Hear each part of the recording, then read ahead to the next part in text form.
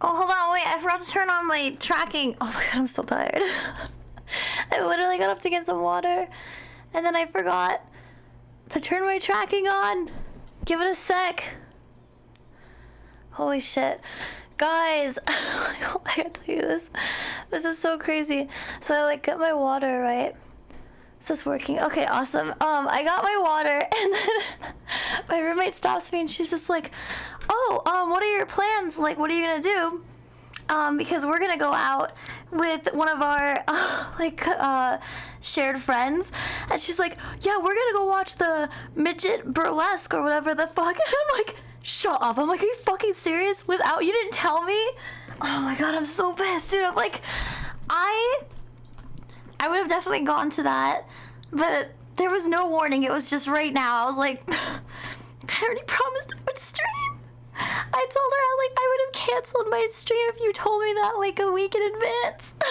I'm gonna just like, this is the worst day ever. I can't believe she's done this to me. These videos better be really good.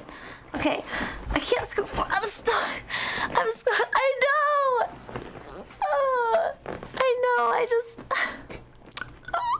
I can't believe it. I can't even make crying noises because my voice is so sleepy. Hi, Magneto. Oh my gosh. I just woke up, like, I sent that message, like, from my bed and everything. I'm like, I'm heave-hoing. I'm, like, getting my stuff up and then grabbing the water. Don't worry, I got G-subs, though. So I'm not, like, I'm not made unless I have G-subs. They got my back. Yeah, these videos, they better be really good because I'm missing Little People Burlesque, okay? This is unacceptable. So I'm,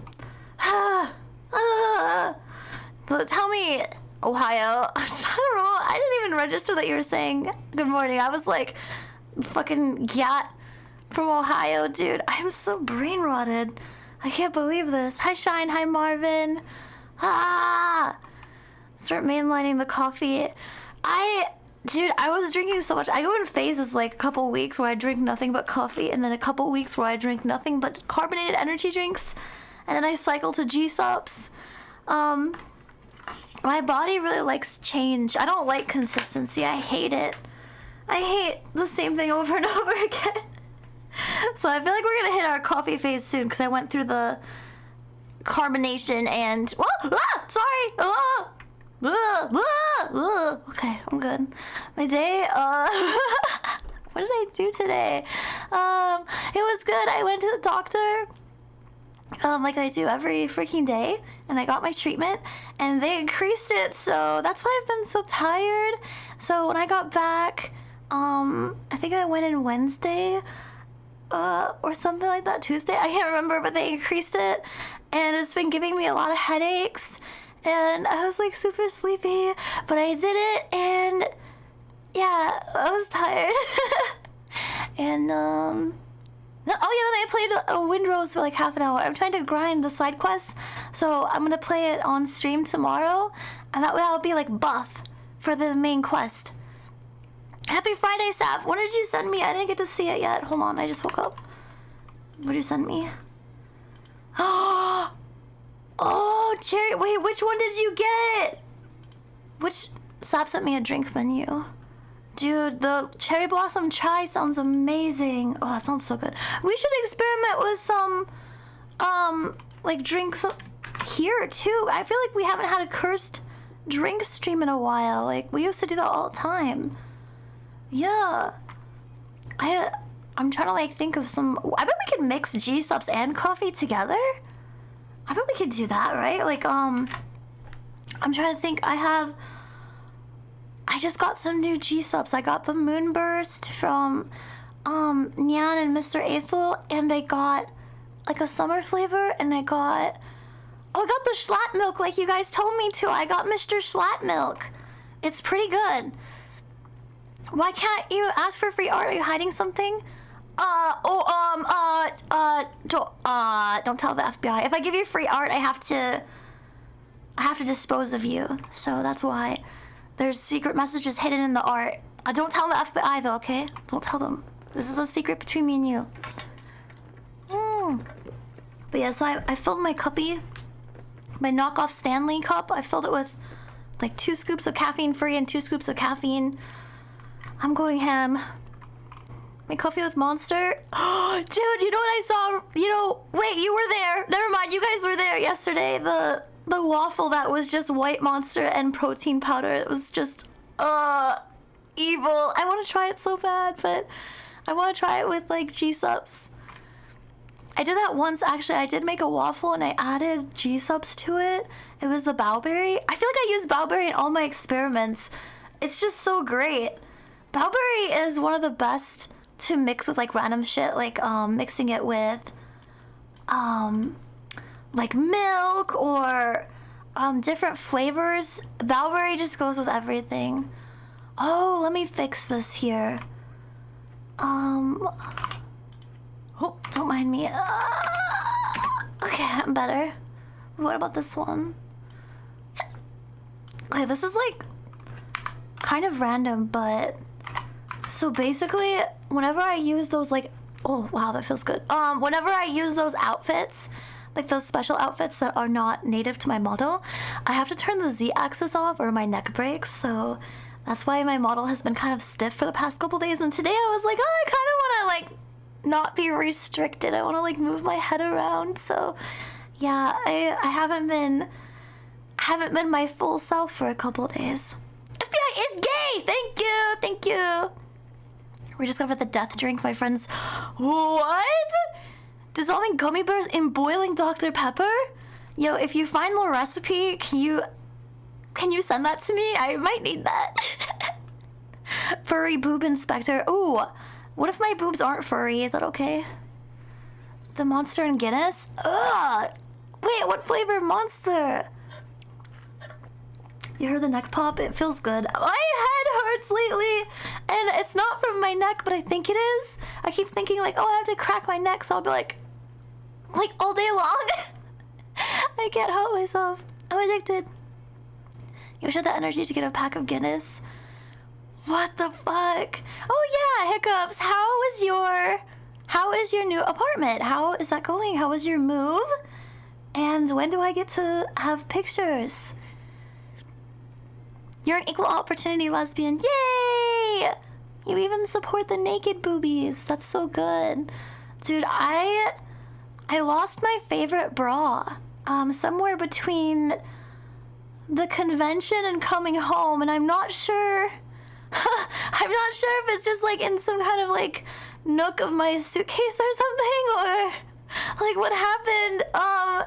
And it's my favorite one. I just got it. I just got it and it's my favorite. I don't really wear bras, I'm gonna be real. Like, bras are the devil. Thankfully I have a couple outfits where I don't need to wear them, but I still have a favorite bra and I was really worried that I lost it. It's gonna be so sad. I can't deal. Not an apartment, it's a hotel! Oh! How long are you staying at a hotel? Are you gonna be okay there? Do you need is the TV good? Do you need a DVD? Oh, very strange. What? You found this new hat? Stop! You guys ever seen that video where there's a big titty girl and a tiny titty girl and they swap bras and the one girl just encapsulates her whole face with the big titty bra and it's like really funny.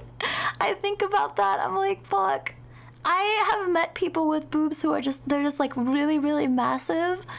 And I'm like, God, your back must really hurt. I don't know. I feel bad for people that have titties so disproportionate from their body. I think mine's okay because I'm chubby, so it's not like disproportionate, right? I think it might still hurt my back, but it's okay. You wear bras when you leave the house? I wear pasties. Bras are the devil! I hate them. They're evil, evil. I have these really cool pasties. They're like silicone. You hit me up. Look. You went over this? Don't at me. I got a goldfish brain. Oh yeah, I didn't know you were saying it that. I thought you were just talking about it like, cause you did it before hiccups.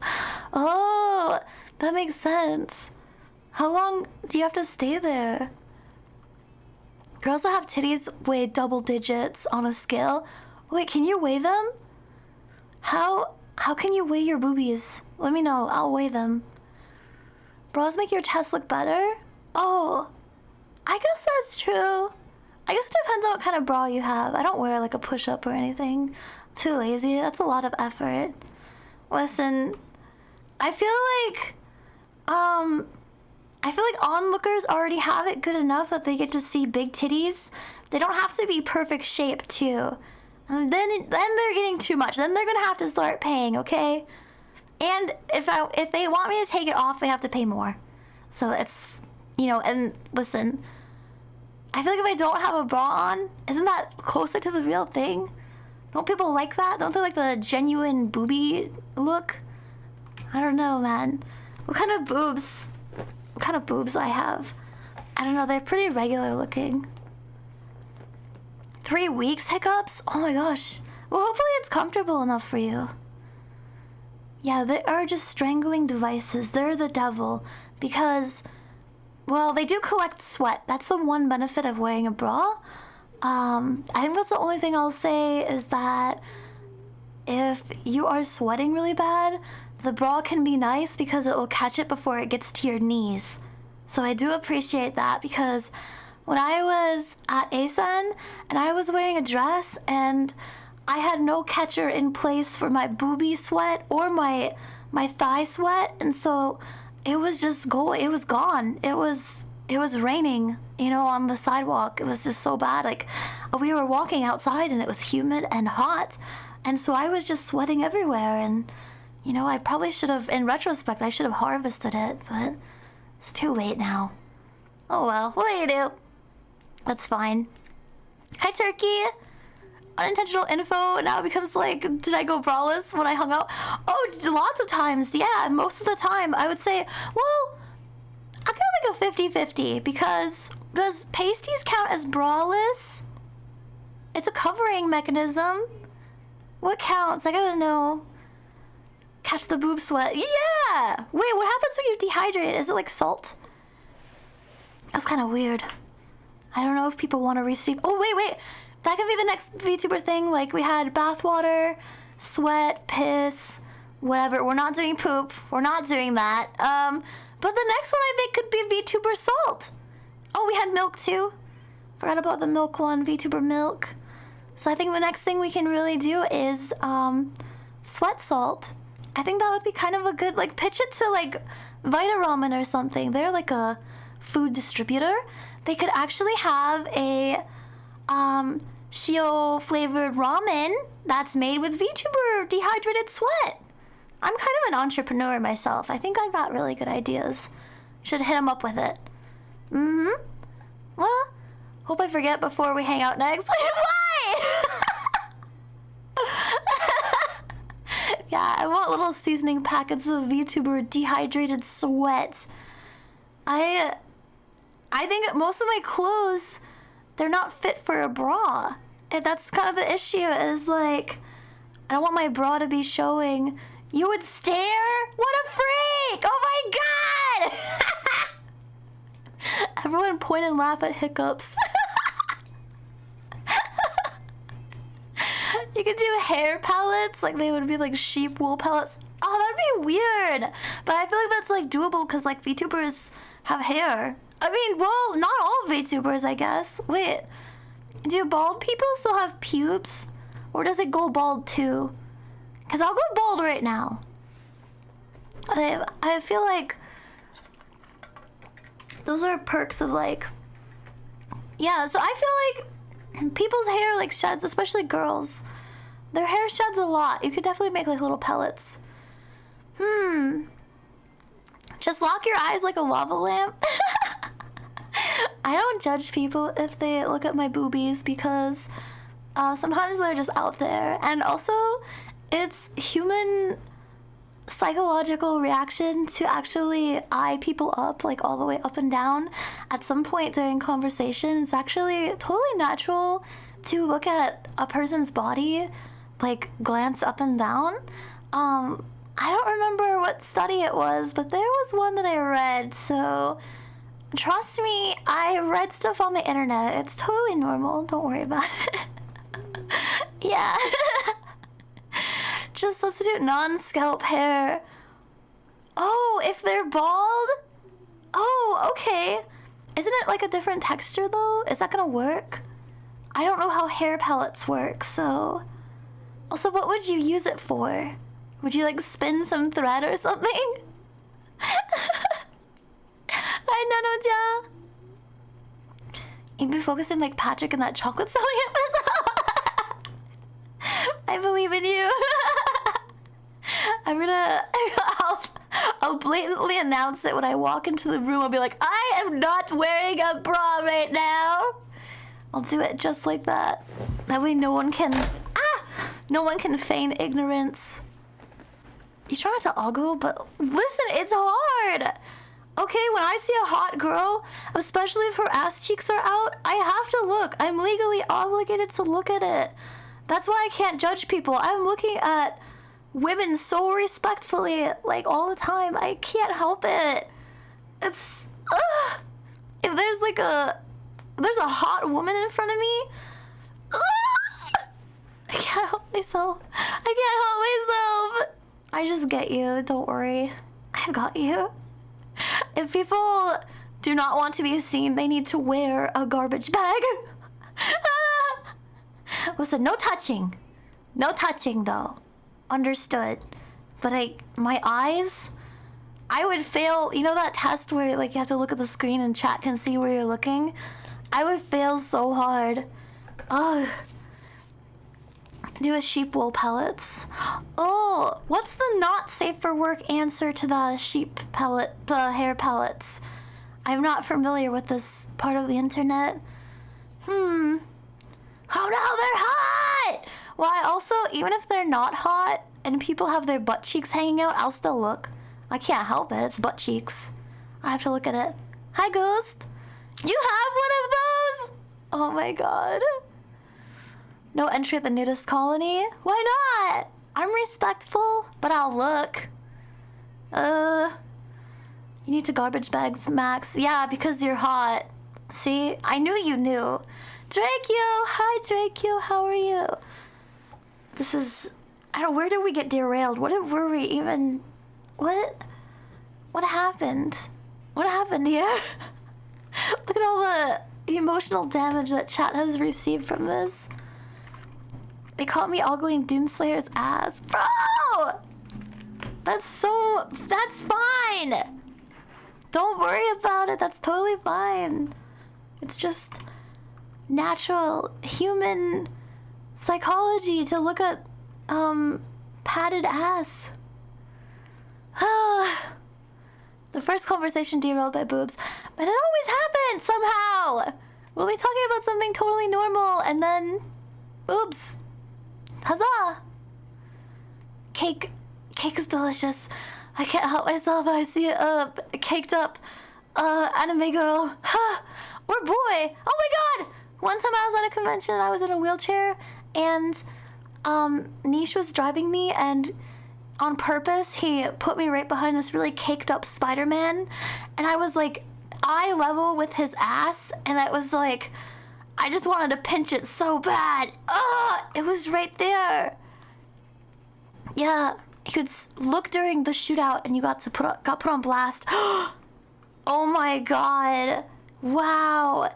So it wasn't even to see if you were being scandalous. It just happened. Hiccups, you dog. You got over the looking issue thanks to parties at grad school. The lingerie party and the party with Jello wrestling.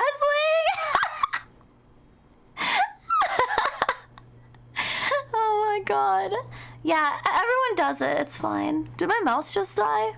Oh shit, that's so unlucky. It's not unlucky, it's because she leaves her mouse on all night. What a dumbass. I know, like for a couple days I turned it off and then one day I was like, why am I turning it off? I don't need to. It's wireless. It'll save power. But then I remember that it does need to be turned off. Padoru. Okay. 走れそりよ風のように月見晴れをパドルパドル Spit on you. Low-key drooling. I am more like a creepy guy with a mask. I have a mask on and my eyes are like... You know, but you can't see what I'm looking like. You know, I got the mask on. No one can... I'm like peeking over a little ledge like a creepy guy. Low-key freak. She act like a freak. Padoru in July. Almost! So close. Hi, Crow. Alright, let's watch some videos. You guys said they were very good, and Hiccups is here. I said I would wait for you. I remembered. Let me close this. Freaky Joker. Bro, what a freak! Oh my god! I love it. Dun, dun, dun, dun, dun, dun, dun, dun. I'm huge. Dun, dun, dun, dun, dun, dun, dun. I have it pulled up. I have it pulled up already.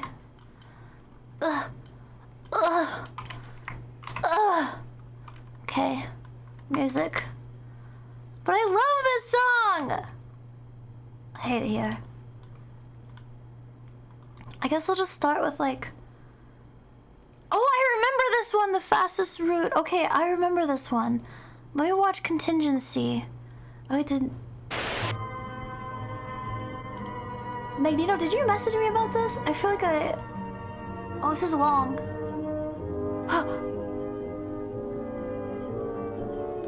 I'll have to read that after.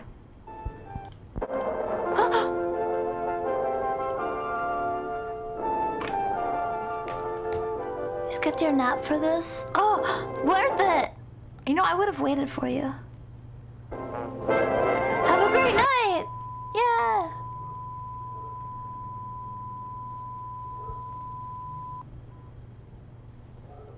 Looked like Darth Vader. What was this? Complete surrender. What? To insurmountable forces? What the fuck is this? Of course I have my lights off too. Oh. The worst has come to pass. Despite the sacrifices of our citizens and the might of our armed forces, the United States has been forced to surrender to her enemy.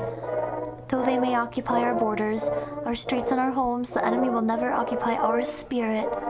That is why all Americans are now called upon to act, to preserve the memory of the United States clear and bright, untarnished and uncompromised. Know that I have already taken action in the company of family and loved ones. Now all Americans, every man, woman, and child, are called upon to act before the moment passes by. Oh, let our united resolve echo through the history. Even in defeat, we refuse to yield. Even in defeat, we claim victory. Huh?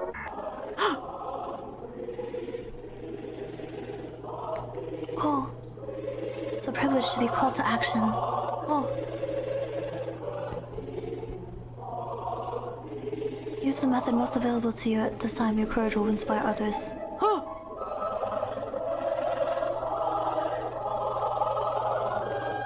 Access to a loaded firearm is ideal. Place muzzle hole. I've got upward. Oh my gosh!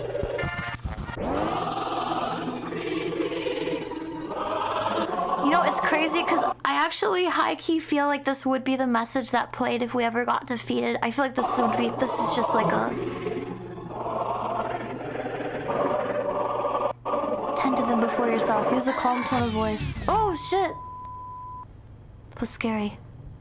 I feel like this would be like a real thing though. I feel like sometimes when I watch these kind of videos, I feel like they were made from someone who accidentally crossed into like a parallel universe and came back. That's how I feel sometimes when I watch them.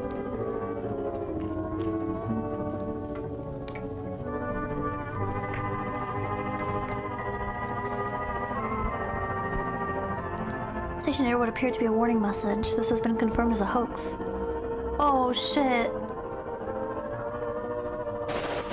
Fuck. You know those people that would hijack TV stations I feel like they would do something like this. This is like a...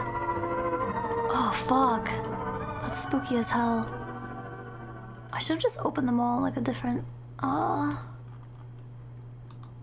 Here we go, I'll just do this. Oh, it's bright. But my grandma! Rip grandma. Can I make this bigger? Did I break this? I can't make it bigger.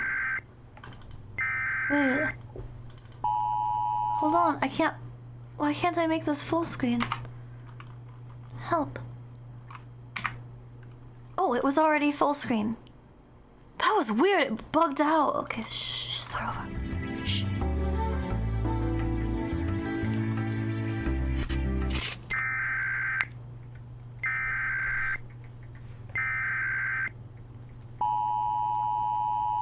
This sound always used to give me diarrhea.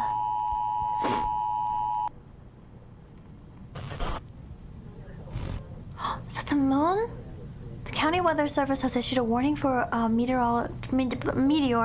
This warning is effective immediately and continues until sunrise tomorrow morning.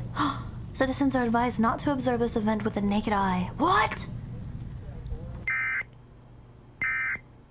Well, I think I have like a filter for like a reading voice. I should use it.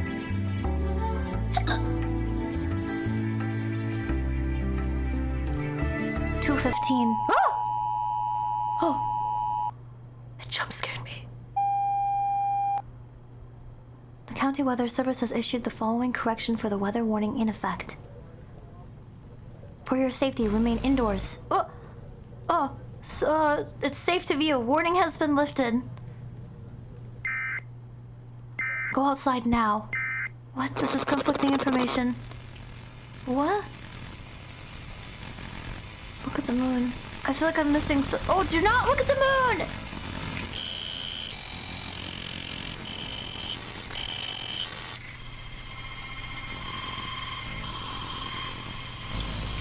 Avoid mirrors! Oh my god, fucking the mirrors thing, I hate it. What the hell is lunar phobia?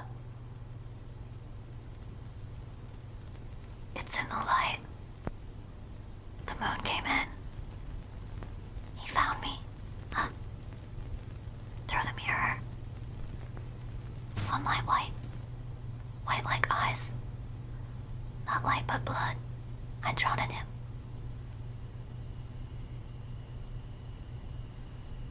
If you are afraid, we will look together. Oh, I don't want to look. I'm scared to look now. You said don't look at it. Huh? Ah! Oh, hi, Cicella. I love you. Oh my gosh. Why are people rating me when I'm always doing scary stuff? Hi, guys. How is your stream? I love you. Oh, no. I don't know if I have any mods here. Let me do it. I'm giving you a personal shout out, okay? I love you so much. What were you streaming today? The whispering voice goes crazy. Oh, yeah. You like that? What a freak. Whenever videos talk about mirrors, I get so freaked out because when I was younger, do you guys remember that one movie? It was a horror movie that was like the mirror one where she like ripped her face apart. And I saw it on a commercial before bed and it like gave me nightmares for a long time. So now I hate mirrors forever. You're working on new charms. That's so exciting. That's so exciting. Welcome, guys. We're watching scary analog videos today. And I just woke up, so.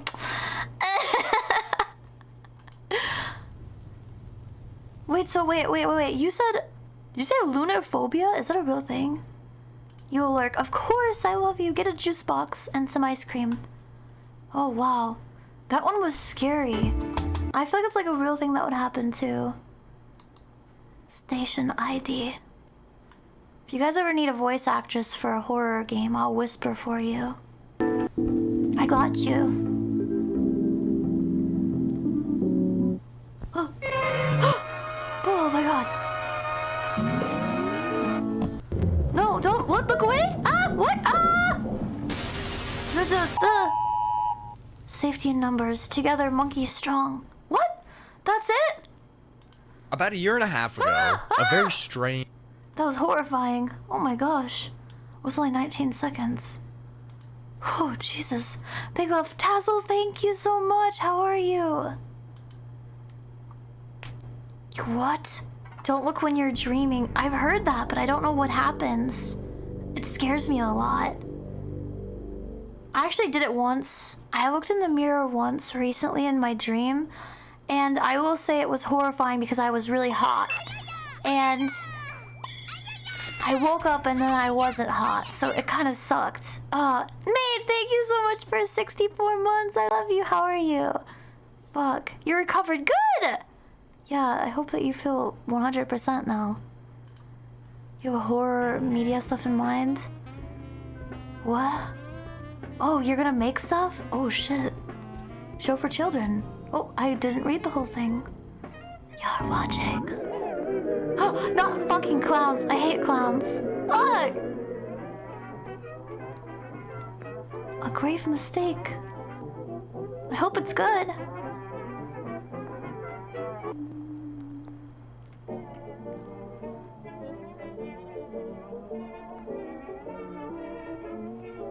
It's that moon again.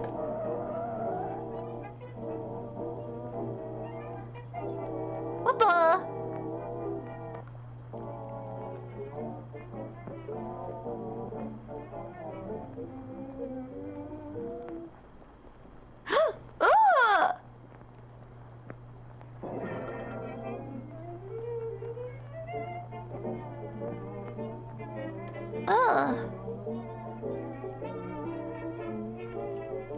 Do not look at the moon. What the fuck? I'm looking at it.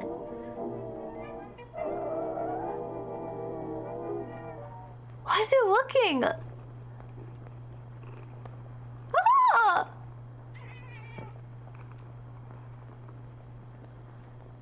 What? If it's so bad, why does he keep looking? Oh no, the moon.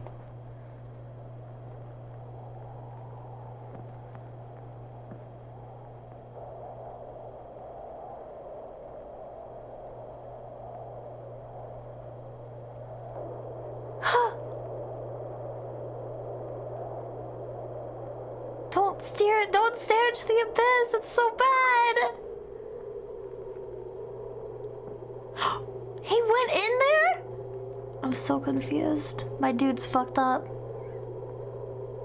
What the?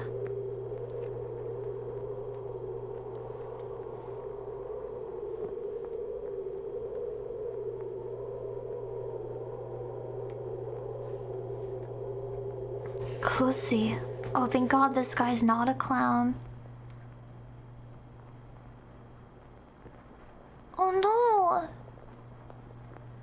How did this happen?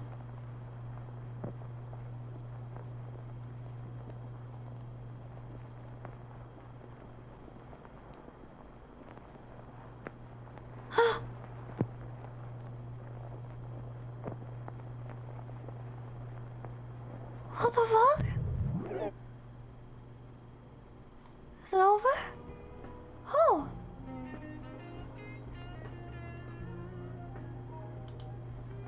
Oh. Oh, that was so interesting. Ah. I don't know how I feel about that one. It was like... I think because the animation wasn't as creepy. Ah! It's loud!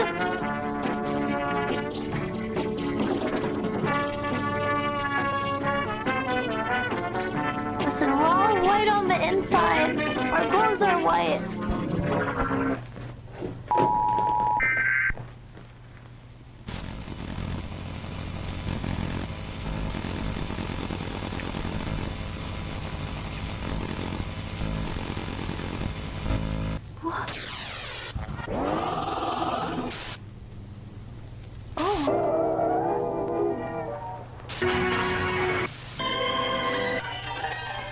Your destination has moved. Oh! We watched that one!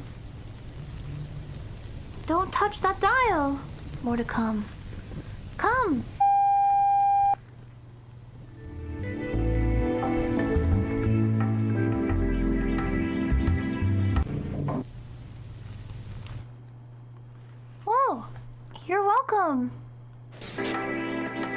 What's this one? No sleep. Okay, we were gonna watch that one anyways. Yeah. Oh shit! Hiccups, what are you doing? Old enough to actually own a TV with a dial? Oh. Well, I mean, they still have them. I knew someone that had rabbit ears on their TV. Real sleep. Yeah. Turn to page 7 in your workbook. I don't have one. Dreaming is necessary for regular sleep function. Oh, yeah. Oh. Modern medicine agrees that REM sleep is necessary for mental health. Yeah. While dreaming can occur during REM sleep, it is merely correlational. Oh. Dreams contain symbolism that can predict the future. Yeah! I choked on my spit. I got so excited.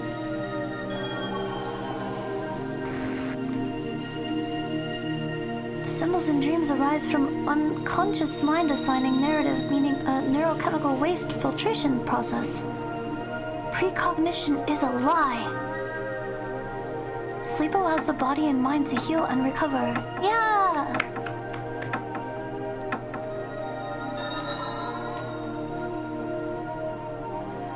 8 hours of sleep per night is beneficial for both body and mind. However, these benefits are greatly diminished by the frantic, nonsensical images and auditory hallucinations with— oh, it was too fast! Dreaming is the vestige of a primitive mind. What? Did they just call me dumb? Oh, turn to page 9. Turn to page 9. Honk shoe or honk me? I don't know. Our studies have allowed us to zero in on the neural pathways that dreams exploit in the subconscious mind. Kleitman map is an index of electric activity in the brain burdened by dream stimuli. Once mapped, this activity can be triggered by other controlled stimuli, including via the visual cortex. Oh! The opposite effect can be induced by using an inverse of the Kleitman map.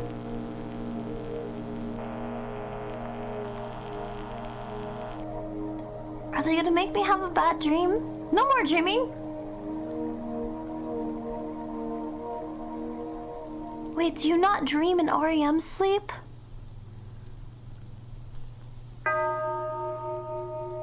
Inducing your anti-dream. Close workbooks and watch the screen. Ooh.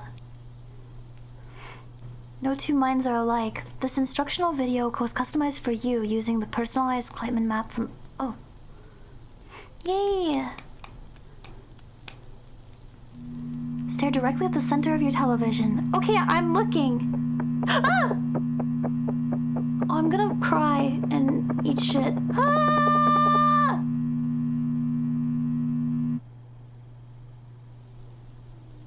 I hated that.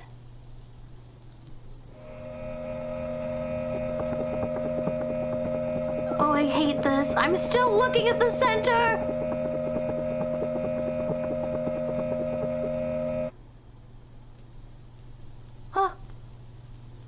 Okay. Ablation of subconscious. Take it out. There are no faces. Oh. There are no faces. There are no faces. There are no faces. There are no faces. There are no faces. There are no faces. There are no faces. There are no faces. There are no faces. There's no faces. There is no faces. There are no faces. I'm gonna shit myself. Huh. Read each phrase without reading. How does that work? I feel like I'm being brainwashed.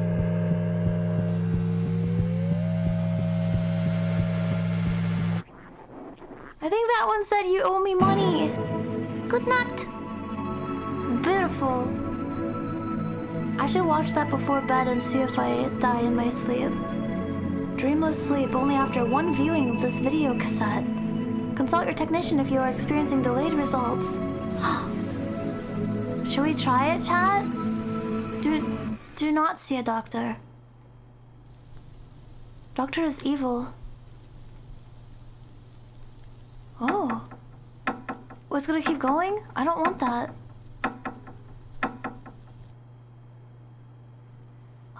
Is this the right one? Digital... Very same Where? house. Very same room. No, this one's next. Get out of here. We're watching them in order. Okay, I don't know, that one was really scary. You wouldn't tell them if you dreamed after? Would you just like... Would you just say you didn't? 10 to 5 years ago, lucid... I've always wanted to try lucid dreaming, but that made me kind of scared now. I don't know, it's just... I feel like that was like one of the instructions that would like go bad.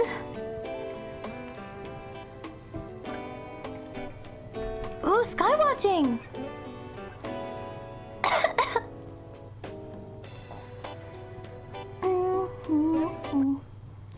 Oh.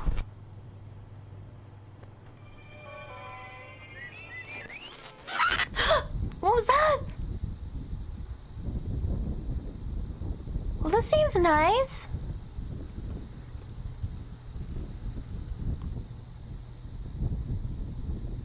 Oh, that's Orion's booty hole. Yay, I win!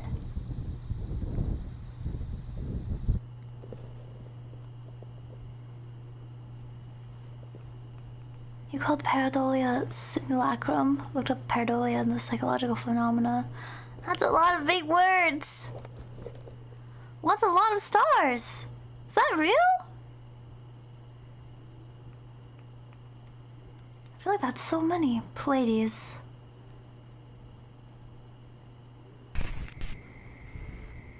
Oh.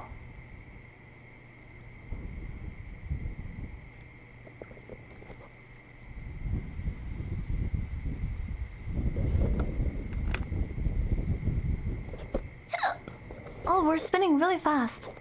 Oh! Fuck! Why would you do that?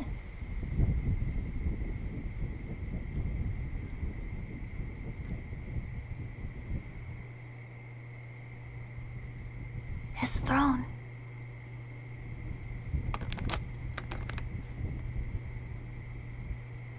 Who is he? Ah! Wow, that's really good.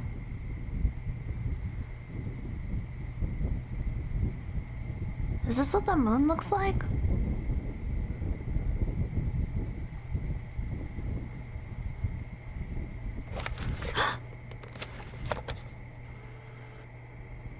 Oh!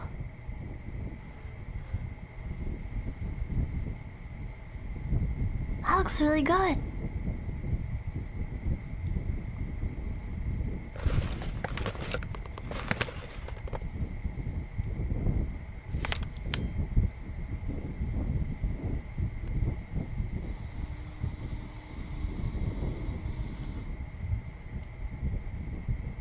Oh.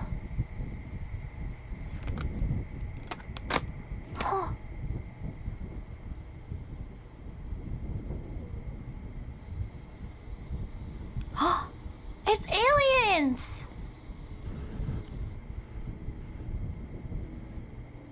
My god, this is gonna be like a ball gazer. If you look down, it's gonna be a ball gazer.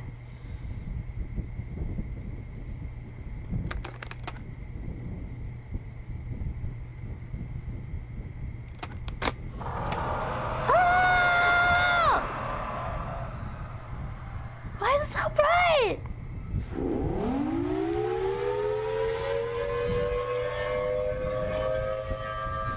What's happening? Who is he?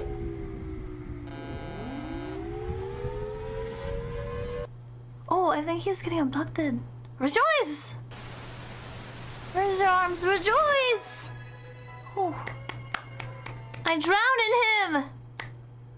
I love it. That was really beautiful. As a scientist, I'm amused I can tell all of these close-ups are from an electron microscope. Wait, is it really a tissue? Is that true? What? Pareidolia is when the brain sees a face that's not a simulacrum. The objects that it looks like. Oh! Like ghost hunters that always see faces and shit. Yeah. That makes sense. Okay, that's fair.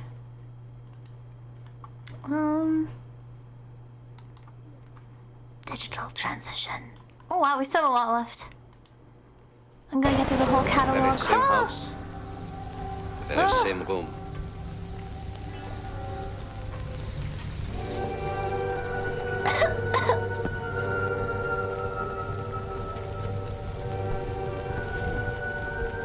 So you see, dead men do tell tales. Will she try to explain it? At all? Well, that I would like to hear, because I can't explain it.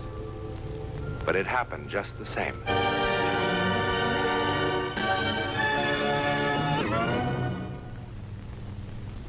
There's something about like guys on like 50s television that like I feel like we can never replicate that exact look. I don't know if that makes sense. The face is Pareidolia, the rock is a simulacrum. But how do you know? How do you really know? In accordance with FCG regulations, WCLV TV Local 58 has will finally make the switch from analog to digital broadcast format. Ooh! Older television sets will experience an interruption in service.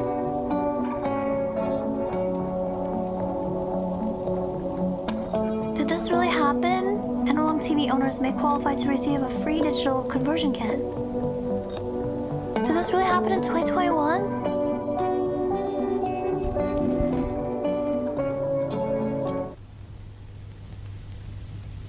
Oh, that's actually kind of sad.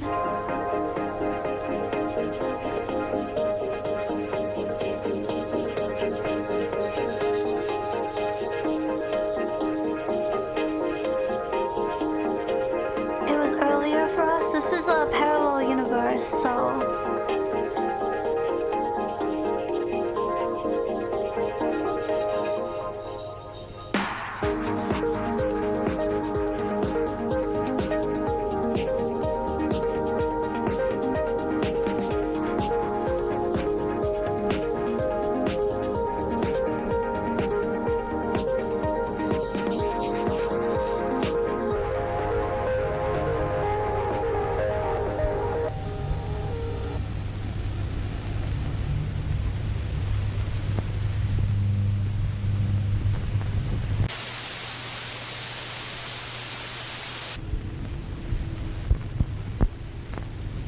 Station will not be participating in digital. Oh! Your TV has not been configured for digital reception.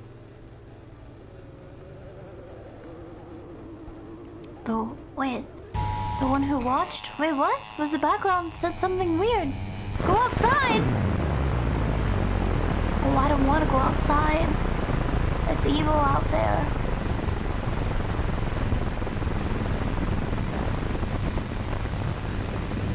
To cut his throat, only to make 1,000 mouths.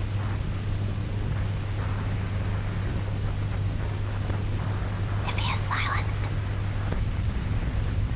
we will speak for him. Signs and wonders flood our little sky. No stars above us, only eyes waiting to open. There are other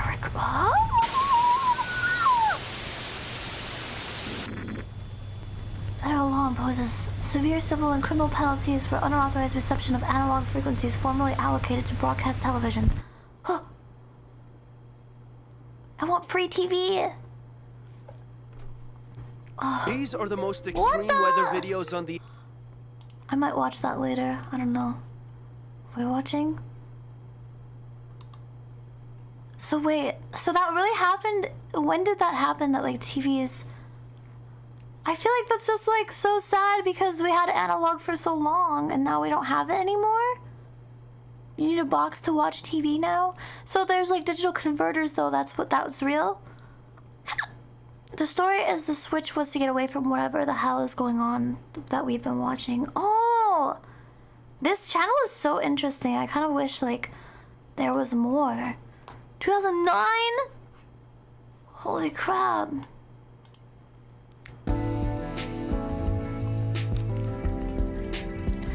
VTubers.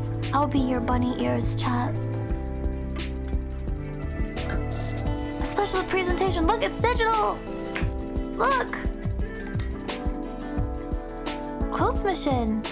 Cometary Lander Orbiter Survey Expedition mission. Whoa! Idle on these nuts!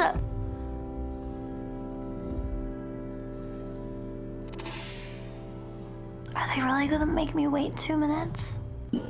Oh! Oh. Harks back to the mission where we landed on a comet. We did? That's so impressive! Did we go with the comet out of, like, where did we go? She couldn't find a digital converter box for her TV. Really? I bet they were expensive back then too, because everyone was getting them, huh? I don't even remember my first TV I got when I was like 18 and I moved out.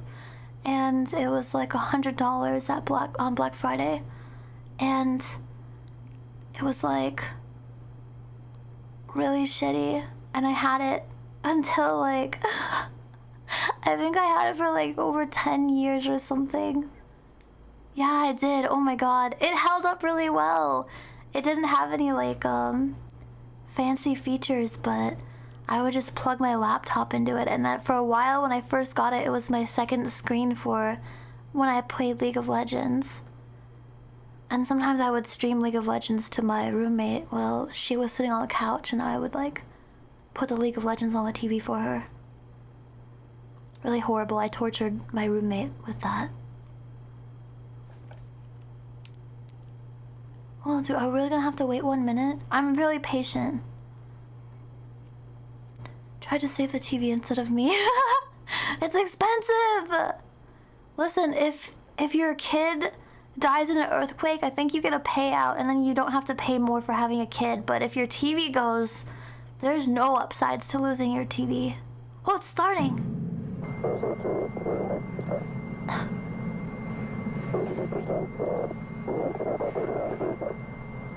Is that the comet? This is so cool. Did this really happen?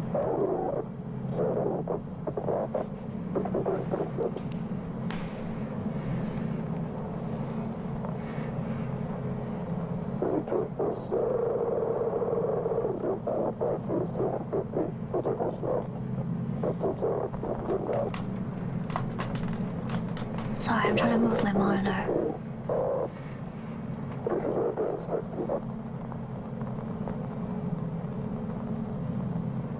You'll say fast forward? No, I will. How long is the video? It's really this long? Whoa. They've been difficult to discern due to its rapid rotation and high albedo. Whoa. So, gotta monitor past Plastic Creek. Yeah, because I have like 2 arms. We can fast forward it. Actually, we can like actually fast forward. Let's not like skip. Let's actually fast forward. I'll watch that 2 times speed. I'm really smart sometimes. I'm fast forwarding, chat. So was this Eidolon a real comet? Like, was this the real name of or is this just like a throwback to it? They fully leaned into the comet live stream for this one. I like it. I wish I could hear what they were saying.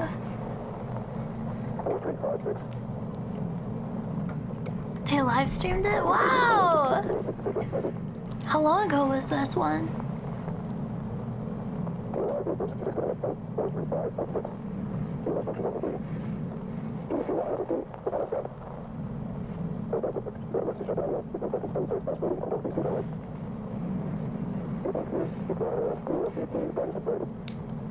Listen, I'm a very patient person, okay? I will wait. Why is my voice so scratchy today? Oh my god, I sound like a smoker. Oh shit! It looks like a skull. It looks like that skull from Repo.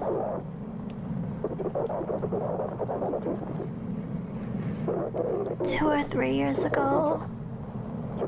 Oh. I look young. Yeah, that's a skull. Straight up, look at that. Is that pareidolia? That's a skull right there. I think the simulated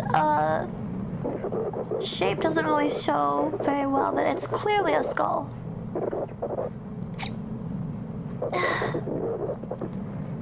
Oh, let me read this. In August 2014, oh, that's cool. Rosetta became the first spacecraft to orbit a comet when it joined comet Churyumov? That's a long name. I'll call it Chury for short. On its journey around the sun.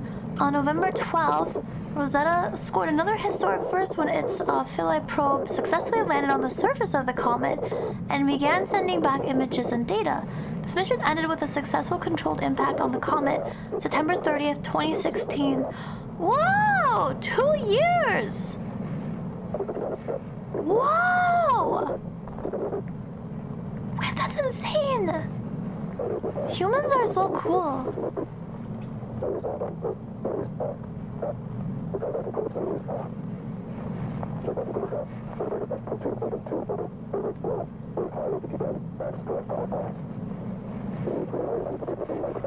Oh, asteroids with a comparably high surface reflectivity often contain no iron, instead of being composed of mostly pyroxene silicates? Hope I said that right. That was like, you know that comet that we had recently? That was really exciting. Was it a comet or whatever it was called? That, object that flew through our solar system? That was super sick. I was following that, like, the whole time. Ember class Earth Grazer. Earth Grazer, more like Ball Gazer. Eidolon never approaches closer to the sun than Earth does at any point on its orbit.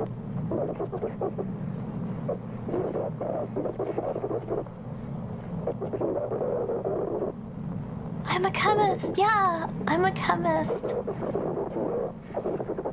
How did you know that? My secret identity is foiled.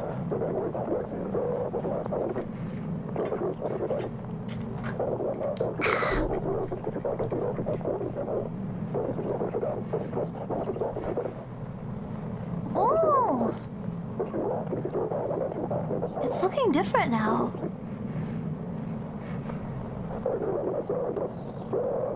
Are they getting closer? Yeah, I'll go break bad. Good idea. You're so smart. Plus, I'll make a bunch of money for, my pet potato's cancer treatment.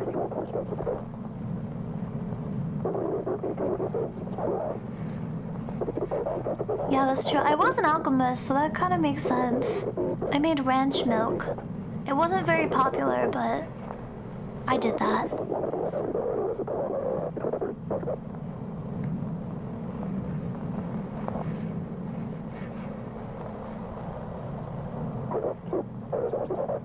I'm so dedicated to this.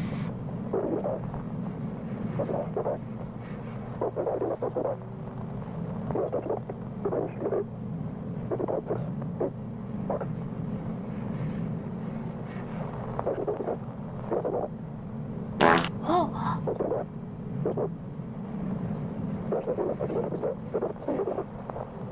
Do we have the ability to see stuff in color now for, like, Land Rovers and stuff? The poop potions are extra. I better watch it.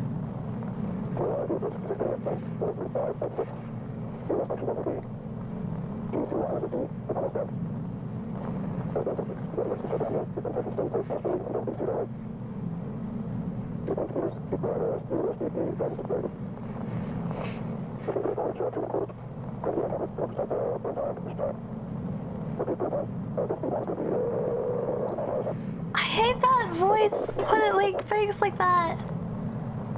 The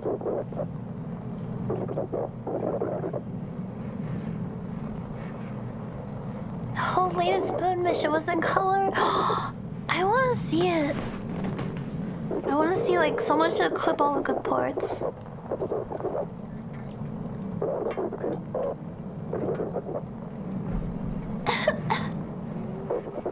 Eidolon is classified as a potentially hazardous asteroid, but a safe orbit has been determined for the next 500 years.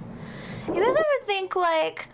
I don't know why I paused this, I can just keep going. You guys ever think, like, 500 years is a long time, but when you really think about it, like, humans live about, like, 90 years on average, no health conditions impeding. And so, like, if you think about it, it's only, like, 5 or 6 generations of people. That's, like, not actually that far away, you know? It just seems far away, but it's not actually.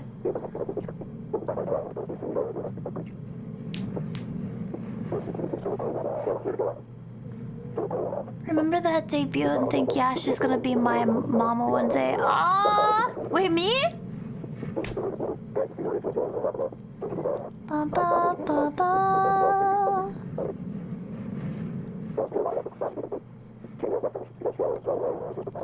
Yeah, I only saw a clip of the.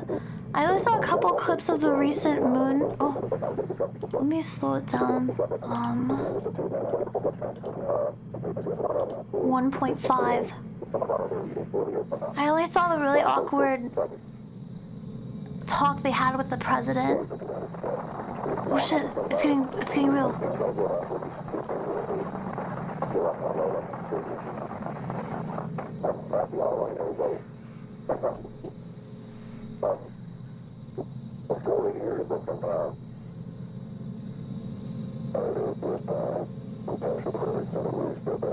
What are they saying? It looks like a little devil.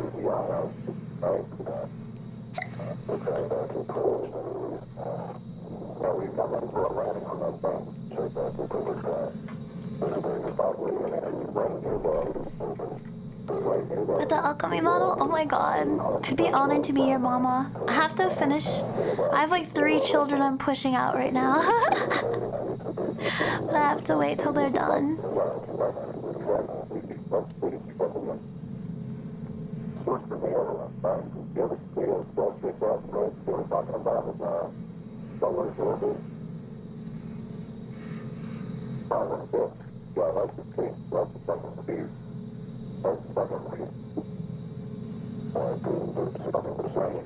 It still looks like a skull. We got time, yeah, we got time. Dude, I feel like this is gonna be like that one movie a long time ago. Was it like Apollo 13 or something? With the moon spiders?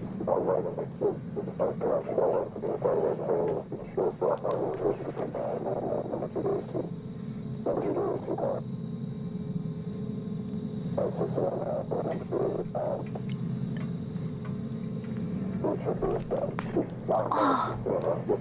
Oh, yeah! Let's go!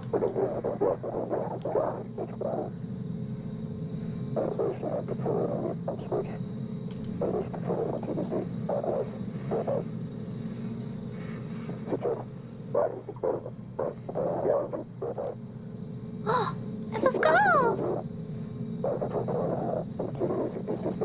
May create the startling appearance of a gaunt face or skull. I told you! It's a skull!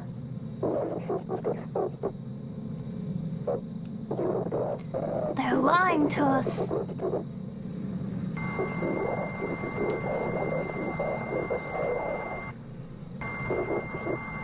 Ah! Why would you show me that?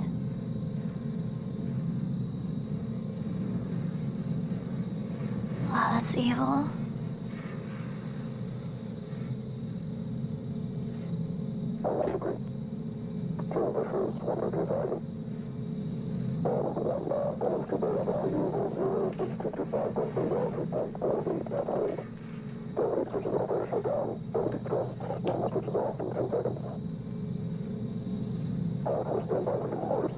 Oh my god, something on my desk just scared me.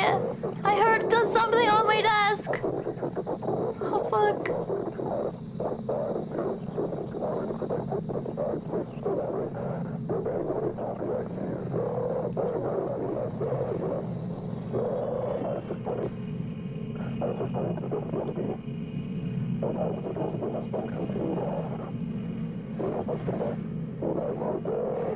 You can't tell me that's not a skull. Do not turn around, don't say that! I used to get really scared if the screen was too dark and I could see my face and I could like see behind me. I would get scared that something's gonna show up.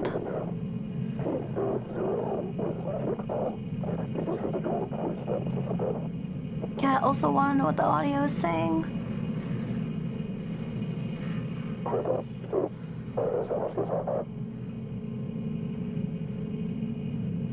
Don't worry until you see someone else's reflection. Don't say that! What's wrong with you? Oh my god. People have theorized the malevolent force in Local 58 is the devil, but the creator has come out and said that it's not. That's what the devil would say.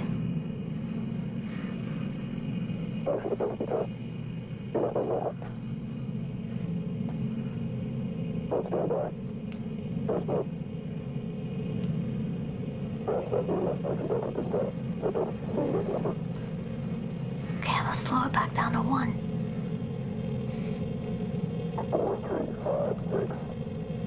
4, 3, 5, 6.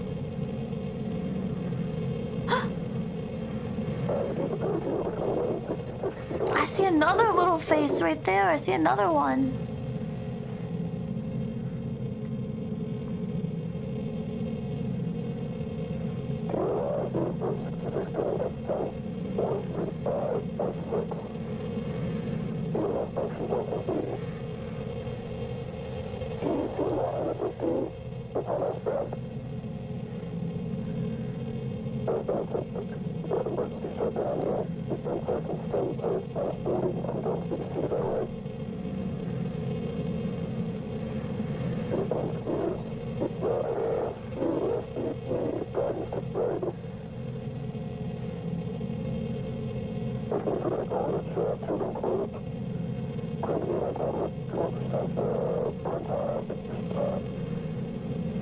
No, I know there's another face. It's real. It's real. Trust me. Mom, Dad, you have to believe me.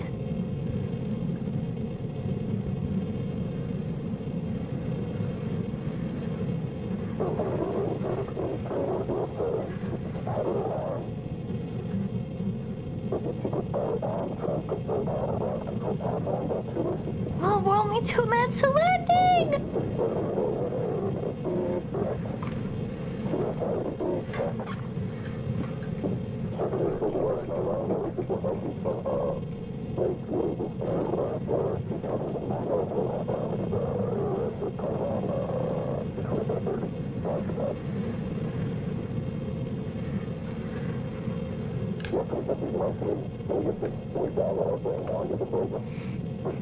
We're going into the eye socket. It's gonna be gooey. I hope we don't land there because it's gonna be too deep.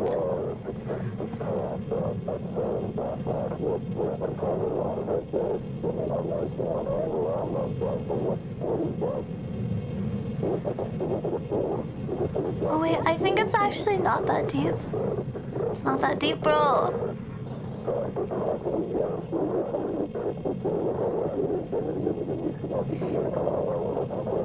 Wait, is it like a door? It looks like a Hershey's chocolate bar.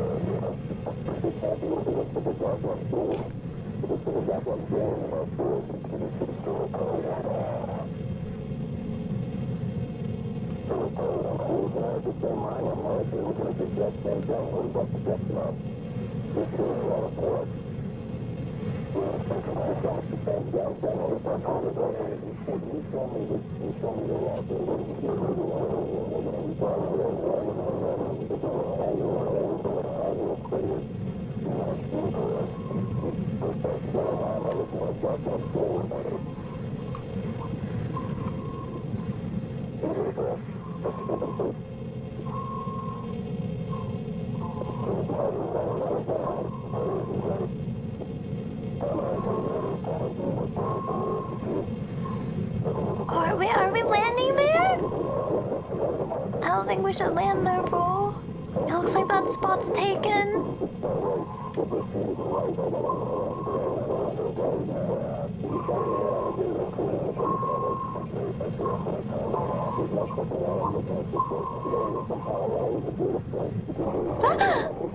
That was loud! Huh?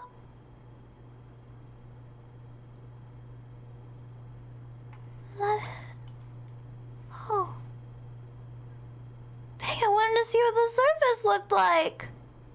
Damn. Oh, wait. It is chocolate.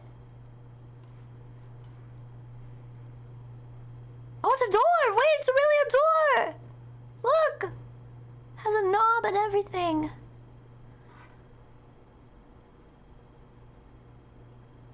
It's perfect.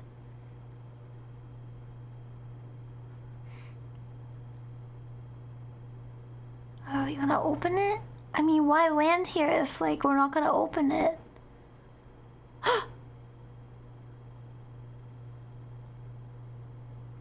Oh, shit! Motherfucker really said get off my lawn. Unbelievable. All that for nothing. That's so sad. Wait. Reddit stories. Oh my gosh. Wait. I'm just gonna keep that open. Let's see. That was so interesting. Oh, wait. Oh, stop! Stop! Oh, it's so loud. Holy shit. I was working my first night shift nursing job on my way home when it was still dark. The moon was a waxing gibbous band side on the horizon. It shone through, and because it was too dark to see the clouds, all I saw was this red unknown form in the sky. No, I feel that because that's happened to me before where I look out, I'm like, what is that? But thankfully I live like near a city, like Phoenix, so sometimes when I see big lights like that, I just like think that it's some event going on or something, but then I'm like, oh, that's the moon. That's actually crazy. Ah!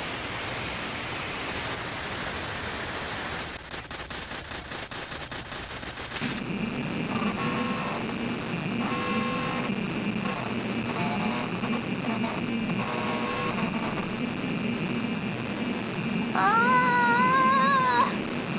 Chat, don't stroke out.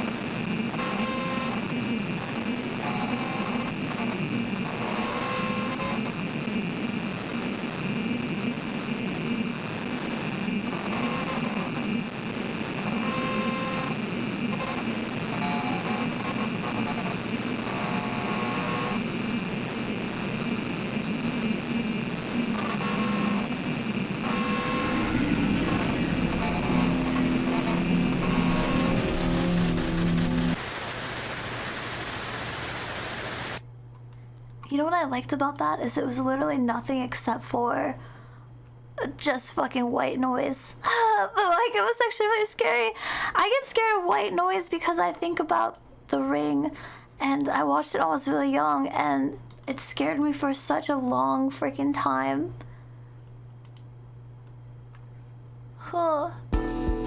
Face press against the window. What? Oh, it was a cat. Oh my god, don't say that. I would shit myself. Nightwalk. 1977.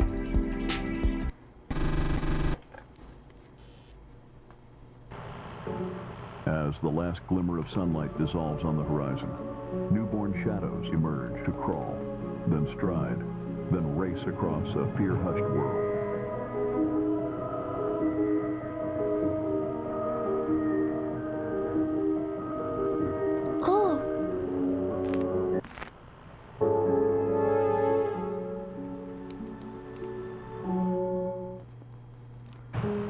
Mason County, West Virginia. Known for its share of strange occurrences and mysteries that border on the supernatural, even the occult. The ghost stories in Mason stretch back 100 years or more, as early as its founding by missionaries. The region is home to what some call the most haunted cities in America. But there is one Every particular city is legend haunted now. that modern folklorists I've watch seen arise it. seemingly overnight. An urban legend unique to the county, the woman in profile. A local newspaper printed the first instance of the story in 1961. But unlike other campfire tales, the woman in profile first appeared in a police blotter. Authorities in Lasker City sought a God, I person of wish it was interest me. who may have been the sole witness to the murder of Hannah Birch, a student at Maple Grove University. Witnesses described a woman standing in the courtyard, looking intently into the sky at something. When approached by onlookers, the woman moved away into the shadows, her gaze still fixed upwards. Then she disappeared entirely, without a trace. Since that night, there have been over 24 sightings That's of a clearly woman an alien. who only appears in profile, her face upturned to the sky at twilight. Witnesses say the figure has even tried to Ah! Ah! That's her. Excuse me. She's an alien, I'm telling you guys.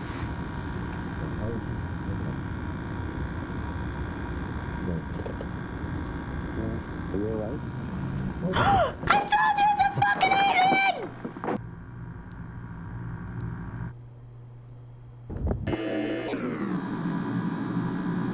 I fucking told you it was an alien. A predator. Apex predator.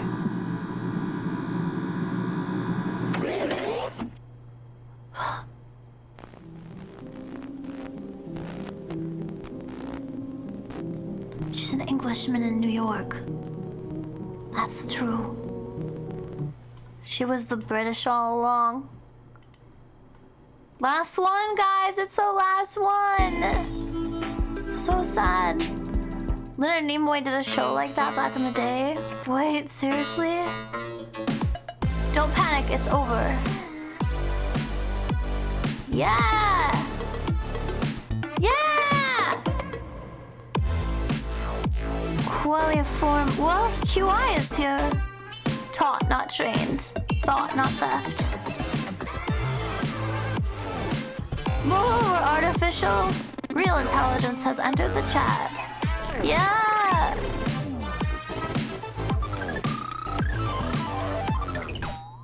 Does that QR code actually go anywhere? Oh.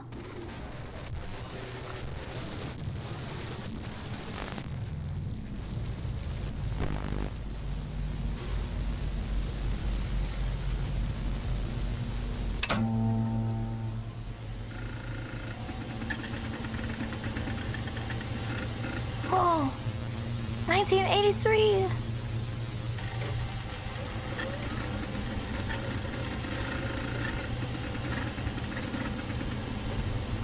You bet it does. Do you want to scan it? Do you want to scan this QR code? I have it here for you. You can scan this QR code. Nothing guaranteed. Nothing guaranteed.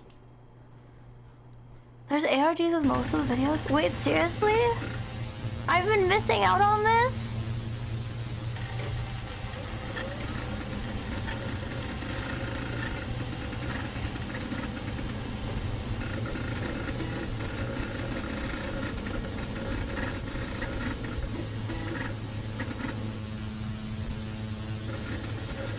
Whoa! That's what my brain looks like. Oh, is that a face? Oh, I really hate it.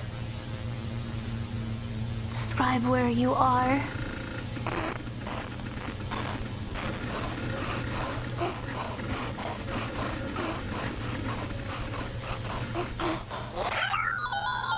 Ah! Run away, run away! Execution complete.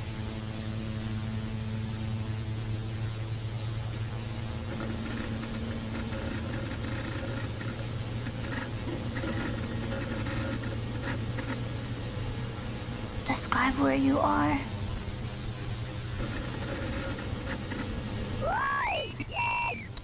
I can't. Please describe your surroundings.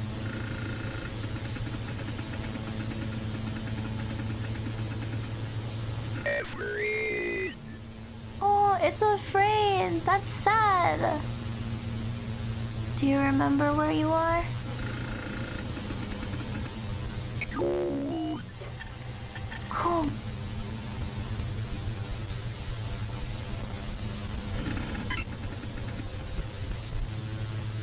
Describe yourself.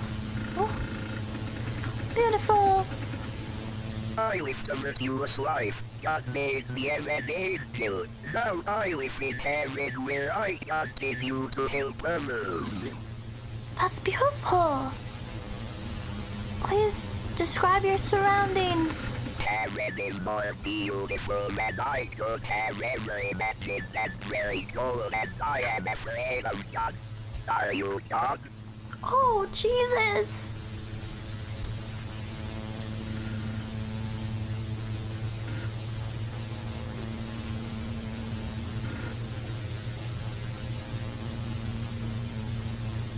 Yes, I am God.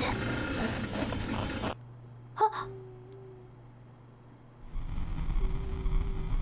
No, I need more, please. Come back. I love Pixabay, by the way. If you guys are ever making stuff, Pixabay is for users by users, and you should absolutely use it. It's amazing. The speech, then the synthesis. Wait, okay, so I'm so curious about this like website now. Can someone send me this website? Like what? I can't scan the QR code with my computer. Can I? Can I do that? What the fuck? In real life, some jackass would have asked, "What are you wearing?" Like, that's true. They made a website. Yeah, I want to see this. That's so cool. Ghostbusters reference at the end when someone asks if you are God, you say yes. Really? thtrsr.ch. Wait, you sent it on. I want to see it so bad.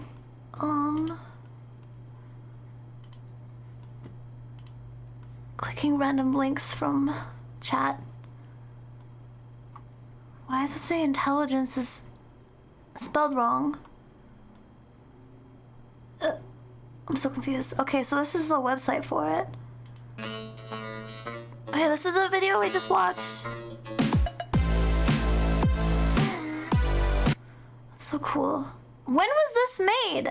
2025. This is crazy. Say hello to QI. Qualiform intuition is a new form of machine cognition that genuinely emulates human comprehension and decision making. QI does not use generative adversarial network tricks to simulate the appearance of understanding, nor does it rely on legally dubious public data sets to train.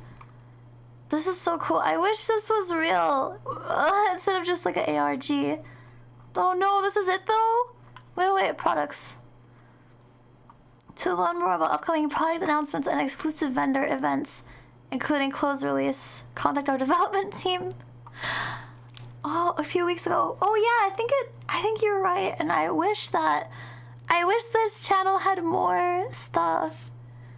Oh man. Very cute website, I love it. Ethics and safety. Oh, nice. At Thought Research Initiative, we hold the foundational belief that the advancement of machine cognition must be inseparable from a rigorous ethical framework that serves humanity first. Oh! Oh! Oh, wow! Oh. Oh, wow! Wait!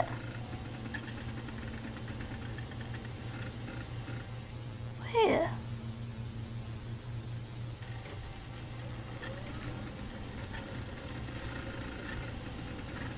I don't see anything.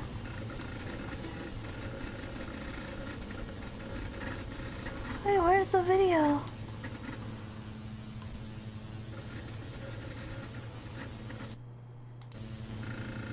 it's just all black. Scroll down. Oh, I see it.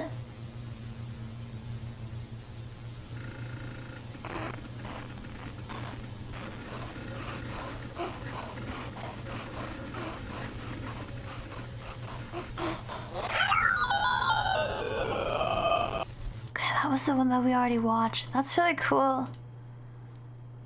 Oh, wow!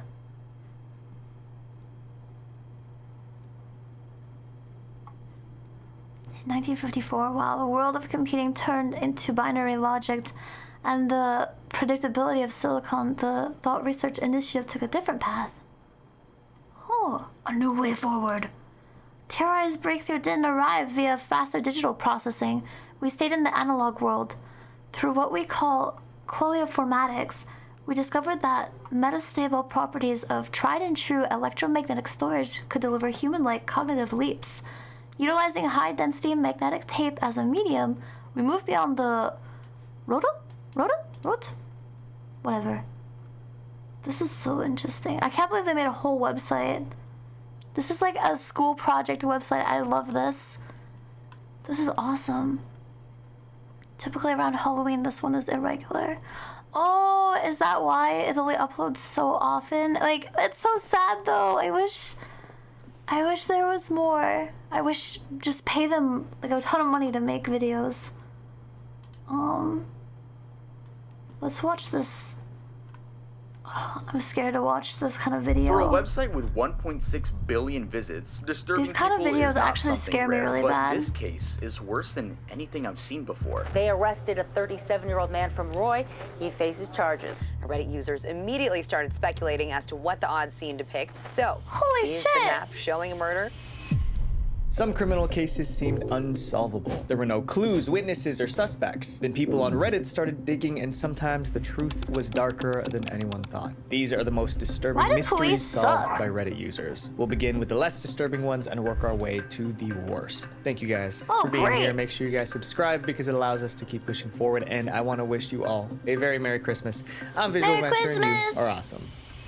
The mystery of the evil farm. For years, gamers on Reddit searched for a missing game. Many people remembered playing it, but no one remembered its name. It became one of Reddit's biggest unsolved gaming mysteries, and one day the truth finally came out, and the answer shocked everyone. The mystery began on a subreddit called Tip of My Joystick. It's a place where people describe games they can't remember. Then other users helped them identify the game. In April 2016, a user named Sparta213 made a post. He said he was searching for a disturbing game set on a farm. In the game, the main character lived with his wife. One day, they got into a fight. Things escalated, and in a moment of anger, the main character ended his wife. That's when the real gameplay began. Players were supposed to hide the body, run the farm, and keep the town from finding out. According to Sparta213, this was a real game. But he couldn't remember the game's title, so he wanted Reddit to help him find it. Redditors were curious. They searched through every farming game they could find. Redditors jumped in, postulating that it could potentially be a Flash game, an old farming sim named Scapeland, or even a top-down RPG named Wild Season. But Sparta213 ruled them all out. Everyone Wait, what was that voice? Was that one of the YouTubers that we usually watch? I feel like I recognize that voice for a second. Guesses. Months passed, then years, and the mystery just sat there. But one day, something changed. Other people started remembering the same was it game. Nextfall 2 or years something? later, a different user asked a very similar question. He said he was trying to find an old farming game. He described it as a game where you end your wife and then you try and pretend you never ended her. And that was the whole game. Keep farming and make sure no one finds out you killed her. He believed he played it on his computer in 2006. Then he upgraded his PC and the game disappeared. Now he couldn't even remember the title. The details matched Sparta213's story exactly. Again, Reddit tried to find it. They guessed every farming game they could think of. And again, every guess was wrong. Gleaner Heights? Moirai?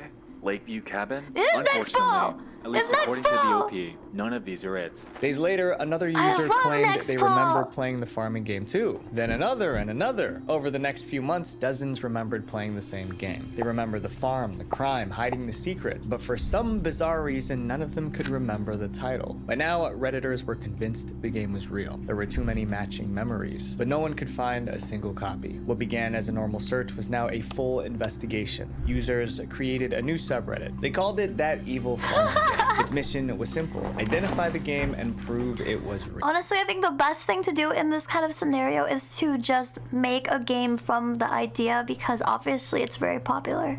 Users listed every tiny detail anyone remembered. They checked old game websites. They searched Twitter, Discord, and every platform they could. They contacted indie developers. Some even searched the dark web. The mystery consumed them. One user spent 14 hours a day chasing leads, but no matter how hard they looked, the game never showed up. Just when everyone was about to give up, someone found a shocking clue, and the entire mystery unraveled. In June 2021, a user named PM Me Your Ears found an old live stream. The video was recorded long before the mystery game was ever mentioned on Reddit. This was an important piece of information. In the stream, the host jokingly made up a game. Midway in the game, you have an argument with your wife and you accidentally kill her. You gotta manage your farm, you know, raise your chickens and milk the cows. You also gotta like hide the body from the cops sometimes. The details were identical to the missing farm game. PM Me Your Ears thought the live stream had to be connected, so he shared it with Sparta213 and asked if he knew the streamer. Remember, Sparta213 was the first to mention the farming game on Reddit. Sparta took one look and knew right away. He used to fall asleep watching that exact streamer years ago. The truth about the game was finally clear. Sparta imagined the entire game. This is what happened. One night in 2016, he watched that live stream. The streamer joked about making a game about a farmer who tries to get away with ending his wife. It was just a joke. Sparta eventually fell asleep. The next morning, he kept thinking about a farming game with a murder plot, except he believed it was a real game that he used to play. His mind took the streamer's joke and treated it like a real memory. So he asked Reddit to help him find a game. And for the next 5 years, thousands scrambled to find a game that did not exist. And just like that, the mystery was solved. But one question remained. If the game didn't exist, why did so many other people remember the same fake game? The answer was the Mandela effect. It happens when people collectively misremember events. In other words, people saw others remembering the game, and they started imagining themselves playing it too. With the mystery finally solved, the subreddit was abandoned. Today... Okay, that's actually insane. Like, I know about the Mandela effect, but I didn't know it could be that crazy. What? So it's basically like a mass hysteria situation where like one person imagined this game that other people were like, yeah, I swear I played that too. The mystery is remembered as one of the biggest accidental hoaxes in internet history. You have dreams of For chats? 5 years, that fake game spread like on across Discord? the internet. And even after the truth came out, it's still out there. That's how the internet works. Once something's online, it never really goes away. Your personal information works the same way. A few years back, someone found my old personal details online and used them to threaten me. I tried it, oh my god, this is a fucking ad. On Discord, I've never had that happen. Wait, I have some really crazy dreams, but I've actually never dreamed that like... I've had dreams that I was streaming a lot. I had one recently and actually was like so annoying because I was having like these scuff issues where like I came back from a break and my model was like some default model and I couldn't get it to like go back to my regular model. So I was like doing like karaoke or whatever and I was like, hold on guys, my shit's broken. That was like one of my dreams recently. Time to find out if your personal data is already being sold online. Imagine waking up one day and not knowing who you are. That's what happened in this next story. Oh, fuck that. The mystery of the Burger King man. Burger King man? On August 31st, 2004, a man woke up outside a Burger King in Georgia. He was lying on the ground next to a dumpster. Listen, if you have a dream about a game, you need to write it down right away or like voice record it, okay? And then make it. That's what you have to do. I'm here to help you, okay? If you guys are making games, hit me up, okay? Don't be afraid. I'm not scary, okay? He didn't know how he got there, but that was only the beginning of his problems. He had no ID and no money. He was covered in painful blisters. Though it was still morning, his skin was already sunburned and blistered. His body was covered in fire ants. But the worst part was his mind. He couldn't remember anything about his life. I have no idea how I got there. I don't remember anything about it. I had no memory of my name, my parents, relatives. Burger King employees found him and called 911. Amnesia's rushed him to the hospital. Doctors diagnosed him with memory loss brought about by trauma. They had no idea what caused it. According to reports, there was no evidence of recent physical trauma to the body or to his skull. He looked like a healthy man in his middle 50s. When he left the hospital, he had nowhere to go, so he moved into a homeless shelter. He decided to choose a name for himself, Benjamin Kyle. Benjamin Kyle? What? That's two first names. What do you mean you could have chose anything, brother? You could have chose Burger King Man, okay? And you chose Benjamin Kyle. Oh, Benjamin Kyle. You were at an event in a dream convention and you went to grab dinner. Zen was there. Dude, I've had dreams like that too, where I'm like hanging out with VTubers. Like, I'll be hanging out with like Neanders or Silvervale in my dreams, and then I wake up and it was real. I'm just kidding. Then he began searching for his real identity. Benjamin first went to the police. They ran his fingerprints, but nothing came up. They cannot find. Well, that's good. That means you're not a criminal. Database. He turned to TV stations. Reporters told his story and showed his face. They hoped someone would recognize him. No one did. Maybe his family never looked for him or wasn't looking for him. It just felt terrible. For years, Benjamin searched. He visited schools and checked old yearbooks. He looked through government records. There was no record of his existence. It was like he was a ghost. For all practical intents and purposes, I don't exist. Benjamin became the first U.S. citizen to be listed as missing, despite his whereabouts being known. Life only got missing. harder. Wow. This is so scary, actually. Like, I can't imagine, like, he would have to have, like, no friends, right? That, like, had him, like, hey, this guy's missing. How does that even happen? What the fuck? There's a girl in a coma for 2 weeks and she woke up and she was depressed because she was dreaming. I had that happen kind of recently. Oh my God. I had a dream that, like, I was having a really good life and everything was really amazing. And then I woke up and I was so sad. I actually cried because none of it was real. Dude. I can't. Listen, Cicella, I will look for you if you ever disappear. I feel like everyone should get fingerprinted at birth, honestly. Security number, there's no option to get a job, there's no option to gain government benefits, and really there's no options for Benjamin to improve his quality of life. By 2012, Benjamin had been searching for 8 years. He had no money, no job, and no idea who he was. Journalists even picked up the story. Benjamin's face and story spread everywhere. From newspaper headlines to talk show appearances, even a documentary, Benjamin's story sparked a media frenzy, and still nobody knows who he is. Fuck is Just Jeff when he was Probst? about to give up, a friend gave him one more idea. Ask for help on Reddit. In late Yay, 2012, Reddit! Benjamin posted his story on Reddit. He wrote, I am Benjamin Kyle, an amnesiac who woke up with no memories in 2004. Nobody knows who I am. Ask me anything. Ask me anything. I love that. That's crazy. You've been having dreams about being a dad? Time to get a kid, I guess, have a baby or something. Last week I had a dream where I had spider powers. Against Chibi Doki? You'd lose. Saw his post, and it was flooded with comments. Reddit users asked about his life. Others asked what fragments he remembered. Many sent kind messages and encouragement. Within hours, Benjamin's post reached Reddit's front page. And that Reddit post reached a woman named Cece Moore. Cece was an expert in DNA and genetics, and she believed she could use Benjamin's DNA to identify his family. She contacted him and offered help. He agreed. Cece collected his DNA sample. Then she got to work. She ran his DNA through family history databases across the country. She worked for years until finally she found a connection. In 2015, Cece found a DNA match in Indiana. It was the breakthrough everyone hoped for. Benjamin traveled to Indiana. There, he finally found what he's been searching for. Finally, Benjamin Kyle had an identity, he had a hometown, and he had 2 remaining brothers from his family where he grew up. Benjamin's real name was William Burgess Powell. He was born and raised in Indiana. In 1976, he left home for a new job. That's when he vanished. His family reported him missing, but he was never found. For nearly 30 years, he was gone without a trace, until the day he woke up outside that Burger King in 2004. The discovery created new questions. Where did he go after 1976? Why was he missing for so long? How did he end up unconscious in Georgia? What happened that erased his memories? No one knows the answers, not even Benjamin. So, you know, that's horrible. You really are a man without any answers. Very few. Yes. But one thing finally changed. Benjamin found his family. He finally belonged somewhere again. In late 2015, he moved in with his family in India. Dude, I would never give up. I would like engulf myself in this mystery like for the rest of my life. I don't even care. Like, what happens to me? I don't care. I have to know.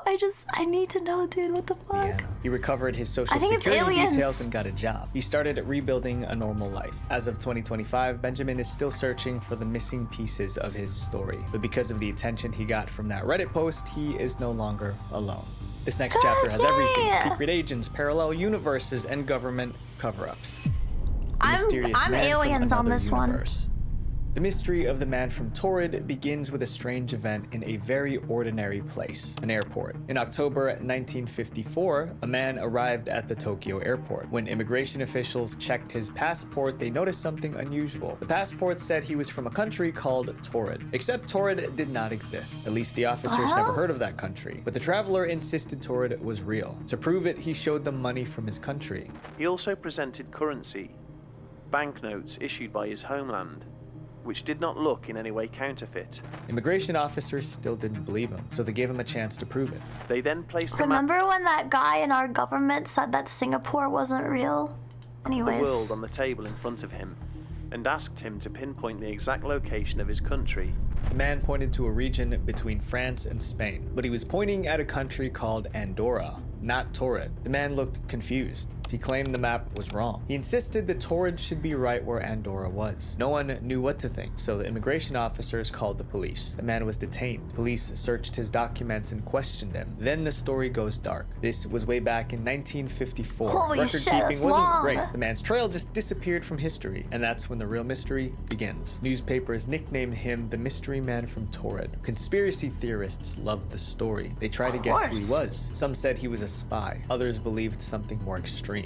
The theory that's most popular is that the man from Torrid was actually from an alternative Is that a universe. fake fish? Wait, is that a real I'm blocking. Fuck. There's a fish. I promise. I think this guy is from a parallel. We were just talking about this, dude. He's definitely a during his parallel flight, universe. He crossed over into this one. Yeah.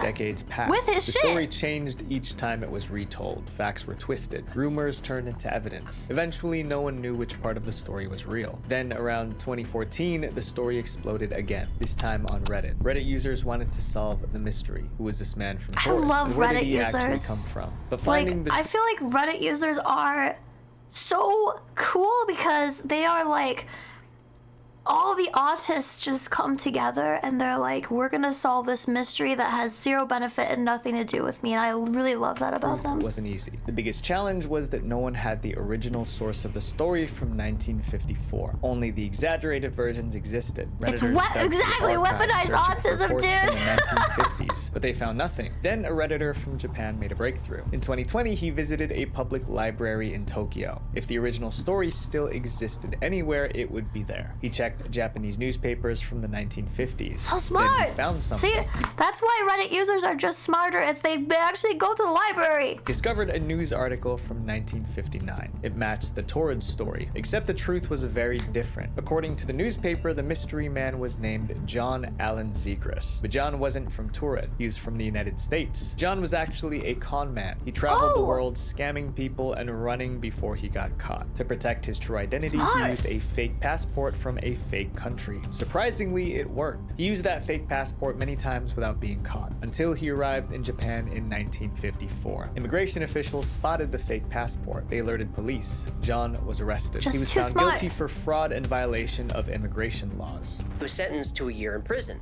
And that's how the legend of the man from Torrid got started. Local newspapers reported the case accurately. The news outlets outside Japan messed up the story. They That's exaggerated the crazy. details. No. Each version became more Now I hate it. It was so fun and exciting, and now it's just like, oh, he was a con man. Come on! White men and Japanese immigrants. I bet they exist. 99% sure I come from another reality because I distinctly remember a hatch on the side of my room. What? A hat? A hatch? Dude, I think that was like a portal to hell. I think that it wasn't. Yeah, I think that was actually like a portal that disappeared. dramatic. Soon the story was no You longer made it out about a alive. scammer, but a man from another universe. But the mystery was finally solved. The man from Torrid was nothing more than a scam artist who finally ran out of luck. Up next is the most tragic story on our list. Can you believe there was a time when like that would work because we didn't have a like solid list of every country, and there was still like countries being developed really rapidly like back then, and like now we can just search any database, but it's crazy to think like back in those times you couldn't just search, you just had to like have a list and you had to know stuff, dude. The hit and run mystery. Al Rainwater and his wife Susan were married for 30 wonderful years. our They were so timeline, close that yeah. they still held hands when they Harambe walked. But on timeline, August yes. 9th, 2018, their picture-perfect life was destroyed. That morning, 66-year-old Susan left home for her daily bike ride. She told Al she would be back in 30 minutes. She never returned. Al went out to look for her. He found her bicycle tossed on the side of the road. The frame was twisted, the wheels were crushed. It looked like a crash. Aliens. But Susan wasn't there. He found her a few yards away in a ditch. She wasn't moving. Susan was gone. Heartbroken, Al called 911. Troopers arrived and began to investigate. It didn't take long for them to understand the situation. Someone hit Susan with a vehicle and drove away. A grandmother was out bicycling in Eatonville and she was hit by a vehicle, dumped in a ditch. The police was determined to find that driver and bring him to justice. But from the start, the case felt impossible. There were no cameras at the scene. There were also no witnesses. It felt like the driver vanished without a trace. Then officers spotted a single clue. They found a tiny piece of plastic at the scene. Police... You know, I saw a really good Black Mirror episode about something really similar. You guys should watch Black Mirror if you've never watched. If you like this, you will love Black Mirror. Believed it snapped off the vehicle during the crash, but the piece was tiny. They couldn't tell what part of the car it came from. Without that answer, the case would go cold. The only way to find the hit-and-run driver was to identify that broken piece of plastic. So investigators tried something new. That evening, an officer posted a photo of the plastic piece online. He tweeted, Thanks, Twitter. "Troopers and detectives are still looking for a black vehicle involved in a tragic bicyclist fatality. If you know anything regarding this collision, please call the Washington State Patrol." No one on Twitter recognized it. The police were losing hope. And that's when Reddit came to the rescue. A Reddit user posted the picture to a group called What Is This Thing? It's a community where people help each other identify weird or unknown objects. He told them the full story when he posted it. If they couldn't solve it, Susan would never get justice. The whole group was ready to help. Replies started pouring in. Somebody picked it up and put it on Reddit. And that's when about 600 car enthusiasts and mechanics started to look at those pieces of vehicle and say what they think it might have been. One person guessed it came from a car window. Another suggested the front bumper. Dozens of theories appeared, but none of them were reliable. Then a user named Greg's Candy shared a new idea. He said the piece came from a car's headlight. Lots of people agreed, but they still needed more details. Even if it was from a headlamp, they had to figure out the exact car model. The case hit another wall until a user showed up. This Reddit user, Jeff, worked as a vehicle inspector in Maryland. That meant he examined thousands of cars. The moment he saw the plastic piece, he knew what it was. He said it belonged to the headlamp of a 1988 Chevy Silverado. Reddit user... Y'all are fucking wild! I can't even tell cars apart, and y'all are like, I know exactly where this piece comes from on this exact model. That's insane. Rod Serling's Night Gallery, the show he did before Twilight Zone. Before Twilight Zone? That sounds old as fuck, bro. Twilight Zone's really old. Checked product photos online. There's a million it was cars, an bro. exact match. Everyone upvoted the answer to the top of the thread. Reddit identified the make and model of the car. They also knew that the broken plastic came from the headlamp. Now they needed to find the specific vehicle. If they found the vehicle, they would find the driver. And only a few hours later, they did. A Reddit user spotted a 1980s Chevrolet truck with a broken headlight. The shape of the damage matched the plastic piece found at the scene. I have fucking goosebumps right now. That's just some fucking crazy. Reddit's Called the crazy. sheriff immediately. After that, officers got an anonymous tip describing damage on, get this, a 1986 Chevrolet K10 pickup truck. Police rushed to the location. The truck belonged to 37-year-old Jeremy Simon. When officers questioned him, he confessed. On the morning of the crash, he was driving under the influence. He You fell asleep piece of at the shit! wheel. He woke up only after slamming into Susan. When he looked back, he saw a bicycle. He panicked and fled. Jeremy pleaded guilty to all charges. He was sentenced to 4.5 years in prison. When the case closed, the police publicly thanked the online community for their help. Without Reddit, Susan Rainwater might never have received the justice she deserved. so wholesome. In this next chapter, Redditors joined forces I'm to so track down a happy. dangerous... I agree. Reddit is better than the police. Like, with the amount of... It's like those YouTubers that try to find missing people. It's like the same kind of thing. It's like, I think it's the passion that makes you better at something that you do, rather than, like, the title of what you have, like, police officer, detective, or whatever. Like, you are good because you're passionate about something, not because it's your job. criminal. The mystery of the Dutch crime scene. The story gets dark really fast. In April 2013, a guy in the Netherlands was exploring That's Google Africa? Earth. He was zooming around his neighborhood when he saw what looked like a crime scene. It's right here. I'm gonna get really close up into it. It looked like someone was dumping a body in the river. This is unreal. I Isn't can't that believe that crazy? satellite images actually caught this image of these. On a dock near the water, a long red trail stretched across the wood. At the end of the trail, How'd they clean all that blood though? Hey, oncologist. I've seen this one before, but I wonder how they clean the blood off. lay a shape that looked like a body. Next to it stood a person. Oh, that's He crazy. took a screenshot of the scene and sent it to the police, but the police didn't respond. No officers came to check the dock. No investigation began. The police obviously weren't taking Seriously? him seriously. See? So he The police are a piece of shit, bro!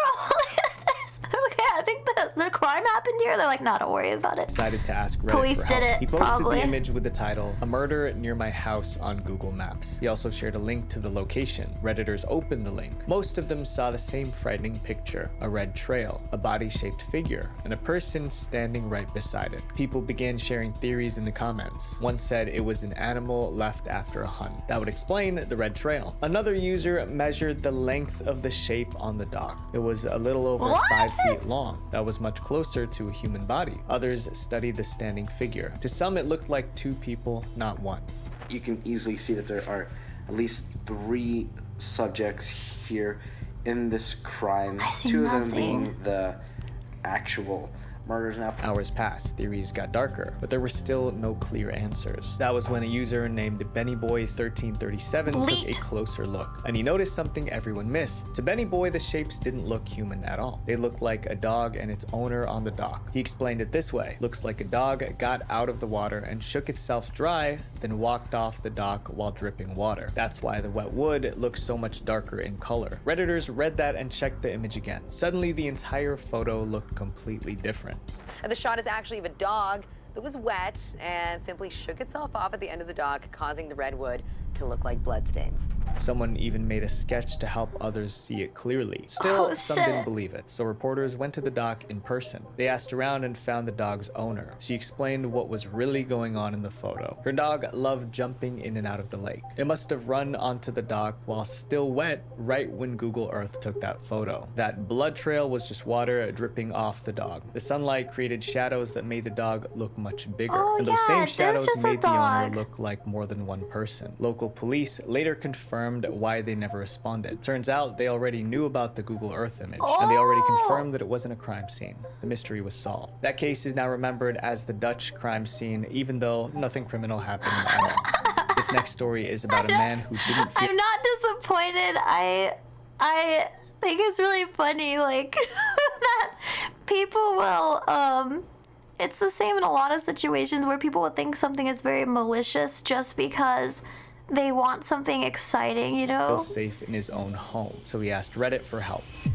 The mystery of the evil landlord. The dog was the On April killer. 15th, 2015, a Reddit user named rbradbury1920 was panicking. That day, Bradbury noticed something strange on his desk. It was a post-it note with a list of chores. The problem was that he had no idea how it got there. He lived alone and he didn't remember writing it. And the handwriting wasn't his. He tried to ignore it. What the But 4 fuck? days later, it happened again. Another post-it note appeared in the exact same Oh, place. Same I think I remember this. Oh, I remember this story. Okay, this is a good one. This is a good one. desk, but this message was more urgent. He told him to make sure he saved his documents. That was the moment he started to panic. He wondered if someone was entering his home to leave notes. To catch the intruder, he set up a webcam facing his desk. He thought the camera would record whoever was leaving the notes. A few quiet days passed. Then on April 28th, he found a third note. It was the same handwriting, but this one was far more disturbing than the previous ones. It read, "Our landlord isn't letting me talk to you, but it's important we do." He was freaking out. He opened his computer to check the webcam recordings. To his shock, the folder was empty. To him, there was only one explanation. The intruder must have deleted the videos to hide their identity. Now he felt certain that whoever was coming into his home was dangerous. Soon, a fourth note appeared. This time, it was left outside his front door, but the note was blank. This convinced him that something was seriously wrong. He decided to investigate the handwriting himself. His first suspect was his landlord. He compared the notes to a letter his landlord gave him when he moved in. To him, the writing looked exactly the same. The handwriting on the previous notes matched the handwriting on the letter. he was certain that it had to be so. At this point, he was convinced that his landlord had been sneaking into his apartment and leaving messages. But he wasn't sure Like a what to do about grocery it, list? so he turned to Reddit for advice. On May 1st, Bradbury shared his experience on a subreddit called Legal Advice. It's a place where people seek legal advice from lawyers and experienced users. He explained the mysterious notes, his living situation, and the handwriting that matched his landlord's. Then he asked what legal action he could take against his landlord. However, the response was not what he expected. Many Redditors didn't believe him. They thought he made up the story just to get attention. Despite their doubts, the story was too strange to ignore. People continued to comment and upvote. Soon his post climbed all the way to Reddit's front page. More users joined the discussion. That was when a user named Kakerlak noticed an important piece of information. Months earlier, Bradbury mentioned that he slept in a room with no windows. It was one of his old Reddit comments. That single detail sparked a completely different theory, one that would save Bradbury's life. When Kakerlak learned that Bradbury slept in a windowless room, he suspected carbon monoxide poisoning. So carbon monoxide is a poisonous gas. It's indetectable to our senses. Carbon monoxide is deadly. You can't see it, smell it, or taste it. Without proper ventilation, the gas can build up without anyone realizing it. Breathing in carbon monoxide can cause memory loss, confusion, and paranoia. If that was happening to him, it would explain everything. Bradbury probably wrote the post-it notes himself, but didn't remember doing so because of carbon monoxide poisoning. Kakerlak shared this theory online. Within a few hours, his comments got thousands of upvotes. Redditors begged Bradbury to check for carbon monoxide right away, so he decided to test it. He installed a carbon monoxide monitor in his How do people not have these in their home? It was like the first thing I did when I bought a house. I got one of When he these. switched it on, it showed dangerously high levels of the gas. He started to believe that Kakerlak might be right. Maybe his landlord wasn't sneaking into his apartment. Maybe it was just carbon monoxide messing with his head. He examined the post-it notes again. The handwriting no longer looked like his landlord's. It looked exactly like his own. The poisoning had confused him so much that he forgot what his own handwriting looked like. The one mystery remained: who deleted the webcam footage? He checked the webcam more carefully. That's when he realized he never plugged it in. There was nothing to delete. The videos never existed in the first place. He returned to Reddit and posted an update. He explained everything and thanked the community for helping him find the real danger. If the carbon monoxide poisoning continued, it could have ended his life. It took about 20 years to solve this next tragic mystery. That's so crazy. I remember that one from like a long time ago because like, I know a lot of people who use Reddit, and like, I think it was really funny because he didn't know his own handwriting, and I thought that was crazy. I thought there was more notes than like 4 though, so I mean, like, yeah, don't sleep in windowless roofs, that's nuts. And like, also, how do people not have detectors? Like, yeah, it's always funny in Philadelphia. I feel like it sounds funny, but it's serious. On June 26, 1995, someone reported a car crash in southeastern Virginia. Police arrived and found 2 victims. One was identified as 21-year-old Michael Hager, but the second was so badly injured that he couldn't be identified. Unfortunately, he had no ID, so police had no way to know who he was. But investigators did find one clue. Inside his pocket, they discovered tickets to a Grateful Dead concert. Grateful Dead was a popular rock band in the 90s. With no other information, police labeled the unknown victim as John Doe, which is the name used for unidentified people. For nearly 20 years, no one knew who he was. And then Redditors got involved. Around 2014... Listen, I don't think sleeping better in a dark room is worth dying. I don't think it is. Betts began investigating this story. She read police files and spoke with officers involved, but she found nothing new, so she turned to Reddit. Layla created a subreddit called Grateful Doe. Grateful Doe because the unidentified man had Grateful Dead concert tickets and no one knew his real name. Her first post was an Imgur summary of the case. She included every fact she could find, including a police reconstruction sketch. People across Reddit noticed. They joined the subreddit. They shared theories. Soon, thousands were working together to identify Grateful Doe. The post went viral, and soon enough, she was in contact with the law But enforcement. those 2 people look like individuals back that up. These 2 people look so completely different. It could be anyone. And soon enough, she was in contact with the law enforcement and curious individuals who wanted to help. Redditors shared the image everywhere. Forums, websites, social media. They hoped the right person would recognize him, and one day, someone did. In early January 2015, the moderator of the subreddit received a message. It was from a man named Steve. Steve said Grateful Doe looked like his old roommate, Jason. He hadn't seen Jason since 1995, and he couldn't remember Jason's last name, but he remembered something important. Jason was a huge Grateful Dead fan. To help the investigation, Steve sent photos it really does of look a lot like Those the photos were posted on the Grateful Doe reconstruction. subreddit. The resemblance to the police sketch was clear. The news of this man possibly being Grateful Doe spread very fast around the internet. A few days later, someone else saw the photos. A woman in South Carolina. She recognized the face instantly. It was her son, Jason Callahan. A 63-year-old Myrtle Beach woman says the Jason in the photos on Facebook is her son, Jason Callahan. Jason went missing about 20 years earlier. He left home in 1995 to follow the band Grateful Dead and hasn't been seen since. What? Police ran Markiplier, DNA tests to be stop! sure. The results confirmed it. Jason Callahan was Grateful Doe. His family finally had answers. After nearly 20 years, they laid his remains to rest. The case was closed, but the Grateful Doe subreddit didn't stop there. They found a new purpose, helping identify missing people worldwide. Since then, the community has helped solve multiple cold cases. And it all started because That's someone made a amazing. post on Reddit. The internet can be a dark place, but these stories remind us that it can also be a force for good. So the next time you're scrolling, ask yourself, am I part of the problem or part What of the the fuck was solution? that? I look like piss. Visual venture. Visual venture. Wait, Oh, I'm sorry. before you go, I have a video called Creepy Reddit Stories That Actually Happened. We talk about a gym teacher with a hidden camera, a Okay, woman I'll who click it. He's got me. He got me with that weight. He got me with that weight. That was crazy. Like I said, Reddit is just better at solving stuff than. Why isn't this loading? No, what's happening? Please. Oh, thank you. If you want to be scared, you You're don't you're part of the problem. I'm part of the problem. I'm a watcher. I just sit and watch. Is that a zombie? need a horror movie. Just head over to Reddit, where real people have shared their creepiest real-life experiences. Today, we'll look at creepy Reddit stories that actually happened, starting from the least to the most disturbing. So my goal this year is to give you guys double the amount of videos without sacrificing quality. And in order for me to do that, we got to keep Visual Venture growing. 75% of you guys aren't subscribed, and it would mean the world to me if you did, and I promise to give you more fire content. The creepy gym teacher. We've all had that one teacher we didn't really like. But Reddit user ButcherYourFace2000 shared a story. Butcher your face? I'm pretty sure that says butcher. Anyways, I feel like, okay, this is like crazy. I don't know if you guys feel the same. Whenever I subscribe to someone, I feel like their videos stop getting pushed to me. I feel like the opposite thing happens. Like, I subscribe so I can see their stuff, but then I feel like my For You page like gives me stuff from people I'm not subscribed to. I don't know if that happens to you guys, but I feel like it just uses it as like, oh, you like this? Here's some more stuff. Instead of actually showing me stuff from people I want to see it. Like, yeah. Okay, you guys are having like the same thing. Like sometimes, you know, like once in a while I'll see like something from someone I'm subscribed to, but hardly ever. It's super weird. It's irrelevant. There's a subscription page?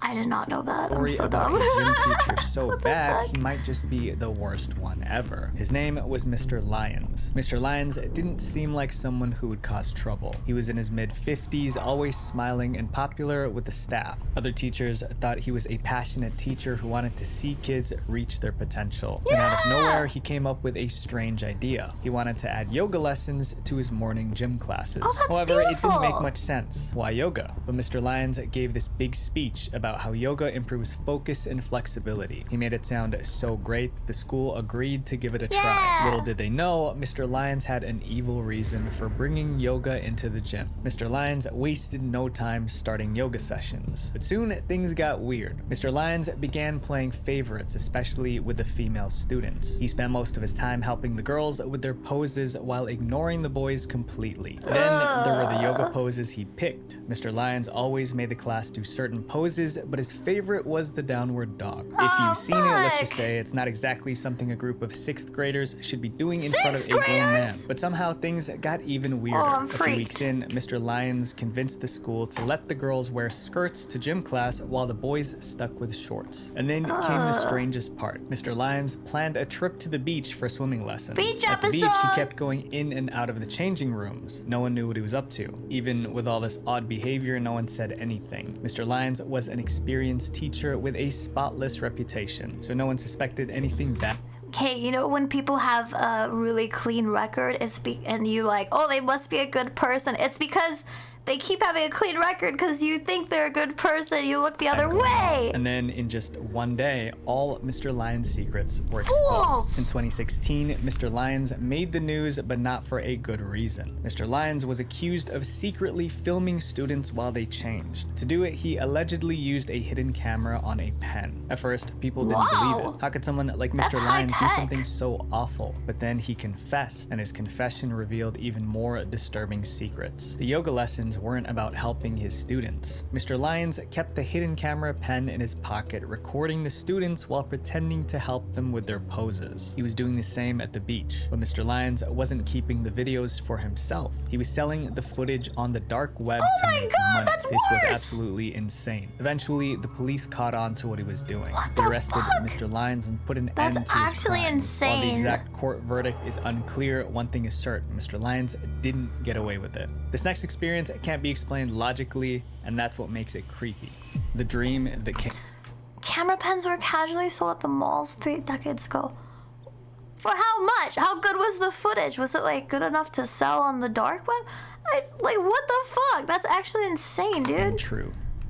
Some people believe that dreams can predict the future. This one Reddit user explained how a dream predicted when her dad would pass away. Let's call the person who posted this story Julia. When Julia was 16, she went to bed like any other night. But what happened was anything but ordinary. In the dream, a shadowy figure appeared in her bedroom doorway. It was tall and dark with no face and no eyes. Just a spooky, dark figure standing there. Then it spoke. It said, "Your dad will die when you're 22. That was it. Then she woke up. Julia woke up in a panic. The next morning, she told her family about the dream. The part that really got to her was the prediction. Your dad will die when you're 22. Her dad tried to calm her down. His exact words were, "Don't worry about it. Now that you've told me, there's no way it'll happen." He promised to be extra careful, but some promises are impossible to keep. When Julia turned 22, her father passed away in a tragic accident, just like the shadowy figure predicted. She didn't share the details of the accident on Reddit, but she said their final words to each other were, "I love you," just 3 hours before he passed away. This next case also feels supernatural, but with a shocking twist. Wait, that's it?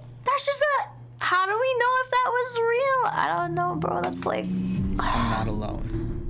This Reddit story is about a woman who had a terrifying experience inside her own home. We'll call her Marianne. Marianne lived a quiet life. Even though she lived by herself, she never felt unsafe. But then, strange things started happening around her house, things she couldn't explain. At first, it was little stuff. Her groceries didn't last long as usual. Marianne thought maybe she was eating more than she realized, or she was just forgetful. But then it kept happening. Eventually, Marianne was certain food was disappearing. How do you not notice that? Just the food. Extra dishes started showing up in the dishwasher. Dishes Marianne swore she never used. However, before she could solve the mystery of the dirty dishes, something else happened. Wet towel. I'm gonna poop my pants. It's probably gonna be from these videos, dude. What the fuck? Started appearing in her laundry hamper, even on the days she didn't shower. By now, Marianne was officially creeped out. She lived alone, so none of this made sense. But the final straw, the thing that made her truly scared, was the noise. Marianne started hearing thumping sounds coming from the attic. Was it the wind? Was it an animal? Were boxes shifting around? Yeah, Marianne parasite. was terrified, but she also knew she couldn't just ignore it. If someone was in her attic, she needed to know. One day, she grabbed a flashlight, braced herself for the worst, and entered the attic. As soon as Marianne stepped into the attic, she knew it was... Listen, tell me Tell me she was white without telling me she was white. This Going on. isn't Someone why. was living in her attic. She found a small radio, hot plate, sleeping bag, pillow, and a lot of food wrappers. But whoever it was, they weren't there at the time. Marianne called the police immediately. She told them everything about the missing food, the extra dishes, the wet towels, and now the person living in the attic. The police took her seriously. They figured the intruder wasn't using the front door and was probably climbing in and out through the attic window. They decided to stake out the house, waiting for the person to come back. It didn't take long. The same day, they spotted a man climbing a tree, trying to get into the attic window. Wow. The cops grabbed him before he could escape. When the police questioned him, the man admitted everything. Apparently, this was his daily routine. He would wait for her to go to work, then go downstairs and help himself to food and amenities. When Marianne got home, he would either retreat to the attic or slip out of the house. It was a perfect routine until he got caught. The mystery was solved, but the story Perfect routine until he started eating too much food and got too comfortable. It wasn't over yet. After seeing the man in person, Marianne felt a wave of compassion. The guy was actually really respectful, just down on his luck. Instead of pressing charges, Marianne decided to help. She let him move in, helped him get a job, and he lived in the attic until he got back on his feet. Most people wouldn't do what Marianne did, but her kindness turned a creepy story into something heartwarming. But the next story didn't have a happy ending. If anything, it left people scared to fall asleep at night. The scream. The reason why I wouldn't do that is because I've seen so much shit where like that does not end well. We watched a couple the other day where like the people get like money hungry. Like you give them a little bit of money and then they want more money and they kill you for like $200,000 and they steal your identity and like cut you into 27 pieces. So I'm like, no, absolutely not. I would not do that. Like, what the fuck? Around 2022, a question He had to went be good viral looking, on yeah. Reddit. It asked, "Night owls, what's the creepiest thing you heard at night?" One reply stood out from Music. the rest. Let's call the guy in this story Ryan. One night, Ryan was home alone with his dog. He got into bed and started to fall asleep when a strange noise woke him up. Someone was screaming in the distance. It wasn't loud at first, so he brushed it off. There were a lot of kids in the neighborhood. Like, this is crazy. Okay, so like, have y'all ever called the cops before? Because I call the cops if like I hear someone screaming or like someone squawking their tires. Like, not because I'm a Karen, but because I be Karen. You know what I'm saying? But like, I always get nervous if like someone's screaming and like, what if nobody calls for help and I'm screaming? And so I'll like call the police, or like if someone's peeling out with their tires, I don't know if they're like kidnapping someone or they just committed a crime or something. I want to be helped, and so I like to think that I'm like helping other people, but like, I don't know, some people might think it's like Karen activity. I don't know. So he figured it probably was just them playing. But 10 minutes later, the screaming came again. This time it was louder. Another 10 minutes passed, and there it was again. Bro, didn't call the cops. You fucking His dog crazy, started dude. growling in the distance of the sound. Although the doors were locked, Ryan felt unsafe in his own home. Something was wrong. He could feel it. The next time the screaming came, it was deafening, like it was right outside his window. His dog went wild, barking and scratching at the glass. Ryan was so terrified that he hid under his blankets. When the screaming finally stopped, Ryan forced himself to look out of the window, but there was no one there. His front yard was empty and silent, but the silence didn't last. Out of nowhere, several police cars pulled into the neighborhood. Officers Can we normalize? I understand people like using the stock footage of police cars, but like, can we actually normalize not doing that? Because it hurts my eyes so fucking jumped bad. out and started Like, it's searching horrible. the area with flashlights. Ryan didn't know what they were looking for, but it was clear this wasn't just a random patrol. Something serious was happening. Ryan felt a little safer with the cops nearby, but he couldn't relax. He had to know what was going on. The next day, Ryan asked his neighbors if they knew what happened, but their response made his jaw drop. Apparently, a mentally unstable patient escaped from a nearby let's psych go! ward. The They patient ran through the escaped! neighborhood, screaming at the top of their lungs. Even worse, the patient was armed with a knife. But Ryan had another question. never mind. Why did he hear screams right outside his bedroom window? Well, it was because the escaped patient ran past Ryan's bedroom and then crawled under his front porch steps, still holding my the God! knife. If Ryan stepped outside, maybe to check on the noise or investigate what was happening, he would have come face to See, that's why I always say if you guys hear commotion, do not check it. Do not be white. Don't do face it. with the armed patient. Thankfully, Need the some police candy. arrived and caught the patient before anyone got hurt. I need Thought candy of right how now. close This is a he came to candy-inducing danger still haunts situation. Ryan to this day. This next story happened back in the 1990s, and the guy involved was so shaken he never told the story until now. The worst date ever. Whoa, In let's October go. 2020, a post I have root beer candy. It's hard candy. It's flavored like root beer.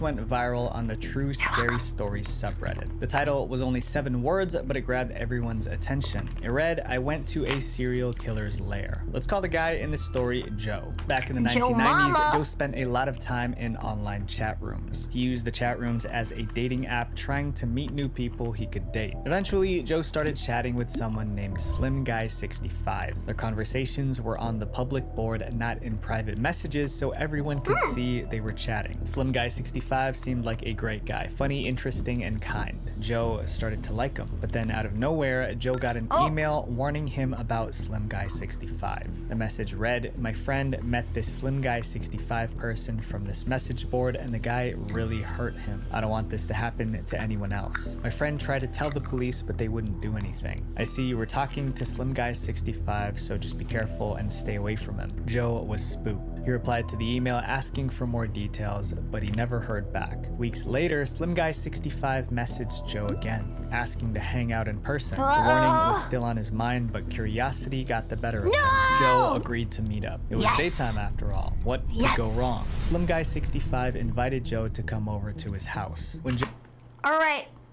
Whites in chat, never go on a first date to a private residence. You should always meet at KFC. Joe got to the door, he was greeted by a slim, soft-spoken man in his 40s. This was Slim Guy 65. He didn't look threatening at all. As soon as Joe stepped inside the apartment, he realized something was off. The house was abnormally empty with almost no furniture. The floors were spotless, like no one actually lived there. Slim Guy 65 quickly explained the situation. He said it wasn't actually his house. He was just taking care of it for someone else. The explanation was supposed to help Joe relax, but what Slim Guy 65 did next made Joe even more nervous. Slim Guy 65 walked over to the door and locked it, but not just any lock, a deadbolt. Joe tried to keep calm, but he couldn't ignore what just happened. He asked, "Why did you lock the door like that?" The question made Slim Guy 65 uneasy. He claimed he didn't just want anyone to walk in and interrupt them. Joe stayed calm, but was on Why high would alert. someone come Joe in? convinced Slim Guy 65 to unlock the door and leave the keys on the counter. At this point, the tension in the room was suffocating. To lighten the mood, Slim Guy 65 offered Joe a tour of the house. But as they walked through,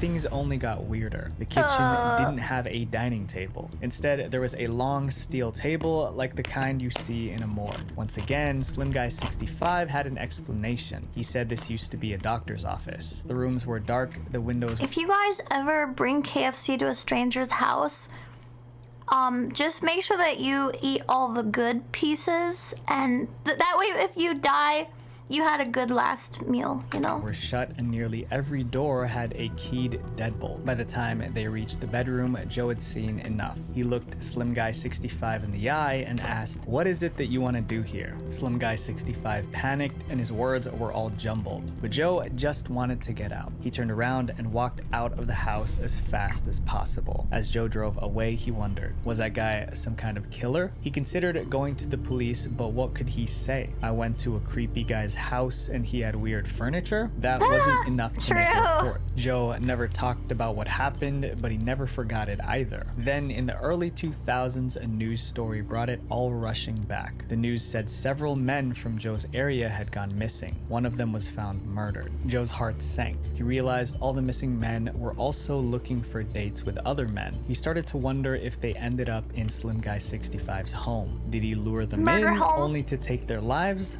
Was he a serial killer? Joe will probably never know the truth, but the questions still haunt him. This next creepy experience happened Damn, see? Like, that's what I'm saying. Don't bring KFC to a serial killer's house. He's slim. He's a slim guy. He's not even gonna eat the cheese. He can't even enjoy the chicken, dude.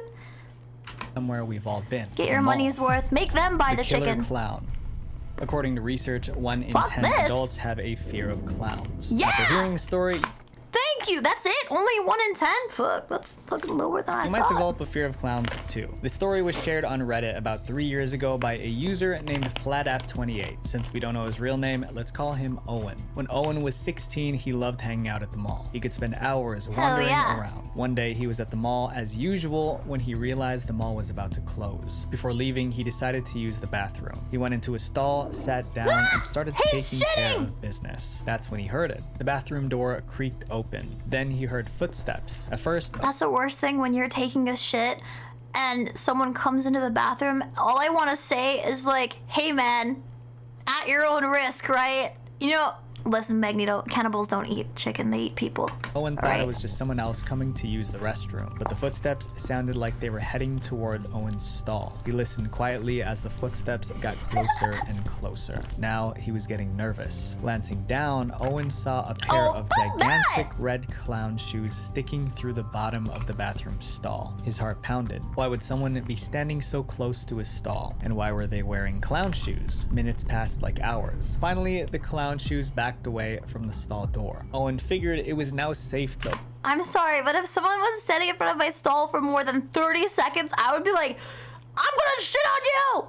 I would weaponize my diarrhea, presumably. Open the door. So he Diarrhea? did, and that's when he saw him. Standing right outside the stall was a man in a full clown costume. The clown stood there silently, not moving, not saying anything, just staring with a fake smile printed on his face. Owen froze, unable to do anything but stare back. Then instinct took over. He ran past the clown and out of the bathroom. He didn't even bother to wash his hands. Owen kept running until he reached his car. Only then did he finally catch his breath. He didn't understand what just happened, but he knew it was creepy. A week later, Owen was scrolling through the news blog when he stumbled upon a disturbing article. It said they were upping security at the mall. The reason for it made Owen's heart race. According to the article, a man was attacked and murdered right outside the mall. The attacker was someone wearing a clown outfit. Owen was sure it was the same crazy clown he met in the restroom. That's when he realized just how lucky he was to get away unharmed. This next creepy experience was also a matter of life and death,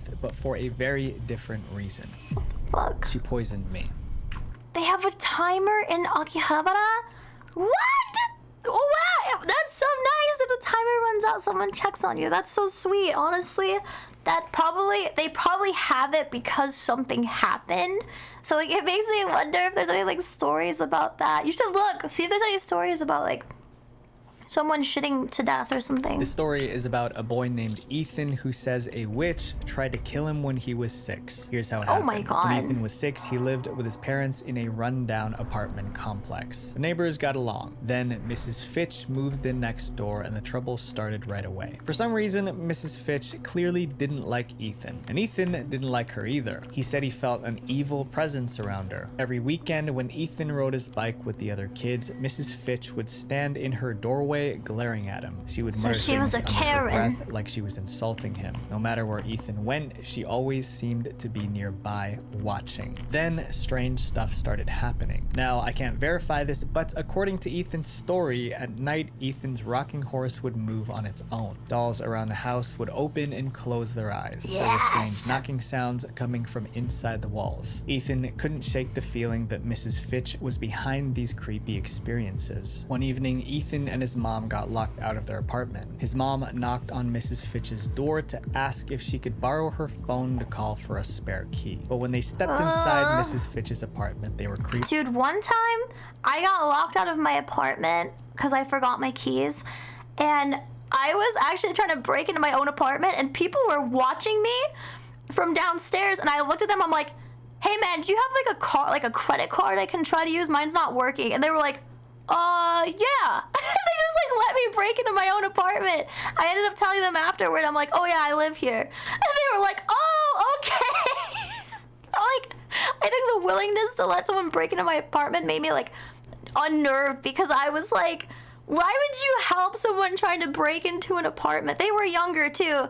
Like, it was actually kind of crazy. I feel like they had to be like 17 or something. You carry lockpicks? I feel like that's kind of smart, honestly, but yeah. Wait, what? The worst part is your parents certain they had removed the batteries? Nah, dude. That shit's haunted. Now, base neighbors, I know, right? I feel like that. Yeah. Mrs. Fitch's walls were covered with multiple upside-down crosses and strange looking Yeah. masks with horns. Shelves were crammed with bottles of strange powders, Hi, and lit Emma, candles how were are scattered you? everywhere. I love you. It seemed like Mrs. Fitch was practicing dark magic. Ethan's Yes. mom quickly made the call, and they got out as fast as they could. A few days later, things went from weird to deadly. One day, Mrs. Fitch suddenly offered Ethan some candy. Oh, while it was a fuck woman that, who dude. disliked him suddenly being nice to him. It didn't feel right, so Ethan refused the candy. Later that same day, a little girl at the playground handed Ethan a piece of candy. Not thinking much of it, he ate it. Within an hour, Ethan started to feel sick. He broke out in a high fever, his skin turned pale, and he was drenched in cold sweat. His parents rushed him to the hospital, but the doctors couldn't figure out what was wrong. Ethan's family was confused and desperate, so they decided to try something different. They called a priest, gathered in a circle, and started praying over Ethan. They also gave Ethan some holy oil to drink while they prayed. What happened next? Well, I didn't know we were using holy oil now. Jesus, that really is American of them to use holy oil instead of holy water. Shit, dog. You just finished packing? Oh yeah, are you flying on Sunday? Or are you flying... Wait, when are you flying? KFC oil, yeah. Probably X-Lax, dude. What the Straight fuck? out of a horror movie. I've never heard of Ethan holy threw oil. up thick black sludge. It was disgusting. Almost instantly, Ethan got better. His fever disappeared and he could breathe again. After this horrifying Holy seed experience, the oil. family came to one conclusion. Ethan was poisoned by whatever was in that candy. When the family asked around, they discovered that the girl who gave Ethan the candy was Mrs. Fitch's granddaughter. Oh my the God. candy she gave Ethan was from Mrs. Fitch. Not long after, Mrs. Fitch moved out. The family never saw her again. To this day, no one knows what was in that candy. Supernatural or not, No I'll let you lawsuit? decide. The Stalker. What?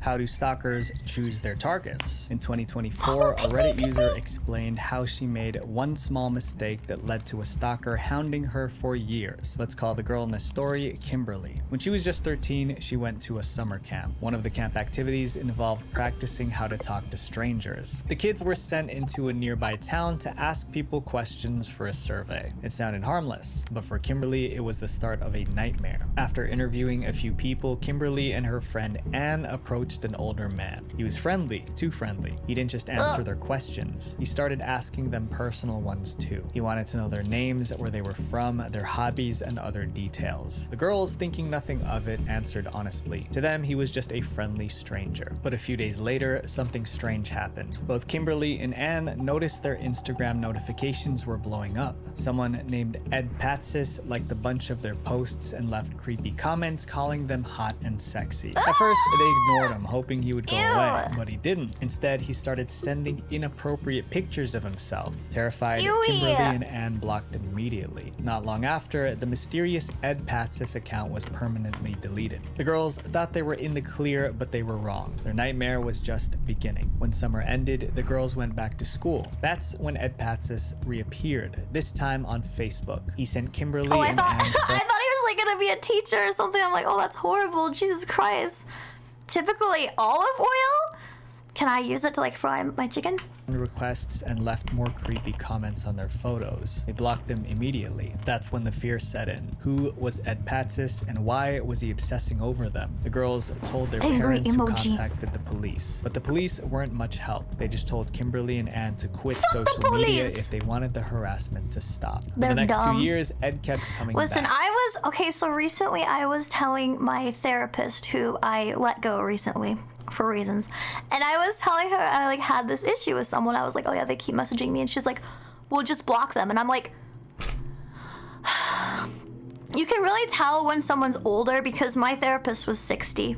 And this is why I let her go, because she didn't understand technology. And I was like, oh yeah, but then they just make a new account. And she's like, well, just block them. And I was like, girl, it's infinite. You can just keep making new accounts. It doesn't matter. And I was like trying to explain this to her and she didn't understand. She was like, well, just don't talk. And then she was like, at some point she was like, well, just don't use social media then. And I was like, girl, what the fuck did, like, I was at such a loss with this person because like everything they said was so boomer that I had to stop seeing them. And I felt bad because like they probably weren't a bad therapist, but it's that age range gap where it's the same with the police. She the AI one. I don't remember. I don't know. I probably said something about her before, but like, yeah, she just like couldn't grasp like my lifestyle at all. No, I got a new therapist now, and she's kind of weird too. Like I think I'm unlucky. Like I had one good therapist one time, and ever since then I cannot find a good therapist. Like my new therapist is super weird, and I don't really like her, but like I'm trying my best. But sometimes I'm sitting there, I'm talking about like my issues, and she doesn't say anything, and I'm like, can you give me like feedback? I asked her like straight up, I'm like, can you like help me like solve that issue? And she's just like, oh yeah, we can think of a plan. It reminded me of she reminds me of an AI like ChatGPT, because she keeps saying like, oh yeah, we'll make a plan for that, but she just keeps saying it every time I have a session. She just keeps saying, yeah, we'll make a plan for that. And it's like, that's what AI would say. AI would just be like, oh yeah, we'll do this and that and this and that. It just like feels so weird. Just don't have your career. I know. And like, that's something my last therapist would say is like, would you ever think about getting a different job? I'm like, I shouldn't have to quit my job. Like, that's crazy. Gonna suggest look for therapists who cater toward gamers. Is that a thing? I asked one of my doctors, because she knows my job, and I was like, maybe you can recommend like a therapist, right? And immediately this new therapist is like, oh, so you're an influencer? And I'm like, no, I am not an influencer. That's like so different. I'm not selling stuff on TikTok, because that's what people think of like influencers. They're like beauty influencers or stuff like that. And I was like, I don't do any of that. It's not like that, bro. It's so awkward to try to explain my job. And like, I'm pretty forward like with what I do. I'm like, oh, I stream video games and stuff like that, and I try to explain like all the stuff I do, and it's just like so hard. But yeah, I feel like your therapist is specialized in anger management for pro gamers. I need that. I feel like I need that. Like, I need a therapist who is also a gamer that like understands me. And like, one of my doctors, I told her, I'm like, oh, I love horror games, and she's like, that doesn't seem very healthy for your treatment. I'm like, what do you mean? It's just content, right? I think. Do you like makeup? I do wear makeup, so maybe they thought that I'm like a makeup artist? I don't know. I feel like that's like a crazy assumption, right? You want to get a therapist? Dude, I feel like you're cooked. Getting a therapist, it feels way harder than like 10 years ago. I mean, there's like therapists, but I feel like they are fucking brain dead. I don't know what happened. I used to have a therapist who would like give me a lot of feedback, and I didn't really like him that much because I was really young. But I remember therapists being very proactive, and nowadays they kind of just sit there and stare at you. It's really awkward. I'm like sitting there like, so what should I do about this? And they're like, we'll have to come up with something. It's that's my weird rant. That's my weird rant about that. Okay, look, listen. He created new accounts. I forgot what we were even watching. For the next 2 years, Ed kept coming back. He created new accounts over and over, yeah, new accounts. The girls See? with messages and comments. The girls more blocked root beer every candy. Account, but Ed Patsis always I don't found care a way about back. anything There else. was even a point when the girls noticed a white truck following them around. They saw the Isekai same truck near their school and even at the park. One afternoon, when Kimberly was visiting her mom at work, the same white truck pulled in. This time, Kimberly got a good look at the driver and her heart sank. It was the old man they interviewed at summer camp. He was their stalker. Eventually, 4 years passed since the stalking began. 4 Now, years? Kimberly was 17. One day in 2023, Kimberly was driving through town when Ed Patsis' white truck showed up behind her. This time, it didn't just follow, it chased her. Ed honked, flashed his lights, and stayed on her tail no matter how fast she drove. Kimberly sped through red lights and made sharp turns, desperate to lose him. After 25 terrifying minutes, she finally got away. Shaking, she called Anne to tell her what happened. When Anne answered, I hate these stories because they only happen most of the time because people don't call the police. If someone's following you, you can just call the police. Like, I want you guys to know that, so this doesn't happen to you. If you feel like you're being followed, even if you are not sure, you can have the police come and like follow you, just in case. Cause like, I feel like you can never be too cautious, but for 25 minutes to drive recklessly and then not even call the cops after, just call your friend and be like, you're not gonna believe this shit.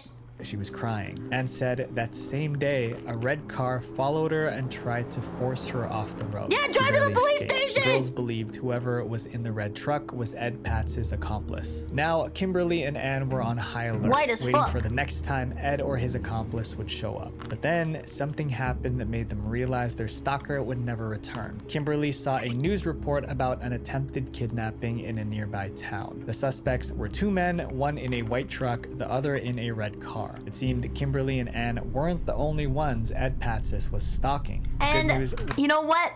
They probably could have prevented it by just calling the cops. If you see it, report it, all right? You can ask for the cops to wait for you. Exactly. You can literally ask the cops to wait for you in like a gas station parking lot. They'll do it. They have nothing to do, okay? Was that these suspects were arrested. Kimberly shared her story on Reddit, ending with these words: "It took years to get rid of them, but now we don't have to worry about the men anymore." These stories weren't just creepy. There's a good chance that most of them actually happened. It's a reminder that the world can be a dangerous place. So if you get a weird feeling about a stranger, don't ignore it. It might just save your life. Yeah, just call the Visual cops. Venture.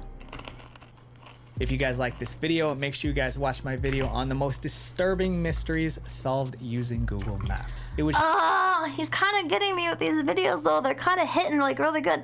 I have to pee. Hold on. Give me like 10 minutes to drop a fat piss. I'll be right back.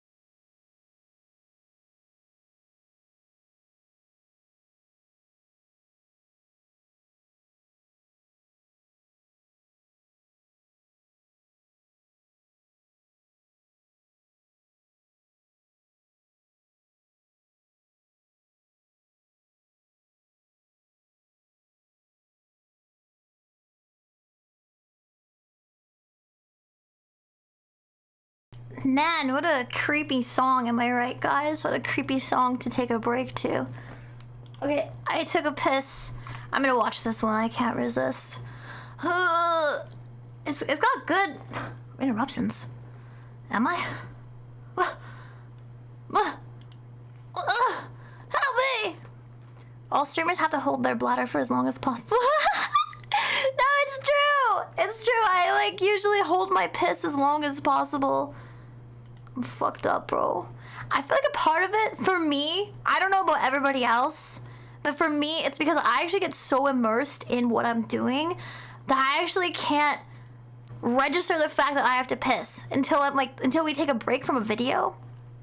We're at the end of a video and I'm like, oh, I kind of have to pee, but it's I haven't peed in 4 hours or something crazy, and I'm drinking G-Sup, so it's kind of going through me pretty fast, but I just forgot, dude. I just forgot. Tonight, a 22-year-old case of a missing man, one step closer now to being solved thanks to Google Maps. Yeah, Google Maps. I'm gonna eat this whole bag of candy in like. The image from Google Earth Oh wait. reveals a car submerged in the pond. Yo, 5 pieces is only 60 calories, dude. I can eat this whole bag. I wonder if it'll give me the shits. In Wellington, Florida. You know, today it's just unbelievable. You can get I'm just caught and you better. don't even My know bladder's just somebody's bigger.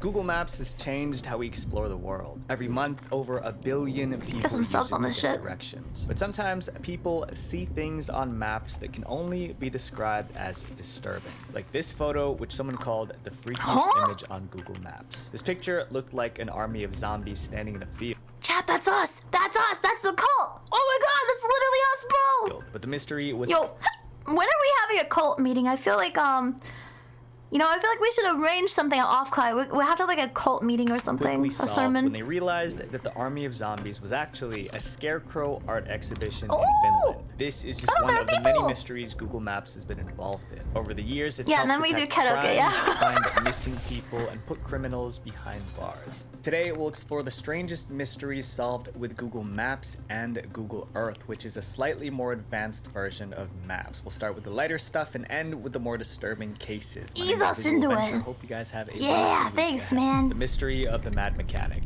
In June 2014, someone found a picture on Google Maps that was so disturbing, they decided to Wait, so Sala, are you going to off Kai? I keep forgetting who's going. Let's make a.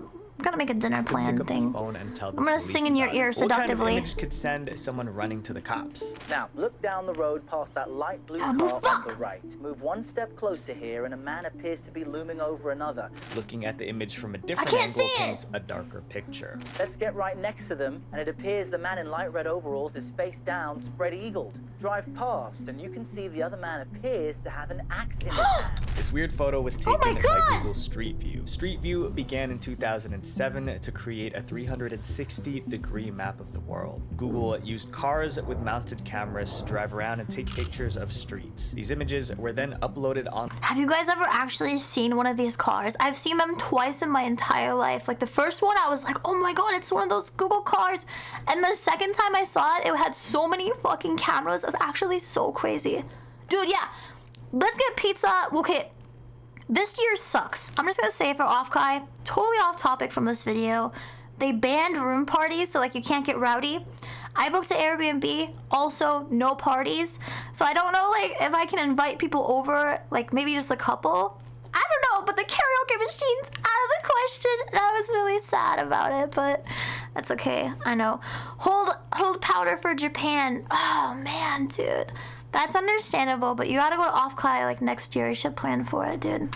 Lines to create street maps. After seeing this picture, the police had one question. What happened to this man? Luckily, Google Maps pinpointed the location of the photo, so the cops I knew hope where to so. go. They traced the picture to a car repair shop along Giles Street in Leith, Edinburgh. However, when the police arrived at the scene, they couldn't believe the story they heard. In August 2012, two mechanics, Gary Kerr and Dan Thompson, were fixing cars in their repair shop when they noticed the Google car coming along the road, so they decided to have some fun. One mechanic, Dan Thompson, laid on the ground Wait, that's so pretending to funny. be unconscious, while the other, Gary Kerr, stood next to him holding a pickaxe handle. Thompson said it was the spur of the moment. It seemed like the obvious thing to do, so I threw myself on the ground and Gary grabbed the pickaxe handle from the garage. When the Google car passed, it took a picture of that confusing scene. Over a year later, someone saw the picture on Google Maps, thought it was a real attack, and called the police. According to Edinburgh Evening News, Thompson was mortified when police showed up. He says the officer... Alright, so next time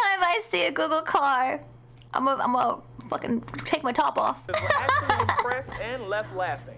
The cops realized it was a prank and no crimes were committed. Unfortunately, we can't say the same for our next story. Oh, my It cat forced wants the to leave. police to launch a manhunt. The mystery of Watch the the video vanishing for van. me.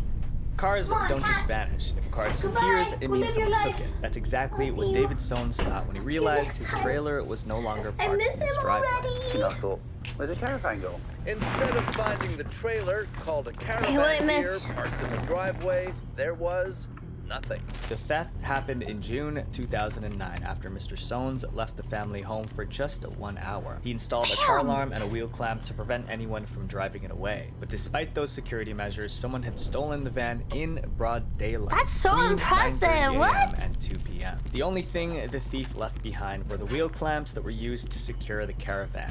And then suddenly, you know, it dawned on me, it's gone. Then you had that awful sinking feeling. Weeks after reporting the theft, the police had no leads. David thought he would never hear about the stolen caravan again. David's luck was about to change. 9 months things are after the theft, in expensive. March 2010, David's 11-year-old son was checking out the Google Street View pictures of his home when he stumbled upon a surprising clue. Everyone was looking at their house addresses, and then I looked at mine, and then mine was just different because I had a man that I didn't know standing on my driveway. It turns out that by a massive stroke of luck, the Google mapping car had passed by the house as the Who the fuck commits a crime in front of a car with thousands of cameras? That's like so nutty to me. What the fuck? robbery was taking place. Google snapped a picture of a large, bald man with spectacles standing next to a green SUV on their driveway. This image helped them finally understand how the thief moved the caravan. And the man had an SUV with him, suspected of being the vehicle he'd used to tow the trailer away. David took the pictures to the cops. If the police could find the green SUV in the image, they'd find the thief. The problem was, Google blurred the license plate of the thief's car due to their privacy policy. I think that like, oh wait, I thought they could get like a warrant to get the license plates like unblurred. I thought they could do that. The case dragged on for months and months while the police tried to convince Google to unblur the mystery man's plate number. I can't understand why Google can't just release it. It took a year for Google to unblur the picture, but that delay Oh, messed they up did the it! investigation. By the time the cops got the license plate, the suspect sold his green SUV, making it harder to locate. Fuck you, Google! However, the police didn't give up. And 3 years after the caravan was stolen, the police tracked down the thief and arrested him.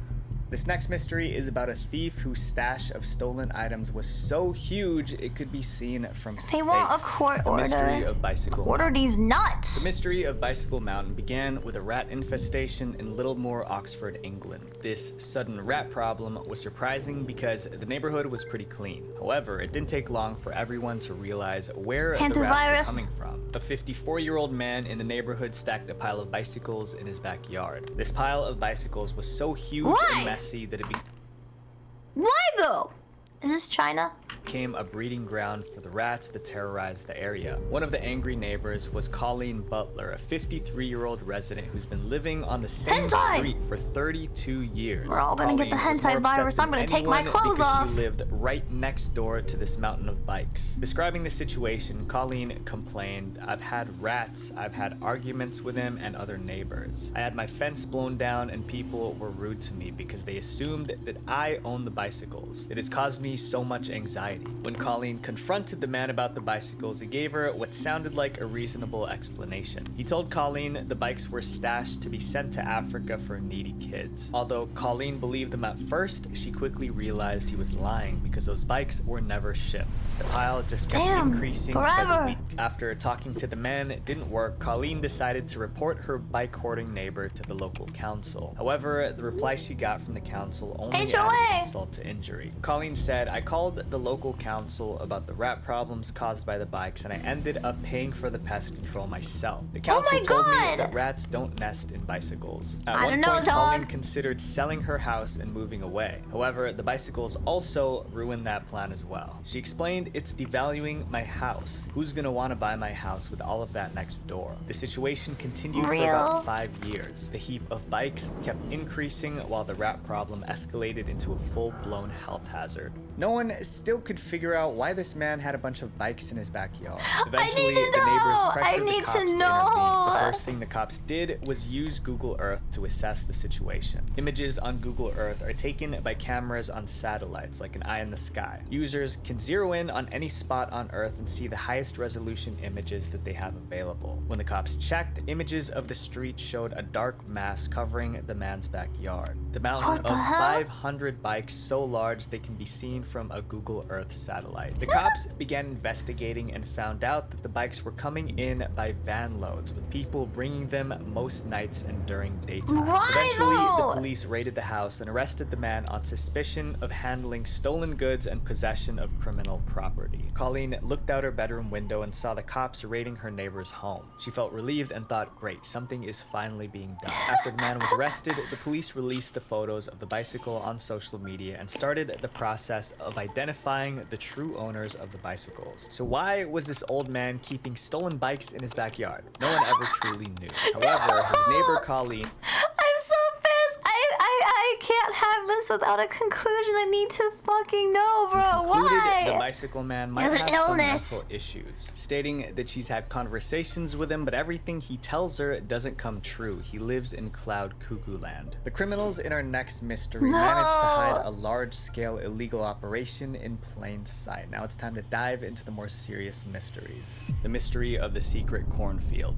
Farming is one of the oldest and most respected jobs in history. But what happens when you run a farm by criminals? In 2004, a gang of criminals bought land and started a farm in Switzerland. But this was no ordinary farm. This farm was growing pot. The plan was to grow and sell the product nationwide, making tons of money in the process. like weed. But for this plan to work, the gangsters had to keep their massive 2-acre... I think I was watching a show kind of recently, and it was like, I can't remember what it was called, like The Gentleman or something, and it was like about a weed operation in England, and it was just like so funny because like I remember growing up how illegal weed was and people would like go to jail and stuff for it, but now it's like you can just do it. There's like M&M weed candy and like everything, every candy could just be weed. It's like, what a crazy time that we get to live in. Pot farm hidden from the cops, and they knew just how to do it. They surrounded their pot farm with a field of corn. Anyone standing at the edge of the farm can only see rows of tall green corn stalks. The cops could walk into the farm and not realize what was hidden among the cornfields. This trick worked. For 4 years, between 2004 and 2008, the gang grew and shipped 7 tons of product around the country, raking in about 3 to 10 million francs a year, which is roughly 8.7 million US dollars. Swiss cops saw the product on the streets, but didn't know where it was from. They knew it wasn't coming through the borders. The assumption was that it was being grown somewhere inside their country. But where? In 2009, Swiss officers were using Google Earth to find the addresses of a couple of farmers suspected of being dealers. But then they saw something weird. They noticed a massive 2-acre large plantation hidden in a field of corn. And when they zoomed in a little more, bingo, it was a pot plantation clear as day on Google. How do they know? That just looks green to me. It just looks like another farm. What do you fucking mean? How do you... I'm looking at it, it's shaped like a giant weed leaf. Police raided the farm, arrested 16 people, and seized 11.1 tons of the product. They also found cash and valuables worth 900,000 Swiss francs, which is about 780,000 US dollars. All the cases so far involve people who are alive and well. In this next chapter, we'll see how Google Maps I feel like if I was gonna have a weed farm, I would make it shaped like a weed leaf. That way they really, really knew, you know? Mystery about someone who passed away almost 10 years before it was invented. The mystery of the murky pond. On November 7th, 1997, a 40-year-old man walked out of a Florida nightclub and was never seen again. His name was William Molt, and he was seen driving away from the nightclub just before midnight. William also called his girlfriend from the club, saying that he would be home soon, but that was the last time What a crazy time. I know people still go to clubs, but like, I feel like clubbing was so popular like in the 90s and stuff. Yeah, make your hidden weed farm in the shape of weed.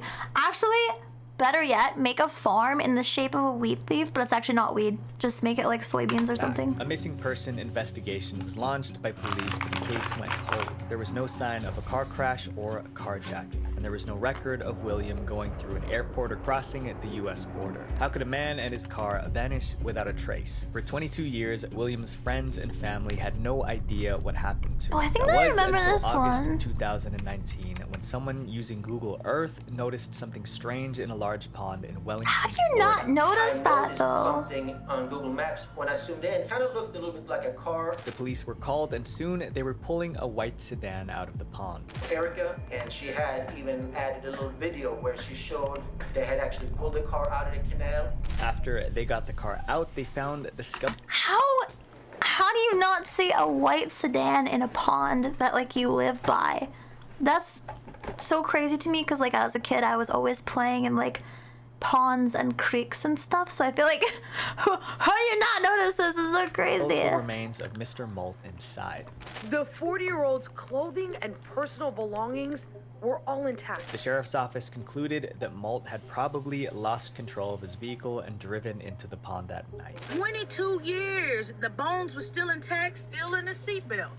That's crazy. No one noticed the car was That's what underwater during happens. the first investigation 22 years ago. But as time passed, a shift in the water made the car visible to Google Earth satellites. On the Google images, it looked so clear. But when you actually stand next to one of these man-made lakes, they're typically brown or green, and it's almost impossible to see what's in the water. William Molt wasn't the only missing Yummy. person found with Google Maps. This next person vanished for 20 years, except he wasn't missing, he was hiding. The mystery of the mafia chef. 60-year-old Manuel Mormino was a popular chef who cooked delicious Italian food in Galapagos, Spain. Manuel had a lovely wife and owned a grocery store in the area. However, Manuel wasn't who everyone thought he was. He fooled the entire town. Before he was a lovable chef, Manuel's name was Gioacchino Gamino, and he was the boss of the Stida Mafia group in Sicily. There are many mafia gangs in Italy. However, the Stida Mafia group was one of the most ruthless. The Stida Mafia was founded by former members of other mafia families who were kicked out for disobedience. Therefore, the Stida Mafia didn't care about honor. Their only focus was making money through crime. During his time in the Stida Mafia, Gamino gained a reputation for being extremely tough and merciless. He once ended the life of an innocent man who he mistakenly thought was part of a rival mafia gang. Gamino was also very skilled at hiding from police and evading capture, but his luck ran out in 1998 when he was arrested in Barcelona and sent to Italy to serve a life sentence. However, Gamino had no intention of staying behind bars. Within 4 years of his imprisonment, Gamino found a way to break out of jail. Gamino escaped in 2002 when the film crew was shooting a movie in the prison. During filming, an alarm sounded because another inmate was trying to climb over a wall. While the guards were trying to catch the prisoner that was climbing the wall, Gamino made his move. He quickly slipped into a crowd of inmates, visitors, movie staff, and film extras who were rushing out of the prison gate. Prison guards noticed within hours that Gamino was missing, and the Italian media reported on his escape the next day. The Italian police organized a large-scale manhunt across Italy, but no one could find Gamino.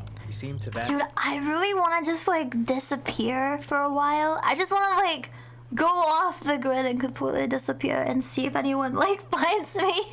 Oh, you found me! Gamino's friends helped him travel to Spain, where he began a new life. He changed his name to Manuel and began working as a restaurant chef. He establishes himself in another country just outside of Madrid. He changes his name, he gets married, he works as a chef. Italians, we like to eat, we're chefs. However, He remarried? the Italian What a police bitch. never stopped searching for Gamino. They heard he was hiding in Spain. Oh my god, Cesella, do you want to like run away together? Nobody will know? but didn't know where. Then, nearly 20 years after Gamino's escape, the cops got a big break. The Google Street View car was driving through the Spanish town of Galapagos when it captured an image of two men chatting outside a fruit and vegetable shop. Italian police believed one of the men closely resembled Gamino, but they wanted I thought to the be faces sure. are supposed After to be some blurred. digging, they found something that convinced them the man in the picture was Gamino. I thought that Google Maps blurs people's faces. How did they know it was him? I'm so confused. The police stumbled Fuck upon you, a Google. Facebook page of a Galapagos restaurant. Cocina de Manu, meaning Manu's Kitchen. Here it is back in 2018, also on Google Street View.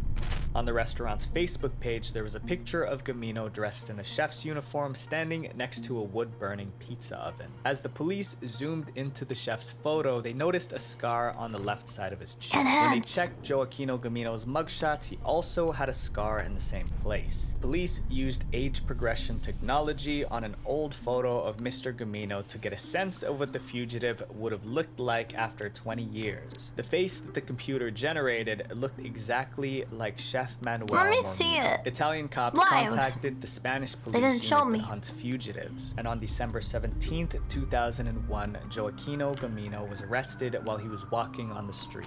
An Italian mafia boss who's been on the run for decades has been arrested after he was spotted on Google Maps in Spain. As the cops led Gamino away, he screamed, "How did you find me? I haven't even called my family for 10 years. After 20 years on the run, That's Google Maps insane. put a notorious fugitive back behind bars to serve his life sentence. But while Gamino was surrounded by gangsters, the person in our next mystery allegedly committed a horrible crime in one of the safest cities in America. I think that's crazy that, like, I always say how much I love cameras and stuff, like, how we can see crimes and everything like that, like catch people really easily, but I do think it's really funny that, like, the old crime ways don't work anymore just because of a freaking Google car. That's The mystery insane. of the toxic lovers.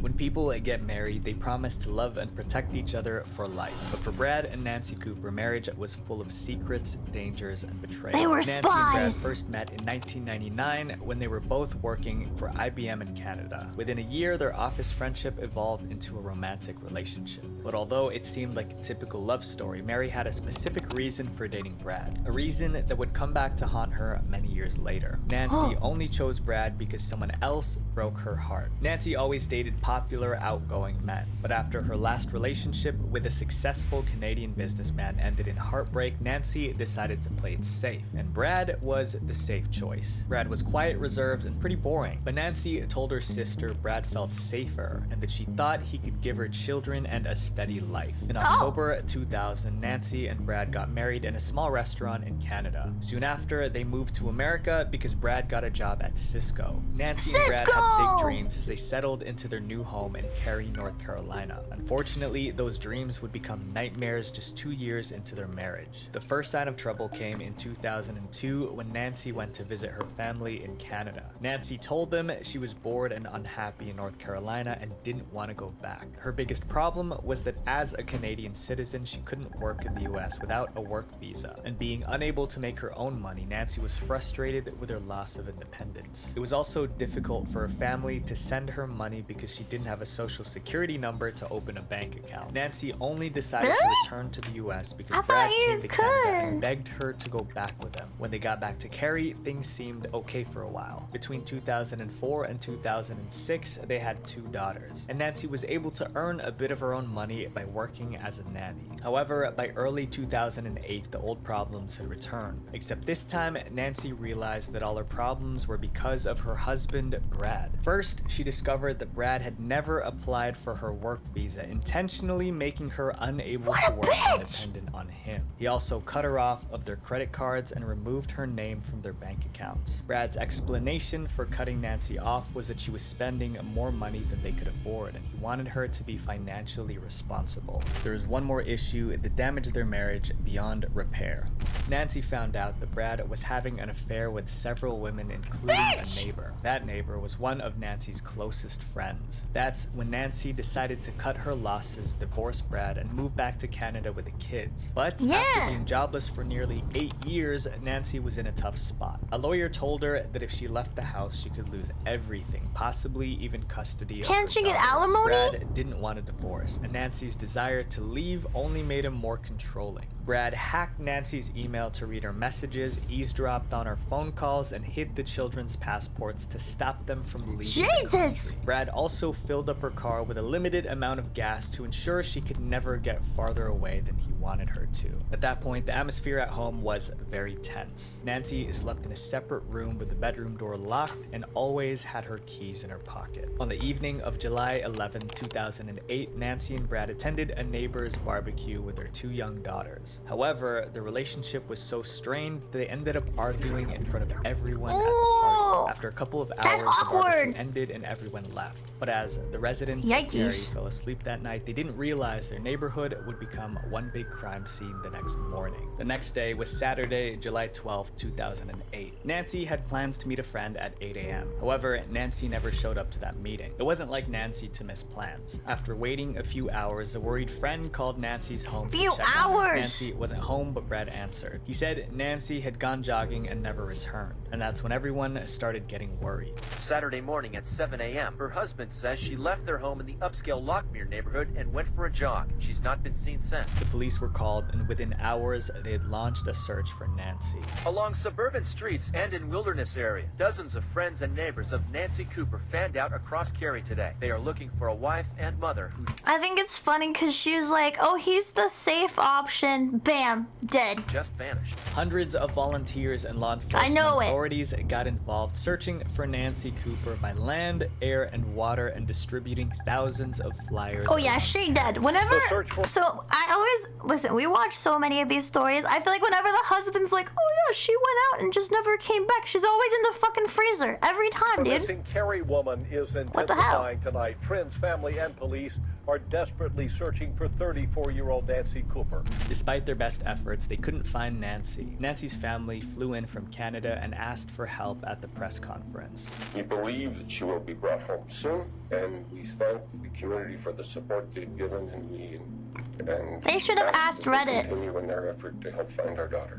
Interestingly, Brad wasn't at the press conference with his missing wife's family. The search continued the next day, but still they found nothing. On July 14th, 2008, 2 days after Nancy disappeared, a man walking his dog saw a body floating in a drainage ditch about 3 miles from Yeah, I Nancy's mean, house. listen, The Reddit man would solve noticed the it. body because of the vultures hanging around. They said he called 911 around 7:30 to report seeing a person floating in the pond.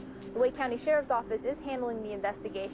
It was Nancy, and she was gone. The news of Nancy's passing rocked the city. After her body was found, many turned to Brad as the obvious suspect. But there was no evidence to prove that. Police got a search warrant for Brad's home and vehicles. They also collected a DNA sample from him. However, over 2 months after Nancy's murder, no one had been charged. They took his DNA, they searched the home. He they did found it, I'm CCTV telling you. around the home. It's always the If they husband. think they've got their guy, if they think he had something to do with it, what are they waiting for? And then in October 2008, after 3 months of police investigations, Brad was arrested. Brad's arrest meant that the police found evidence that pointed to Brad as the culprit. The public didn't know what this evidence was, but they would soon find out. I think the craziest part is that her lawyer was like, no, don't move out because, you know, you could lose the court case. I feel like the lawyer should be like somewhat liable for that, like giving legal advice in a unsafe situation. I don't know how the law works. Brad's Stupid. trial began in March 2011. During the trial, the prosecution presented evidence of Brad's financial control and extramarital affairs. However, the main evidence against Brad was what the cops discovered in his browsing history of his computer. Oh my God. Prosecutors say Brad Cooper had How to access murder on his my computer wife. of the exact location of his wife's body where it was found. Brad swore he'd never been to the spot Nancy's body was found and didn't know anything about it except what he'd seen on the news. However, Brad's browser history showed that he did a Google Maps search of the area on his laptop the day before Nancy went missing, zooming in to that exact spot where she was found. You cannot explain that away.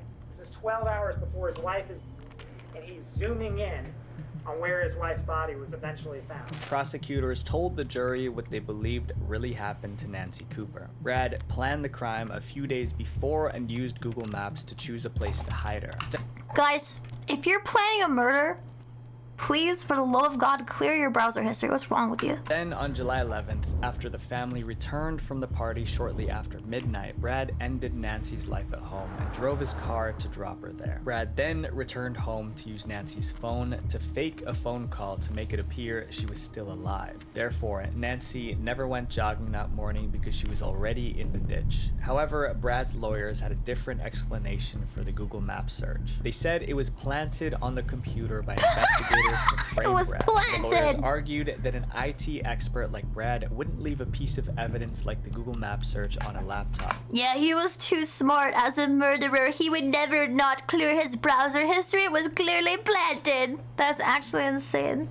I mean, like, I feel like in most situations, like, if you're gonna do anything illegal, especially murder, I think you should clear your browser history. I just feel like just a little step, just a little.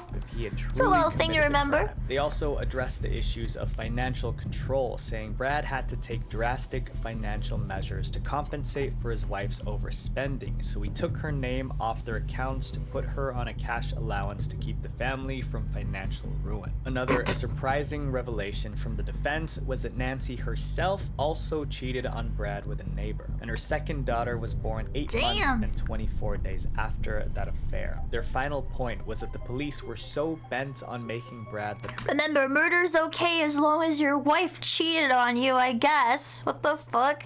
Well, yeah, that's the other thing is like, Google Maps, well, logged in and not clearing your browser history. Yeah, it was like that kid that used ChatGPT to plan that school shooting, and like, ChatGPT's like, yeah, this is fine. Prime suspect that they overlooked details that might have led them to a different theory. However, the jury was not convinced by their defense. Jurors came back with a unanimous verdict, guilty. Brad was sentenced to life behind bars, but even with Brad in jail, this story was far from over. 2 years later, in April 2013, the State Court of Appeals overturned the verdict, saying that Brad did not get a fair trial. They said this because the judge refused to let a computer expert testify that the Google Maps evidence had been planted on Brad's computer. The fact that I had not only one, but two witnesses prepared to say that these maps were planted on that computer would have made all the difference in the world. A new trial was ordered. Then in September 2014, while awaiting retrial, Brad did something that destroyed his chance at freedom. No, he fucked it up! The defendant... Wait, you were on jury duty? Yo, I think that's hilarious. Listen, how to poison my wife and then be like, I didn't do it. That evidence was planted. Did they say that? When you were, I don't know if you're allowed to talk about it, but like, did they say that the evidence was planted? I'm so curious, dude. What the fuck?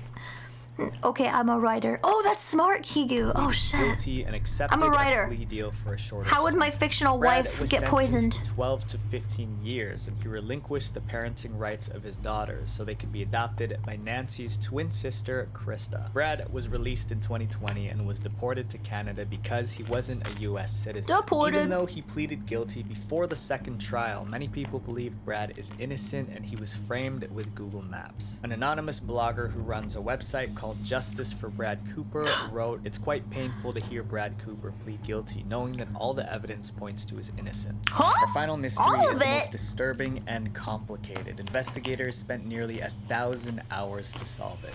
The mystery of the anonymous video. I think it's really crazy how much people will stand up for like, quote, like wrongful verdicts, but it's like, there was like no evidence that pointed to him being innocent except for someone saying, it could have been planted. And it's like, oh, the evidence says he's not guilty. Like, he didn't even report his wife's missing. He didn't, like, he faked a phone call. Like, I'm pretty sure he was guilty, brother. That's kind of crazy. The trial was attempted murder. Oh, I'm glad that they lived. That's very good. On July 10th, 2018, a 2-minute video went viral on the internet. But unlike other virals that make people laugh, this one contained footage that someone described as one of the worst videos they've ever seen. The blurry video begins with soldiers leading 2 women across a dusty field. It isn't clear exactly where they're headed. As they walk, the soldiers accuse the women of being part of a rebel group that's been causing trouble in the area. The soldiers accuse them of belonging to the jihadist group, Boko Haram. The video ends with the soldiers taking the women's life. Unfortunately, apart from a few nicknames and faces captured in the video, nobody knew when or where the footage was recorded, who the soldiers were, or even which country they served. But one thing was certain. This was a crime. The video caused public outrage, and there were calls for those responsible to be punished. But punishing the culprits was going to be difficult when nobody knew where this atrocity took place. Some people on social media claimed that the incident occurred in Mali, while others claimed that the incident occurred in Cameroon. Get that guy, the GeoGuessr guy, because the GeoGuessr guy would know exactly where it is based on the shrubbery. Like, I'm telling you right now. She was also facing charges in another state for murdering and dismembering her roommate! Was she guilty, or is this like a just wait there's more kind of thing? Like, is this gonna be her second conviction? However, the governments of both Cameroon and Mali quickly came out to deny these accusations. Cameroon's Minister of Communication released an official statement saying the soldiers in the video were not wearing the right gear or carrying the right weapons to be members of the Cameroonian army. They were At that undercover. point, it was obvious no one would own up to this crime. That's when a team of BBC reporters decided to solve the mystery themselves and just take it to Reddit, guys. Just take it to bring Reddit. the culprits to justice. To do that, they had to figure out 3 things: where it happened, when it happened, and who is responsible. All the reporters had to go on was this viral video, but after watching it many times, they spotted some clues that could help them geolocate it. Geolocating something means figuring out exactly where it is on Earth. Just like using a map to find a location, geolocating uses different tools to pinpoint a specific place. These tools could be things like GPS, which tracks locations using satellites or even clues in pictures or videos. BBC reporters turned to Google Earth to help them with the geolocation. The first step was figuring out where the crime took place, and the best way to do that was to look at the scenery of the video. But the first 40 seconds of the film capture a mountain range with a distinctive profile. Using Google Earth, they found one place that perfectly matched the mountains in the clip. It was near a town called Zelivit in the north of Cameroon, near the border with Nigeria. Now that they had an idea of the general area, they used Google Earth to pinpoint exactly where the incident happened. The video also reveals other details that can be matched precisely to what we see. I did not know that they could take like mountain ranges and match them up. Like, I feel like mountains, to me, when I look at them, they all look the same. That's insane. Like, actually, you're eventually declared an alternate? What does that mean? Like, okay, when you jury in a case, do you get the updates? Like, do you understand? Oh, she was found guilty. Okay. On the satellite imagery, this track, these buildings, whoa, and these trees. Whoa! After reviewing all the data, they were sure that the incident took place in Cameroon. Step 2 was figuring out when it happened, and that was more complicated. The reporters studied every landmark, building, and tree in the video. Then they compared it to Google Earth satellite images of the area from 2013 to 2018. The video contains clues. This building is visible in satellite imagery, but only until February 2016. The must have happened before that date. The reporters concluded the video must have been filmed sometime between 2015 and early 2016. They figured out the year, but they still needed to find the exact month. The video also reveals this footpath, a path that only appears in the hot, dry season between January and April. Using the angle and direction of the sun, they narrowed down the time frame to between March 20th and April 5th, 2015. I'm like blown away. This actually so fucking, it's like fingerprints for Earth. Holy crap! Now the only question left was who were those soldiers? A tip from Amnesty International pointed out the soldiers' uniforms and insignia strongly suggested that they were Cameroonian. To confirm their suspicions, the reporters looked up Cameroonian army members on Facebook. While they were doing this, the Cameroonian government suddenly issued a press statement. After weeks of denying that these killings took place in Cameroon, Bakari announced that 7 members of the Cameroonian military had been arrested and were under investigation. Using the government's list of potential suspects, BBC narrowed their Facebook search, and soon they found the profiles of 3 men who appeared in the video. One of them is this man, introduced at the start of the film as Chocho. Voilà le caporal chef, Chocho. We found a Facebook profile that links... Yo, this is why I am not on Facebook. That is too fucking nuts. Like, actually, what the fuck? So wait, they overbooked the jury basically in case...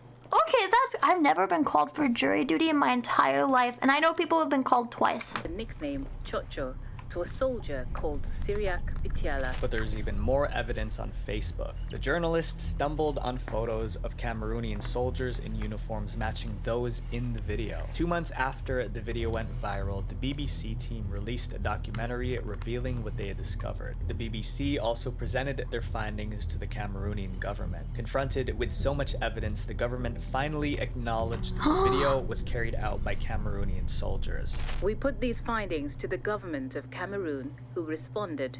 7 soldiers were arrested, disarmed. They are under investigation right now. I can confirm that all 7 of them are in prison. Google Maps has helped us uncover. I need proof that they're in prison. Send me a video. It's a powerful tool for finding the truth. We can't help but wonder what other secrets are waiting to be discovered. Visual Venture. Wait, before you go, make sure you guys click subscribe here and then click this playlist to watch more dark internet documentaries because I did subscribe. Pay or we eat. What the fuck is this? I'm going down a rabbit hole. This is actually insane. I can't imagine being called to jury duty for a freaking murder case. I heard most of them are pretty like tame, you know. I gotta do it. I have to click it because it's my boy, a rabbit. Like me. From a website that held an animal hostage to a man who ran illegal medical experiments on people and live streamed it. These are deleted websites the internet tried to hide. We'll start with the least to the most shocking. The goal, guys, is 2.5 million subscribers by the end of 2026, so it would mean the world if you subscribe, and I will do the best that I can You're to put out welcome. the best videos for you. I'm Visual Venture, and you are awesome. Oh, me? Thank you. AscendanceBiomed.com. This website promised something people thought was impossible. It claimed it could cure deadly diseases at very low cost, but the medical community thought it was a threat to public health, so they tried to shut it down before people risked their lives for these miracle cures. But taking it down wasn't going to be easy. The site was created by Aaron Trawick. He was the CEO of a startup called Ascendance Biomedical. Aaron said his company could create cheap cures for incurable illnesses like cancer, and he was going to do it. Hey, y'all, I can cure cancer.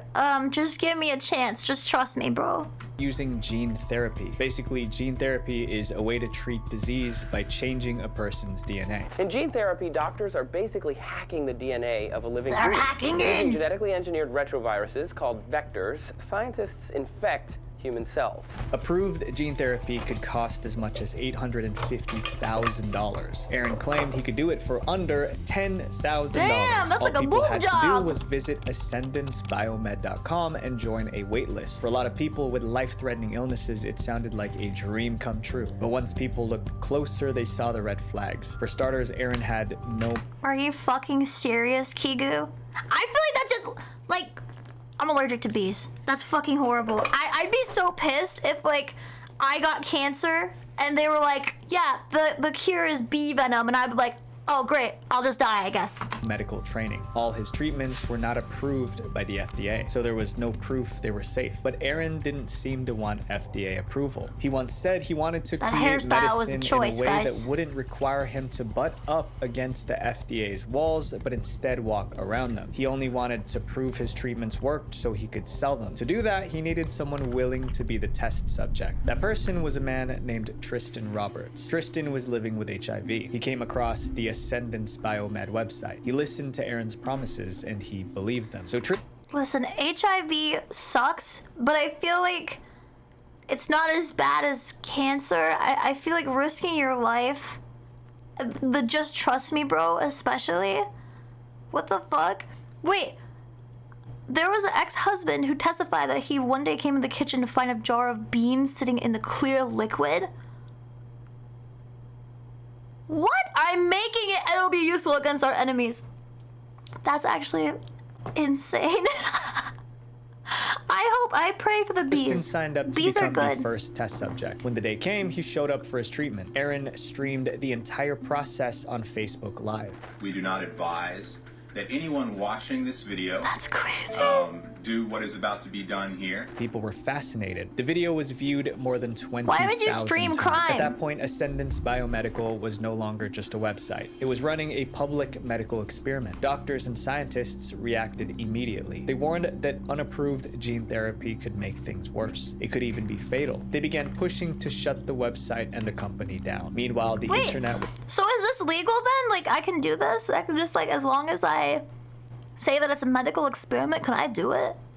What are the qualifications here? Was waiting to see Asking if for the a friend. treatment cured Tristan. If it did, thousands would probably sign up. Weeks later, Tristan took a blood test. The result was not what he wanted. The first round of Tristan's gene therapy didn't work, but instead of going back on his FDA-approved meds, Tristan flew to Jacksonville, Florida to try a modified dose. The treatment failed. Tristan still had HIV. But Aaron treated the failed experiment as a joke. He told Tristan, "At least we didn't kill you." Then he moved on to the next public experiment. By At least February you're 2018, alive. Aaron pulled another stunt. If someone said that to me, I'd be like, you mean I could have died? Like, that, it has to be in the contract, right?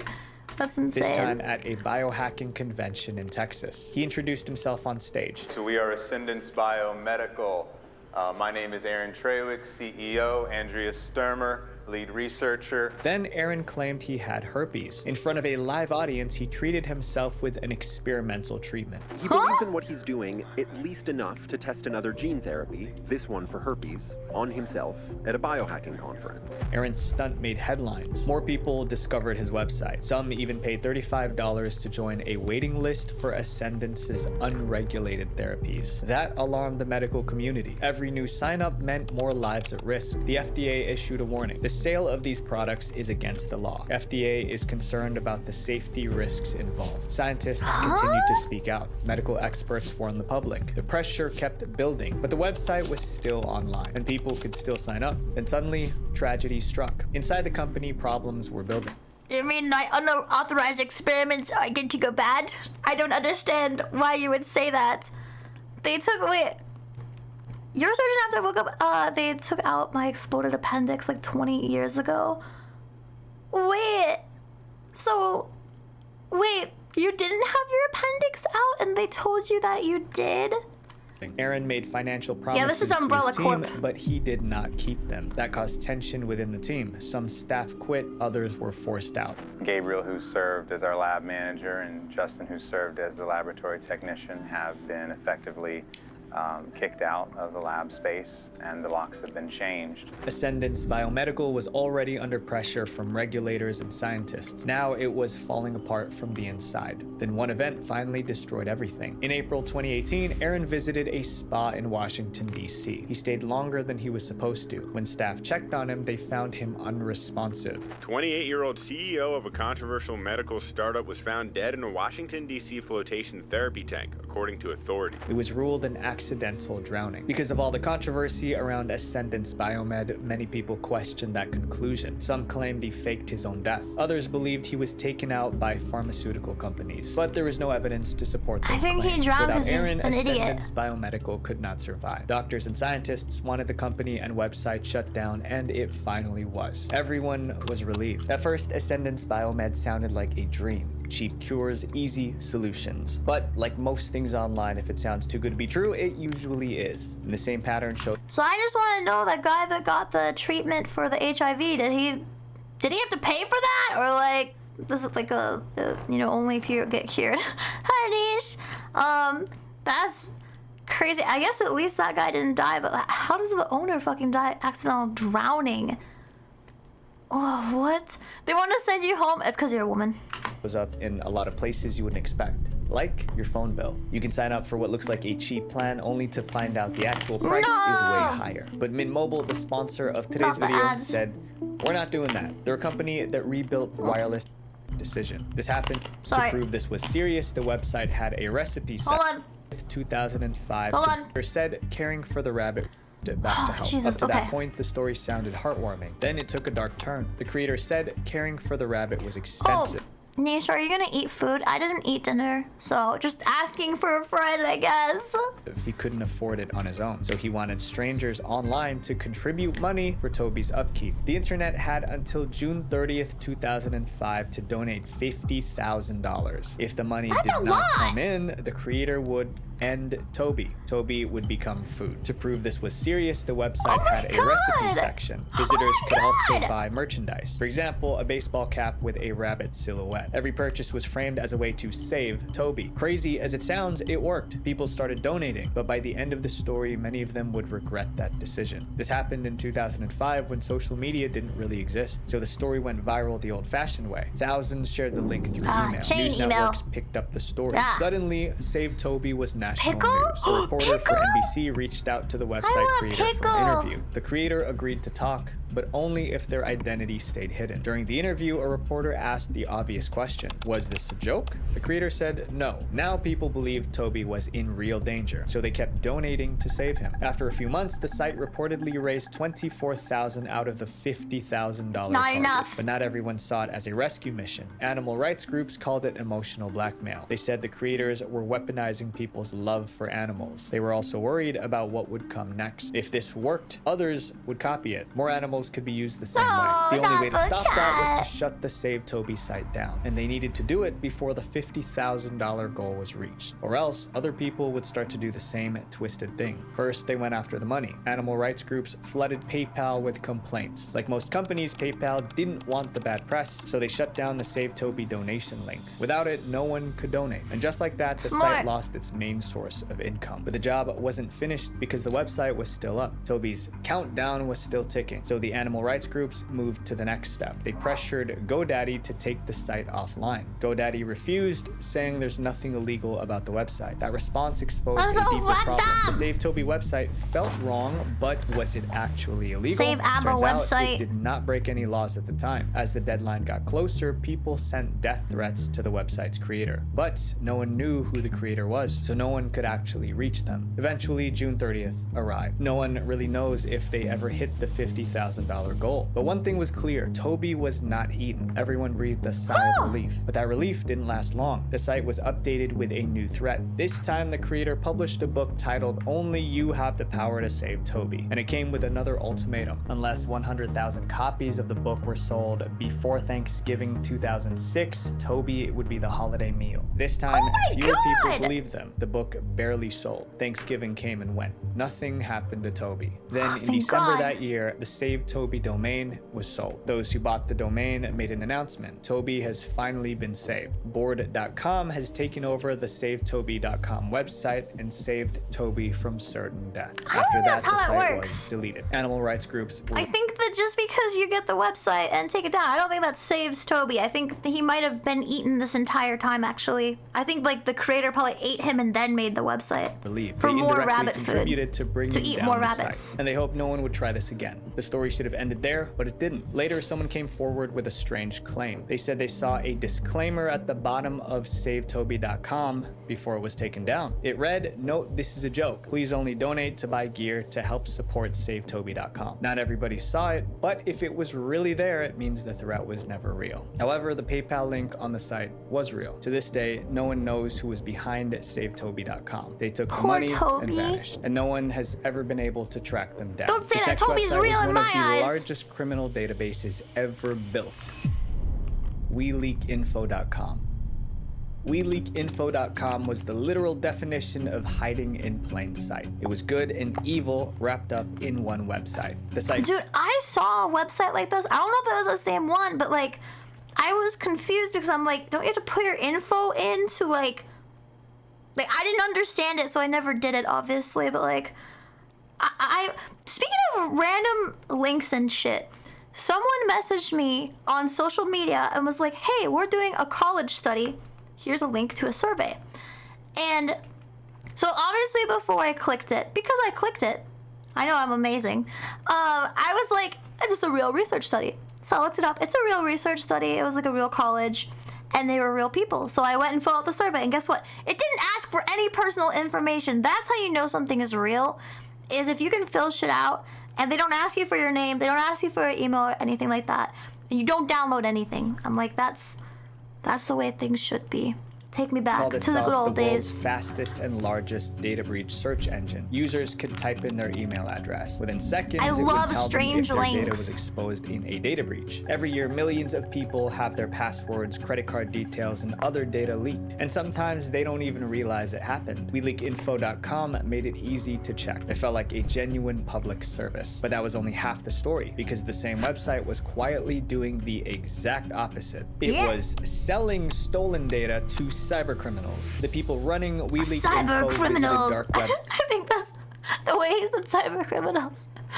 The college, no, it was a real college, and it was a survey about political climate and beliefs on social media. And so I am actually, this is very strange. You might not know this about me because I am a strange VTuber that pisses a lot. However, I really like helping college students, so I've actually helped quite a few college students with like if they need like interviews for like inspirations, or if they need surveys or stuff like that. I actually really like helping college students because that shit's hard and a lot of people don't reply. So anyways. Stolen data to criminals. The people running WeLeak Info visited dark web forums and hacker marketplaces. They gathered every stolen password, credit card detail, and leaked info they could find. And they put it all in one searchable database. For a small fee, criminals could search through billions of stolen records. I'm actually out of water. Basically look through about 10,000 data breaches. I got a little bit. There's about 12 billion indexed records.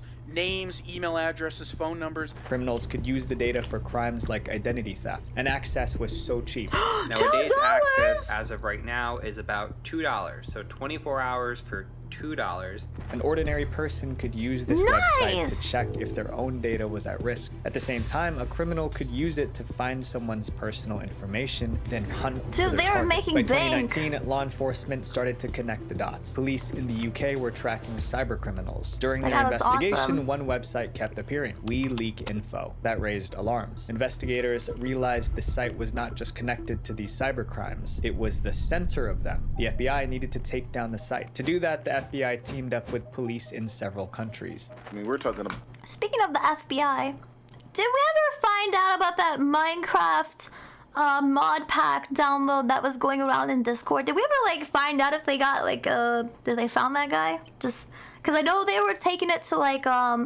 Brazilian FBI or whatever. Well, Netherlands, Germany, UK, US, and Ireland. You're up against some really hardcore people when it comes to cyber. Authorities traced the site's payments and servers. The trail led to 2 homes in Europe. In January 2020, both locations were raided. Police arrested 2 young men believed to be running the site. They also seized the servers. Inside was a database of 12 billion stolen records of everyday people. Law enforcement deleted the website. It looks like a warrant is all it takes to get your domain name seized. And for it to be in custody of the federal government. Anyone who tried to visit the site saw one simple message. This domain has been seized. For many victims, that felt like justice. But shutting down the site was only the beginning. When authorities seized the servers, they found more than stolen data. They found customer records that included a list of people who paid for access to the stolen data. These buyers were probably cyber criminals. Police began arresting people who purchased people's stolen data from the website. The truth was now impossible to ignore. A website that claimed to protect people was actually fueling the worst cyber crimes online. This next chapter is about an app that thousands of men desperately wanted destroyed. Luluvies. What is this? The people who used this app did everything to keep it secret. They knew the content would make people angry, but the secret did not last. Once it got out, thousands of angry men tried to erase the app from the internet. The app was called Luluvies. It launched in 2011. It was a private space where women could give recommendations and reviews on guys they dated. It worked like a review site, but hold on, if I remember correctly, isn't this kind of how Facebook started though? But like, it was like a grading system for like women, or like for men of women. Instead of restaurants or hotels, the products were real men. So if a woman wanted to date a guy, she could... See? Guys hate it if it's about them though. It's a double standard. I think we should have this. Look him up. You can go on, search for a guy you're dating, and check out what his exes or girlfriends have said about him. It sounded interesting for women in theory, but the way it worked was a huge problem. Most guys don't even know they're on Lulu because the profiles are automatically culled from a woman's Facebook friend. Women connected Lulu Vise to their Facebook account. They even used Facebook to make it. That's literally so perfect. That's like just amazing. I fucking love this. You can just review people on VGen, can't you? Then the app scanned their friends list and it pulled the names and photos of every male contact. Those men were added to the Lulu Vise database. They were not asked for permission. Once a man appeared on the app, I'm sorry, but I find this like super funny because this happens to women all the time, and it doesn't really get this kind of like crazy coverage. Like, what was the one recently that was literally using streamers' voices? And it was like, also there's another one that was tracking girls' periods and stuff like that. No consent. No consent. Insane double standard. No, this is spooky right now. We're watching. We have been watching for almost 4 hours. Spooky videos. They scored him on looks, manners, and intimacy skills. That score was displayed under his photo. Women could also attach hashtags to a man's profile. That's like a no-no. Obsessed with his mom. See, that's a definite no. Eventually, the app rebranded as Lulu, and it became even more popular. More women joined. The database grew to have the private information of thousands of men. But somehow, Lulu still stayed Is it private if it's from Facebook, though? I don't...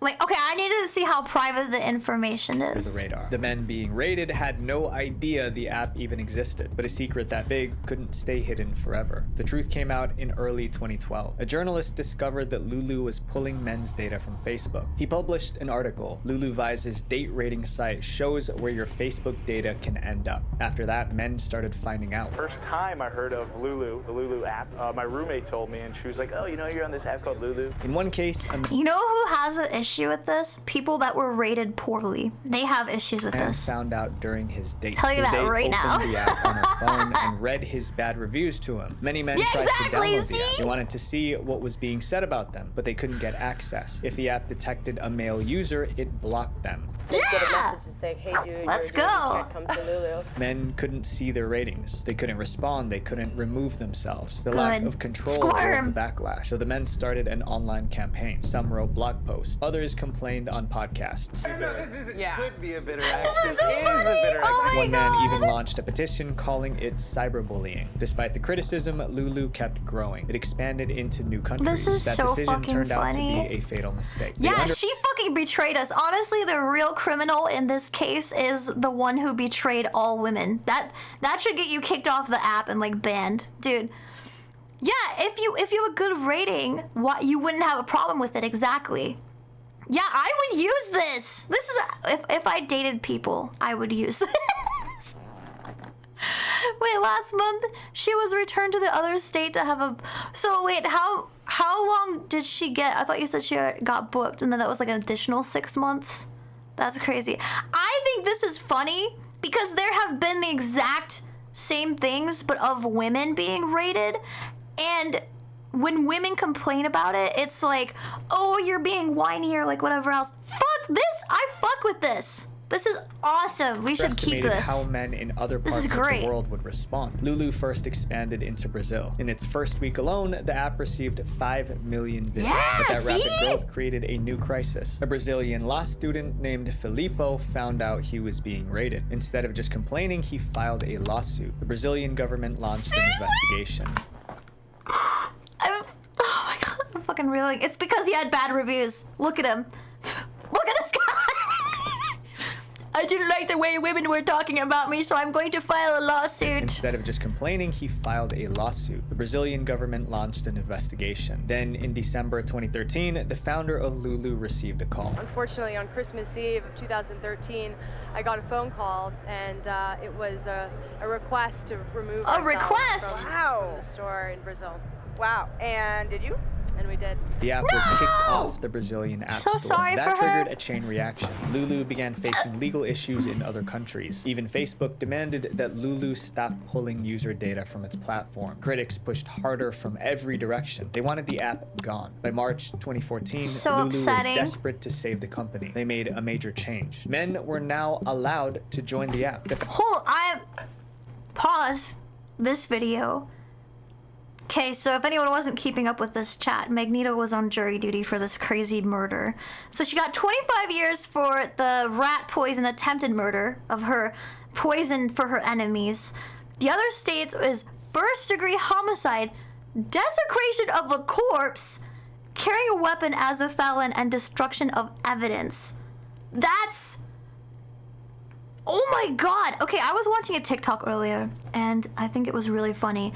And I feel like this fits in with like the sentence of that trial here is I think we should have a gulag where if you do anything like severely criminal, like murder or like you know, essay of like minors or stuff like that, they should have to go to a gulag. And I'm like, dude, that is such a good idea. Why don't we have that? Like, I feel like you should have to I mean, some prisons are kind of like that, but I mean, yeah, it makes you so glad to be unattractive. No, everyone has their strong points, and looks are not everything. And this is what I tell people too, is that looks fade. You are not going to be hot forever, probably. Some people are if you're like really, really rich, but in the long run, people stay together because they are compatible, not because they're hot. If you get with someone because they're hot, at some point they might no longer be hot. So, I mean, yeah, I feel like that's just progression of relationships. I feel like you should never focus on being hot. I mean, look at that one looks maxer guy. He tried to be hot so bad that he has like 2 whole fucking brain cells, and whenever you talk to him, he sounds like a baby. So, I mean, looks maxing, it's not everything, man. It's not everything. You feel silly for calling an app Lulu? I think it's cute. Is that the Irish streamer? Yes! Yes! It is that really cute Irish streamer. How did you know? That's so crazy. I like her, yeah. I like it. Happiness maxing. Thank you. That sounds really nice. I think we should focus on happiness maxing and things that we enjoy in life. I don't want to get off track too far, but yeah, date for money. There you go. Founders try to present it as progress. You build an experience for women, and maybe you don't have to block men and gate them from coming in. But this change destroyed what made the app appealing in the come first on. place. Women could no longer secretly review men, and without the secrecy, thousands of users quit. Lulu Wait, never you couldn't recovered. have anonymous reviewing? Wait, what the In 2016, the app was sold. The new owners removed the rating No. system and then rebuilt Lulu as a normal dating app. For many of the men who fought against it, this was a victory. After years of pressure, the app they wanted gone was finally deleted. This next That's actually so upsetting. Dude, okay, hot take, maybe, I don't know. Clavicular is kind of fucking ugly. He looks like he's perpetually 15. Like, I don't know how old he actually is, but he looks like he would be my nephew. And the people that see him as attractive, I kind of question, like, if they are, like, pedophiles. Like, I'm serious, because I don't understand how people think he's hot. And he's, so brain dead. Like, when I listen to him talk, I feel like I'm losing my brain cells, because he doesn't make any sense. And yeah, and like, oh yeah, that one guy he was talking to was so fucking hot. And the clavicular was trying to say that he wasn't attractive. I was like, I don't know what he thinks is attractive. He is not mentally okay. chapter That's is about a actually woman insane. who became one of the most hated I don't know if you guys people ever seen him online. though. SaveKaren.com. Save Karen! This website made one simple request. Is this like Help Karen Tony? pay off Toby. her credit card debt. It sounded like Karen needed money because No, of it is better if you have no idea what I'm talking about. This guy, I'll tell you briefly so I don't get too sidetracked. Basically, he's a guy that he does looks maxing. So everything he does in his life is to improve his looks. He constantly talks about dying by the time he's like 30. He like does lots of drugs and stuff like that, which I don't think is good for looks maxing, because drugs actually make you look bad. Like physically, they'll start to like make you age really fast. So I'm not sure about that one. He's also like a Nazi, and oh, whatever else, I don't know, but he thinks he's really hot, and he talks about like all the stuff he does to like alter his physical appearance, and it's like his entire personality is based on if he's hot, and he'll even say like he won't date girls unless they're really hot too, and he's just like, if you want to look hot, I think that's okay. He had a court case? Okay, hold on. Wait, can you send it to me? I'm so curious. It's scary in its own right. We can watch it. Tragedy. But when people found out how she got into debt, their sympathy disappeared. Instead of donating, they wanted to Chat, I'm in debt. You should donate to me. destroy the website before anyone gave Karen any money. The site belonged to Karen Bosnack. In 2002, she had a steady job in New York City, but she also had something else, a huge spending problem. For years, Karen spent more than she earned. I just always assumed that I could afford things. Things like shoes and you know, handbags. Chat, I'm in debt because I spend too much money on editing, and I like to eat Burger King. I feel like I do not own any Gucci products. I barely own any actual like brand name products. I'm just saying, I'm way more of a case than this lady. I'm a proper poor person, okay? Wait, edit YouTube videos. So you were indulging yourself. Absolutely. When her bank account dried up, she turned to credit cards. By the time she noticed, she owed more than $20,000. That was a lot of money, especially in 2002. At first, she believed she could handle it. Then Karen lost her job. Now she had no income and a mountain Please of don't debt. take The my obvious job. solution was to find a new job and slowly pay it back. But Karen saw an easy way out. Little did she know that easy way would make her one of the most hated people online. Karen came across an interesting flyer. About 6 months ago, my roommate was at a grocery store and saw a sign that said, you know, I need $7,000. If you can help me, let me know. I just need $7 grand. And I'm like, you know, that's not a bad idea. Yeah. She decided to take It's like that those people. Oh my god, I see people now that put their like Cash App sticker on their car and just like ask, you thought Niche was editing? He doesn't know how to edit, I'm sorry. Niche has never done editing for me. Concept and use it for herself. That'd be cool, Karen though. built a website called SaveKaren.com. She wrote this on the homepage. I have this huge credit card debt and I need $20,000 to pay it off. So if you have an extra buck or two, please send it my way. She even broke down the math. All I need is $1 from 20,000 people, or $2 from 10,000 people, or $5 from 4,000 people. There was also a live tracker, so users could watch the debt shrink with every donation. Karen shared the link with friends. Friends passed it along. Blogs picked it up. The site gained so much attention that it... I feel like this is actually not that bad as long as she changes her ways. As long as she's like, I'm gonna change. I'm not gonna buy Gucci handbags anymore. Yeah, we just SaveAbba.com. I have credit card debt because I buy bougie Burger King. Yeah, I feel like, so back to the looks maxing thing, listen, when I look at a guy or a girl or anyone, I first of all look at their aesthetic, their general like style and outfit and stuff, and I feel like that makes them hot because I can tell their personality. Like, I love tattoos, for example. Like, I feel like it's a good way to say, like, I like to express myself, yeah, kind of thing. ShaveAbba.com. Please don't shave me. I'll get cold. I'll get cold if you shave me. I don't want to go bald. Reached national television. The I don't producers look of the good Today Show bald. invited Karen on. During the interview, she spoke about the hate she was receiving. I mean, in a way, you know, it hurts my feelings because I think my website is very fun, it's lighthearted, and some people are mean and they put like really slanderous comments on there. In retrospect, maybe going on TV was a mistake. Millions of people visited her site. I was kidding. I mean, I like money, but oh my god, thank you so much. That's Scotty got one. Oh my gosh, Malays, thank you so much for the gift subbies. I hope that you guys love your gift subbies. Thank you for the food. Thank you for the bougie Burger King. I'll tell you something very serious right now. I am really broke. That's not a joke. However, I only go to Burger King on Wednesday because they have Whopper Wednesday where the Whoppers are like half off. That's the only time I go to Burger King. It's actually so crazy, bro. Almost overnight. The reaction was divided. Some Hi, Ravi. appreciated Karen's honesty. She didn't lie about how she got into debt. Others saw her request Yeah. as pure entitlement. They Pickles! stop, guys. Thank you. What the heck? Thank you so much for 18 gift subs. That's so. Thank you. I don't deserve you guys. Let's see. ShaveAbba.com. If I get 1,000 sub points, I'll shave my head. Okay. ShaveAbba.com. Perfect. Thank you so much. Seriously, you rock. Karen was asking strangers to You know fix what I actually feel about this though?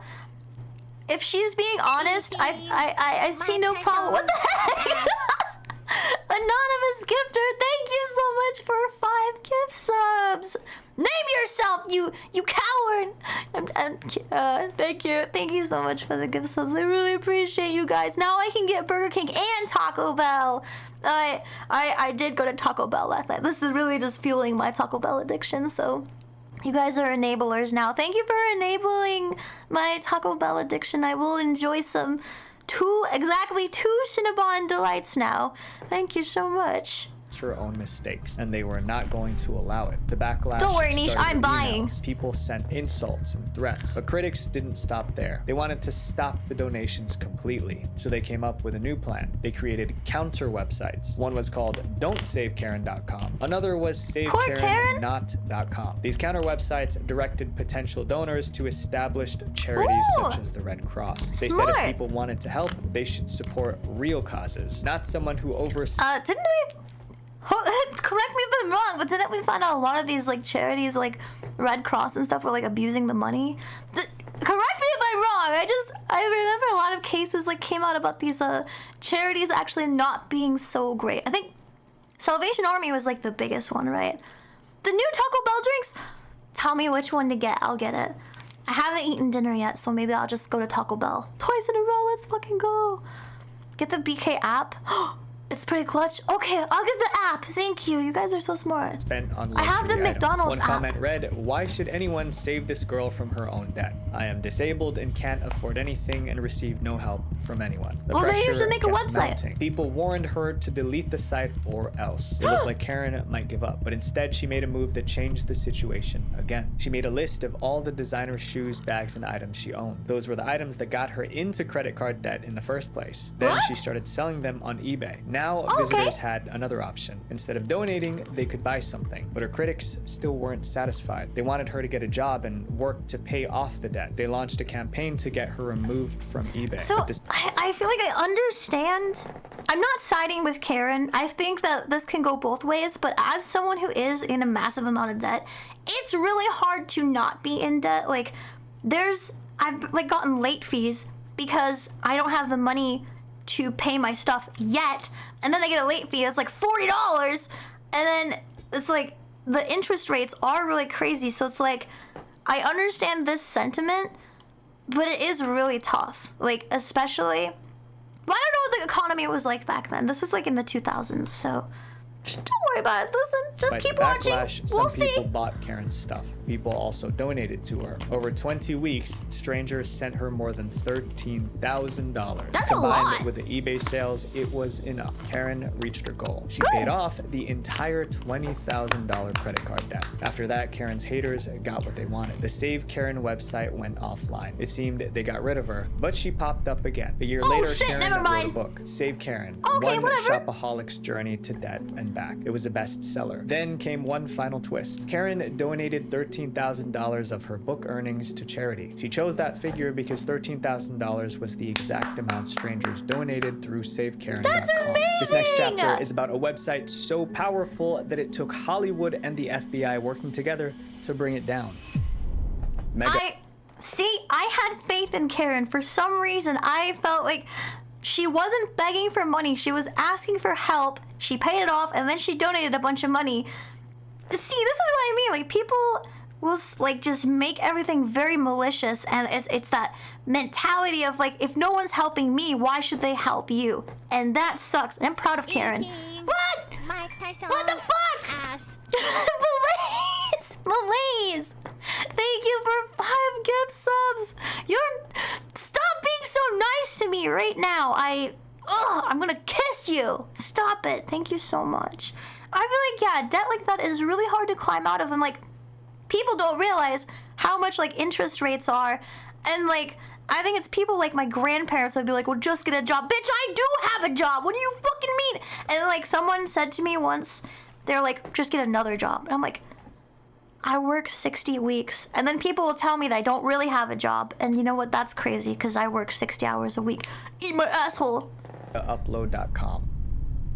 Many websites in this video were deleted Wait, I remember because this ordinary website. people hated them. Mega Upload was different. Ordinary people loved it. The ones who wanted it gone were the people high up in Hollywood. And they had Yeah. the money and power to make it disappear. Mega Upload launched in 2005. The idea was simple. It allowed anyone to upload extremely large files. Yeah, These uploads I could used be this paused and website. resumed, and each download would generate a unique link that could be shared with your friend. Users could upload a file, get a link, and share it with anyone. The file sharing technology It's wasn't still the problem. active? The problem was the files people were Conjures! sharing. Users uploaded pirated movies, music, and paid software. These were files that were meant to be sold, not given away. The people running the site saw this happen. They chose not to stop it. Instead, they made it worse. They introduced a rewards program. Members were also eligible for Mega Upload's rewards program, which rewards the top downloaders with months of premium membership and small sums of money. Nice. Users were rewarded based on how many times others downloaded their files. That pushed users to upload That's amazing. content people wanted. Let me tell you one time. Oh, thank you for the hype chest. Oh shit. Choo choo, thank you. Let me tell you one time. I was downloading stuff from a website and my ISP was like, hey, don't do that or we're gonna shut off your internet. And I was like, oh my god, I'm so sorry. I'm just a girl. I think my neighbors were using my Wi-Fi. And then I got a VPN. Anyways, next. Badly. And the move on. files people wanted most were Hollywood movies and expensive software. By 2011, Mega Upload was the largest file sharing site in the world. At one point, Mega Upload was the 13th most visited website with over 1 billion unique visitors per year, accounting for nearly 4% of the total traffic across the entire internet. At that point, there was no doubt. The platform was full of stolen content. Even the executives knew it. In a private chat, one wrote, "We have a funny business, modern day pirates." Another replied, "We're not pirates. We're just Arr. providing shipping services to pirates." They treated it like a joke. Hollywood saw it as a crime. Each year, Hollywood spends billions producing movies. They earn that money back when people pay to watch those movies. But Mega Upload was giving those films away for free. I think it's insane that like we have such a quote problem with pirating, but yet the Hollywooders are still making millions and millions of dollars off of the movies. So like I feel like they're still making a ton of money even though this is still very actively going on. Like this is not gone at all. It's actually probably more rampant than before, but people still make money because when people want to support something, they will. That meant film studios were losing You just money. ignored it? Hollywood executives decided the site I need had the to go. internet. First, their I was lawyers scared. sent takedown notices. They demanded that Mega Upload remove their content. Mega Upload did not want to comply, but instead of refusing, they pretended to cooperate. Mega Upload claimed they couldn't identify which movies belonged to the studios. So they built a Nice. tool for So smart. We don't know. Mia, I love you. Thank you so much for 71 months. Mwah, mwah, mwah, mwah. I miss you. Dude, I think it's funny that these sites are like... I think that the people who download this kind of stuff were never going to be customers. And that's like the same thing that I say about these AI freaks these days. I'm like, they were never going to buy something from me because they don't have money. So therefore, it's not taking my job. studios to report illegal links. This tool allowed these companies to That's paste so a link bright. that they thought was infringing, and Mega Upload would instantly delete it without any further verification. Studios reported links, Mega Upload deleted them. The studios thought they were winning, but they were being fooled. Mega Upload deleted the links that were reported, but they left the actual movies on their servers. So the same movie could still be downloaded through dozens of other Smart. links. When the studios realized the trick, they went to the government.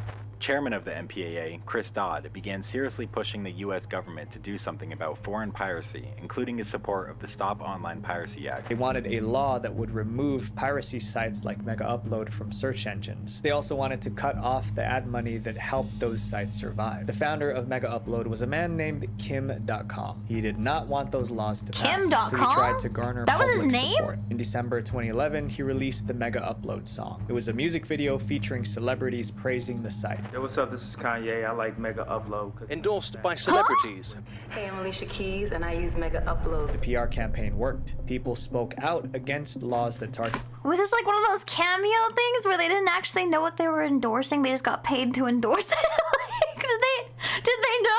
Sites like Mega Upload, and those laws shutting it down did not pass. It seemed like another victory for Mega Upload, but behind the scenes, a bigger move was already in I'm gonna progress. change my name to reached out Kairui-chan. to the FBI. Piracy was already a federal crime in the United States. Mega Upload knew that, so they had a cover story. They called themselves an online storage and file delivery service. They claimed they could not control what users uploaded. It was a convenient excuse. There was only one way to shut Mega Upload down. The authorities needed to prove that the site was deliberately profiting off of stolen content. He has So guns? FBI agents spent years gathering case of evidence. They raids? monitored Mega Upload executives' emails. Holy By shit. January 2012, Does they it have, like, had security? enough. They could prove that the site was designed to profit from piracy. Agents moved in. The US Justice Department shut down the site for allegedly violating piracy laws and costing copyright holders more than $500 million in lost revenue.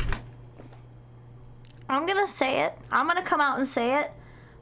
A lot of movies in Hollywood will make 500 million on one movie. If you're telling me that the total loss is 500 million across years of pirated movies, I'm just gonna say it.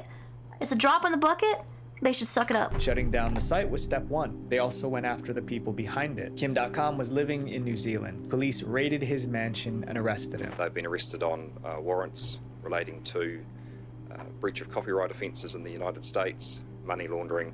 I love New Zealand accents. After his arrest, Kim.com didn't stay quiet. Out on bail, he went straight to the media. How important copyright is today.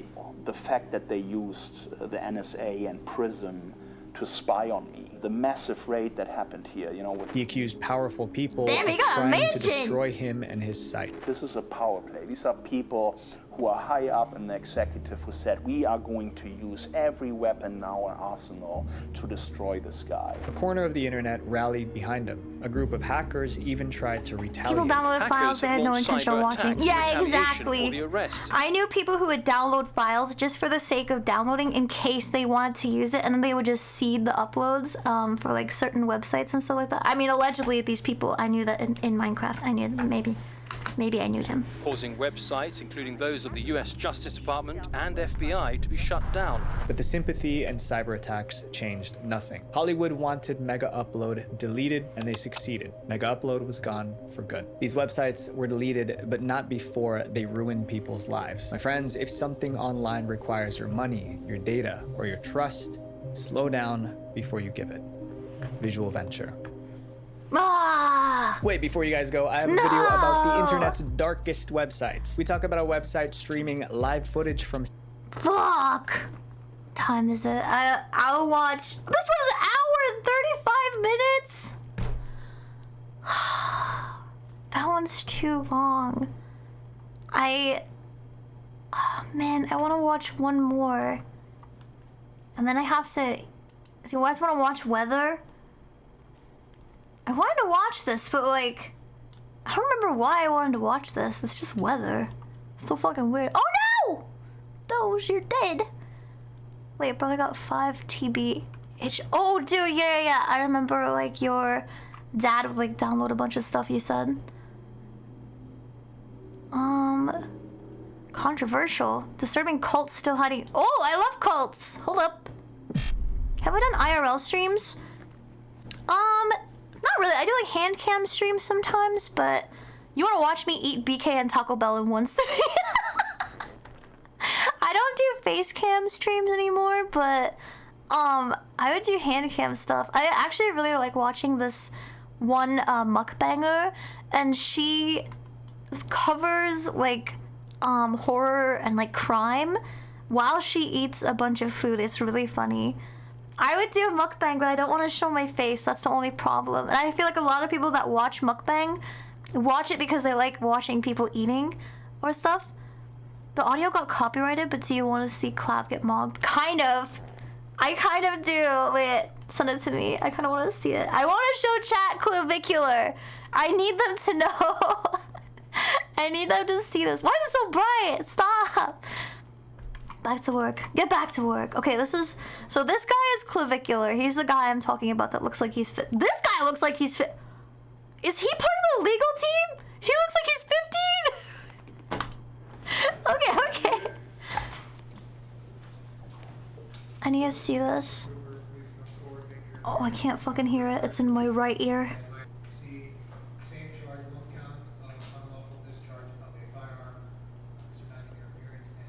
He shot a firearm? What? I'll back this up just a little bit. Same charge, one count of unlawful discharge of a firearm. Surrounding your appearance and please consider it. And are we also... Okay, so like, I feel like I can understand why people would think he's hot, but I think he looks like he's 15. It's like, actually, I don't know. It doesn't look that good. Am I crazy?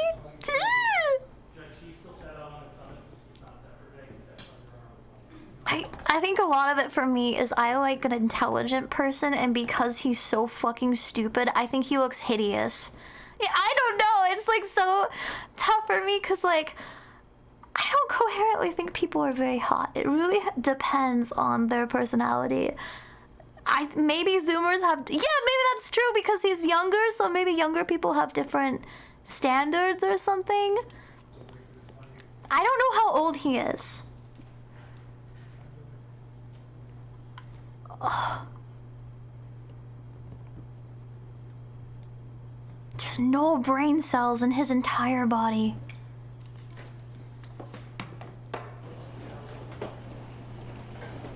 He also, okay, so one thing I noticed, I've watched a few videos of clavicular. Sometimes he'll start to smile and he actively tries not to smile because he thinks he looks better without smiling. I wonder what his teeth look like. He doesn't look like a folded origami. That's true.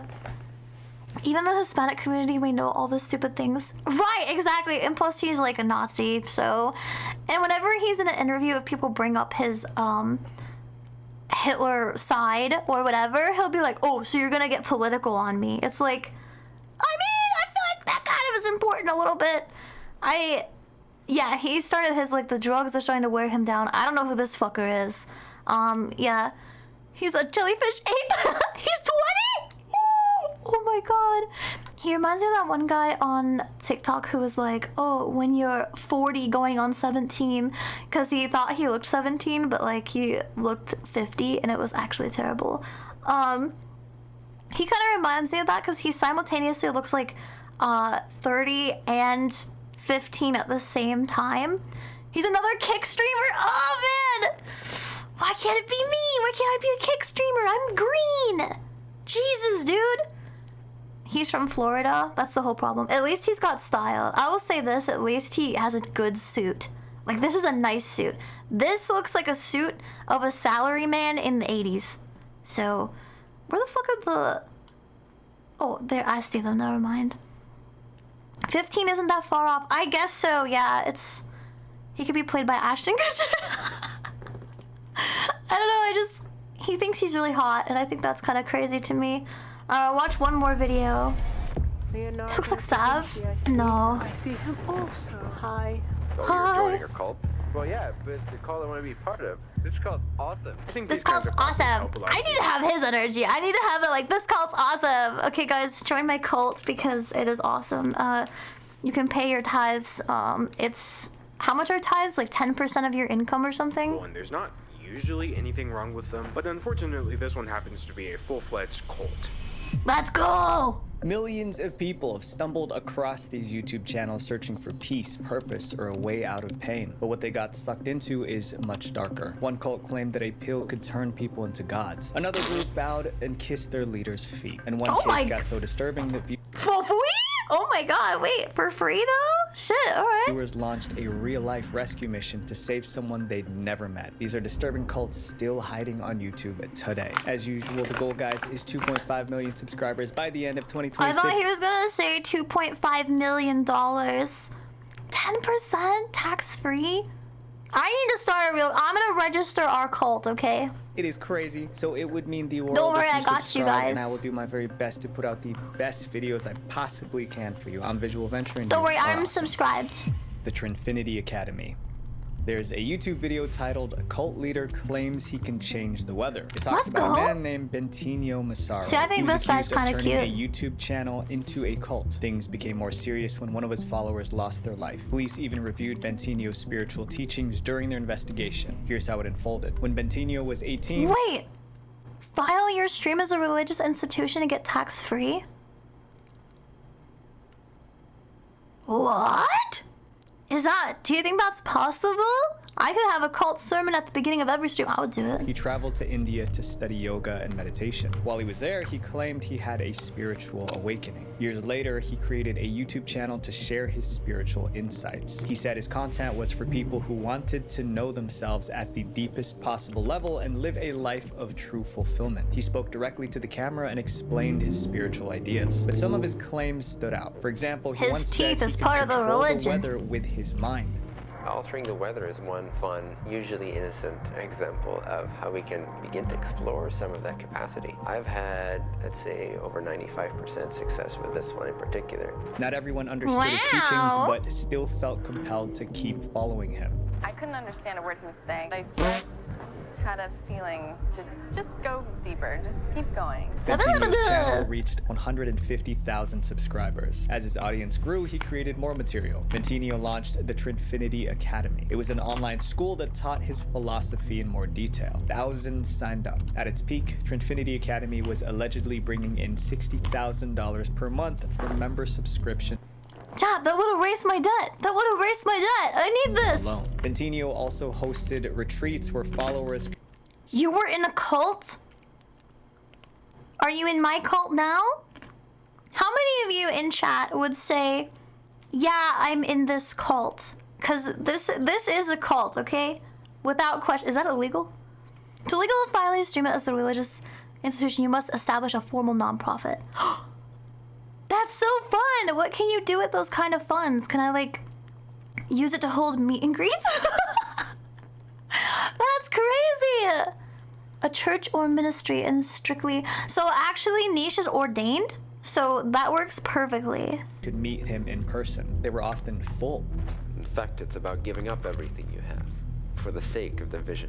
Bentinho was very influential, but his next move is to make Charismatic people serial label killer. him a cult leader. In late 2016, Bentinho made an announcement. He wanted to buy a large piece of land and build a city in Sedona, Arizona. It would be an enlightened society where his followers could live together. To begin, he moved into a house in Sedona. Some of his followers joined him, but Bentinho required absolute loyalty. Some followers signed NDAs for $100,000 or more. That meant they could not speak out without serious consequences. In Sedona, the group began sharing its message. That's Everything was going crazy. well, but That's crazy, dude. $100,000? Oh my god. Just saw a tweet from Mega Upload. Your files should be yours.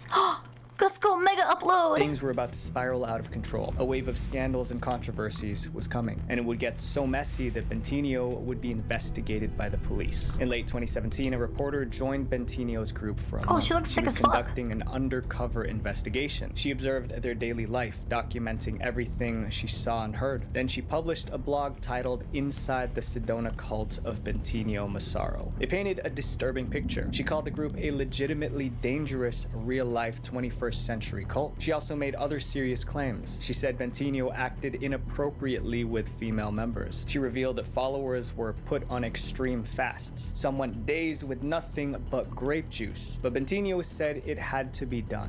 They claim that it's their body. Wait, I think I remember this guy. Is this the guy that like branded women, or is this a different? No, that was a Canadian cult, right? He owned a ranch of the put it up against the branch. I don't know what the fuck that is. Start a streamer house. I would too. I would have a streamer house. I'd have Cicella in my streamer house, and I would have Kana in my streamer house, and I'll have well, Silverval has a cool house already, so I guess. Well, she's still invited though. Became lighter, their density would decrease, which meant they could enter into enlightened areas. She also described how their sleep was controlled. He thought they should break up their sleep into shorter time periods. So not only were they failing to eat well, they were failing to sleep properly. Thousands read it, but the bad press didn't stop Bentinho. Soon after, he hosted a retreat called the Sedona Experiment 2. Over 150 people attended. They came to listen and ask questions. Attendees brought up the accusations from the article, including claims that the group was a cult. Surprisingly, Bentinho did not deny it. During this questioning, he says, quote, like, okay, great, yeah, we're a cult. It doesn't change what we are. If you want to call that a cult, go ahead. Eventually, he accepted the cult label by redefining it. God can't lift you if you're fat. Sorry. Definition of cult, but you could break it down as curious and unconditionally loving tribe. In my cult, I'm gonna say that God is underwater, and so you actually have to be heavier so that you can sink into our enlightenment. The attendees accepted his explanation. The retreat was going smoothly. However, it would end in tragedy. One attendee named Brent Wilkins left the retreat early. Brent was one of the most devoted members. After he left, no one saw him alive again. A few days later, Brent was found lifeless at the bottom of a cliff. Police identified him using his tag from the event. It was unclear what happened, so the police opened an investigation. As part of the research, officers reviewed footage from the cult. They found clips of Bentinho making alarming comments about life. Some of these teachings could push people in a dangerous direction. Police wondered if these ideas played a role in what happened to Brent. That's Investigators crazy. questioned Bentinho about the clips, but he denied any responsibility. Bentinho said he was exaggerating for effect and wasn't serious. Brent's parents saw it differently. They blamed Bentinho's extreme teachings for what happened to their son. No charges were filed against Bentinho, but the incident, along with the article, brought negative publicity. Soon after, Bentinho transferred his operations out of Sedona. Reports say he moved out of the United States and returned to Holland. For a while, things were quiet, but the story was not over. In February, That's him changing the weather. Did you see that? He changed the weather. No, listen. Listen. You have to be dumb. Yeah, exactly. You have to be dumb to sink, and you have to be eating enough like pizza and everything like that. Scandal surfaced. Look, Three smacking for high-ranking God. members left the group. They each posted statements on Instagram sharing how they became followers and finally broke free. And they accused Bentinho of mistreating followers. By speaking out, they broke their NDAs, but they didn't care. They wanted the world to know what happened inside the group. Despite all the bad press, the cult is still operating. Bentinho continues to share teachings via social media, and his Trinfinity Academy website is still live as of today, offering courses to people looking for meaning. This just goes to show that you really can have a cult that is like the worst of the worst, and if people say bad things about you, just keep going. Just The keep person at in the it. next chapter believed she was sent to Earth by aliens, and somehow people believed her. Fuck yes. Unicult. Unicult is a YouTube channel with nearly 3,000 subscribers, but it's no accident that they have the word cult in their name. The channel is linked to an unsettling group also Let's called go. Unicult. They claim to be the religion of the future, and once you hear what they believe, it becomes hard to ignore. On their website, the group says they are dedicated to the promotion of joy. In interviews, they describe themselves as a communal framework for promoting joy. They repeat the word joy again and again, but that message of joy came from a dark past. The founder, Nicole, grew up in a small town in Colorado. In college, she struggled with deep emotional issues. It was overwhelming. So Nicole says she changed the way she viewed life. The way I feel. All the social narratives and conventions, they weren't serving me and they weren't making me happy. And not only that, but they weren't ever going to. Nicole stopped following societal norms. So she started going by the name Unicole. I think you could just take a lot of drugs. Oh, stretch. Sure, hold on. I'm stretching. She also claimed that she was an alien consciousness born into a human body. Is something called a star. My back always hurts when I do that. Is that normal? Space beings called Arcturians in order to empower others to find joy. That's when she founded That's a Unicult nice in message. 2012. She shared her ideas on YouTube, and today the Unicult channel has nearly 1,000 videos. Hello, Holy beloved. shit. Thank you for joining me for Cam Church. My name is Unicole Unicron. It is my honor to have your attention. The videos explain various spiritual concepts. One of Unicult's core beliefs is belief makes real. This means if you believe something hard enough, it becomes your reality. The message resonated Manifestation, with yeah. many viewers. But joining Unicult required more than belief. There was a process. At one point, joining involved filling out a paper application you buy for $11.11 on Etsy. That's more than some application fees that I've paid. Come on, that's too much. $5 or no go. What the heck? Hurts in my back. And according What's to stopping me reports from being a Vice, unicorn? some Come members on. provided a drop of their blood for What? an initiation contract. Those who did this joined a private inner circle. They were promised access to secret knowledge. It's unclear how many members Unicult has, but the ones who speak publicly seem satisfied. I've always felt like I've never really belonged to any certain group or really related to many people. Being in this space, it's truly a blessing. When asked Well, as which long type as of it's people good. join Unicult, the founder put it this way: the outcasts are generally the people who end up in Unicult because society doesn't look after them, so they're more ready to change the world. No one is rejected. On the surface, Unicult looks welcoming and positive, but not everyone sees it that way. Unicult openly seems to call itself a cult based on their name, and many people It feel looks uncomfortable fun. about this. But Unicult Unicron had a specific reason for using that term. It's a very No, I don't know. Heaven's Gate cult. What is that? Wait, tell me more. What the fuck? ChatGPT. Yeah!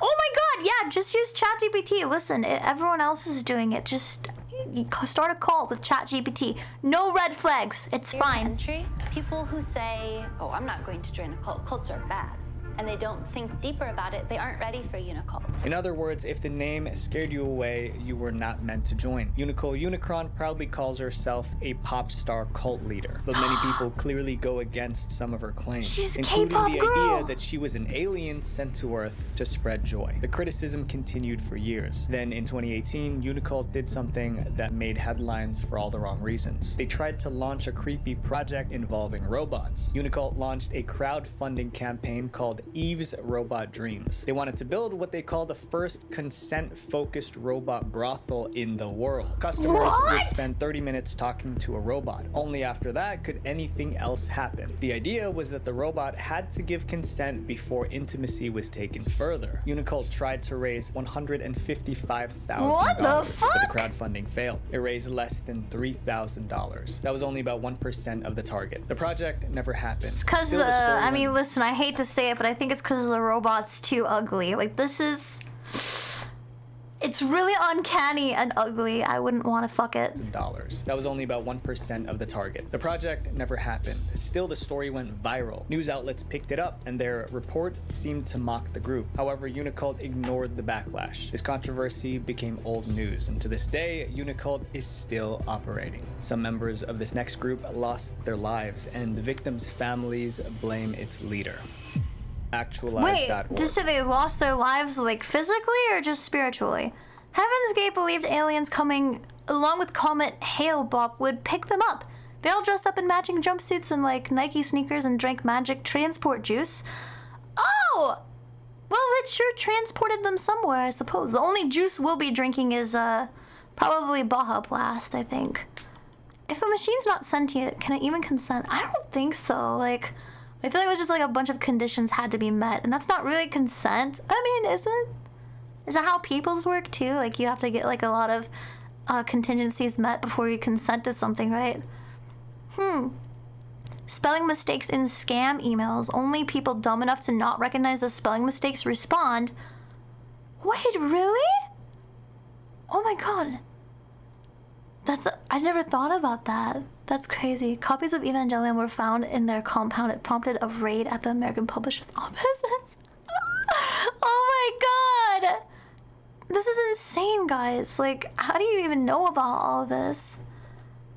What the fuck? FBI raid.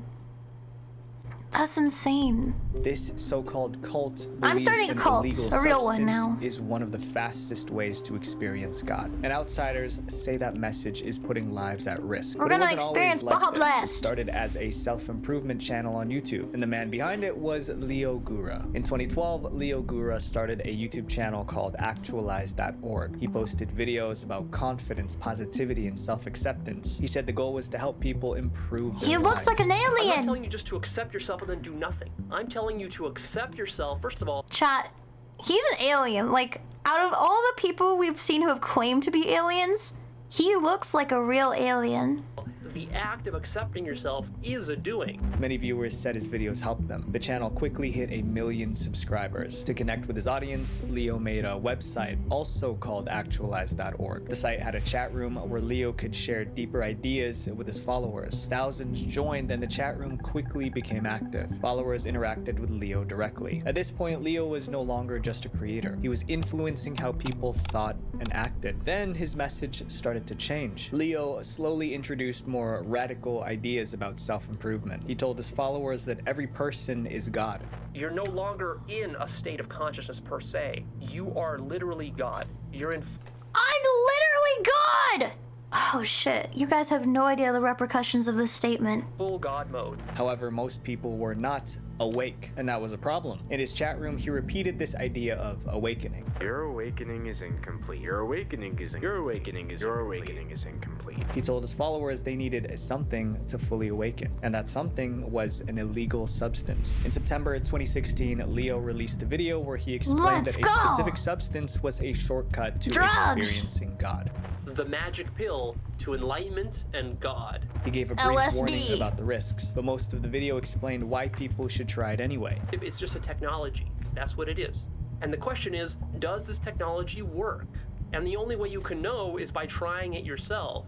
Leo explained how he found the substance. That's flour. He said he once had health issues that doctors could not cure. He turned to alternative methods. That search led him to psychedelics, which are obviously substances that alter a person's perception of reality. Leo found what he called a magic pill. He claimed it improved his health, a drink. and more importantly, it helped him reach enlightenment. It's higher and higher and higher and higher until finally something literally high in your brain, and then enlightenment is had. But he didn't stop at sharing his story. He encouraged viewers to try it too. This is where people started to get concerned. The substance he was recommending was classified Schedule 1 in the US, meaning it's considered illegal and highly dangerous. You can't buy it, you can't sell it, you can't make it, you can't even have it in your possession. Some viewers pushed back, but Leo told critics they needed to try it before judging. Remember, Leo had thousands of people in his chat room. Many believed his ideas, and some were willing to take the risk, no matter the consequences. Multiple people reportedly tried the magic pill. For some, it did not end well. Between 2018 and 2022, 3 members of Leo's community allegedly lost their lives. A relative of one victim blamed Leo's teachings. They wrote all the spiritual jargon and ideas only hurt him and his family in the end. He was better off without it. Another story about the magic pill involved Connor Murphy. Connor was a YouTuber with millions of followers. He was also close. What the fuck? Is this the guy that like chews mastic gum for like 7 hours a day? The fuck is up with that? That's kind of crazy. The path of enlightenment is sitting on one of your hands until it goes numb. To Leo, and Connor began using the substance. Connor uploaded videos where he is that really the guy? From reality. Leo saw what was happening. Is that actually that guy? Connor on a live stream. Chat, this is one of those Look Maxer guys. Actually, I remember him because of his insane jaw structure. This is muscle. It's not Botox. He started on YouTube. He started chewing mastic gum for like an hour a day, 2 hours a day, up to 7 hours a day, and he documented the whole thing, how his jaw just kept growing, and even though it was like this big, he talked about continuing to grow his jaw because he really liked it. Also close to so Leo, fucking weird. Connor began Opposites. using the substance. Connor uploaded videos where he seemed disconnected from reality. Leo saw what was happening and warned Connor on a live stream. You're losing touch with consensual reality, and you're behaving in erratic ways, and it's going to cause problems. It's unclear if Connor stopped, but his case alarmed many fans. Meanwhile, Leo's influence continued to grow. His followers stayed active in the chat room. They discussed his teachings and reinforced each other's beliefs. Leo himself posted over 65,000 times on the chat room. He became the central authority. By this point, outsiders started using a new word for Leo and his followers, a cult. They pointed out several warning signs. Some followers treated Leo's ideas as the absolute truth, and they pushed back against anyone who criticized him, and some reportedly put themselves in seriously risky situations Yeah, based like on his drugs. advice. Several YouTubers made videos calling Leo a cult leader. Still, nothing has slowed him down. Today, Leo is still active on YouTube. His forum now has over 34,000 members, and it continues to grow to this day. This next cult was so alarming that viewers tried to rescue one of its members, the Angelic Initiative. We'll save you. Some cults have hundreds of followers, but the Angelic Initiative was called a YouTube cult of 2. It was a mother and her daughter. Oh. But what made this case disturbing was not the science. Yeah. It was what viewers believed was happening behind the camera. The 2 members were Lynn McGonigal and her daughter, Jamie. Lynn, the mother, was the leader. She used to work as an accountant. Then in 1990, her brother passed away. After that, she said something strange happened. So 3 weeks after Is that he died, Whoopi? I was taking the Is that junk mail to Whoopi? put it in the recycle bin in the laundry. Looked out the window and he was standing outside the window. She claimed her brother's ghost visited her at home. For that moment, Lynn believed she could communicate with the deceased. Over time, Lynn claimed more supernatural experiences. She spoke about guardian angels and spirit guides. She said she could help people come into alignment with their soul's life purpose. Niche.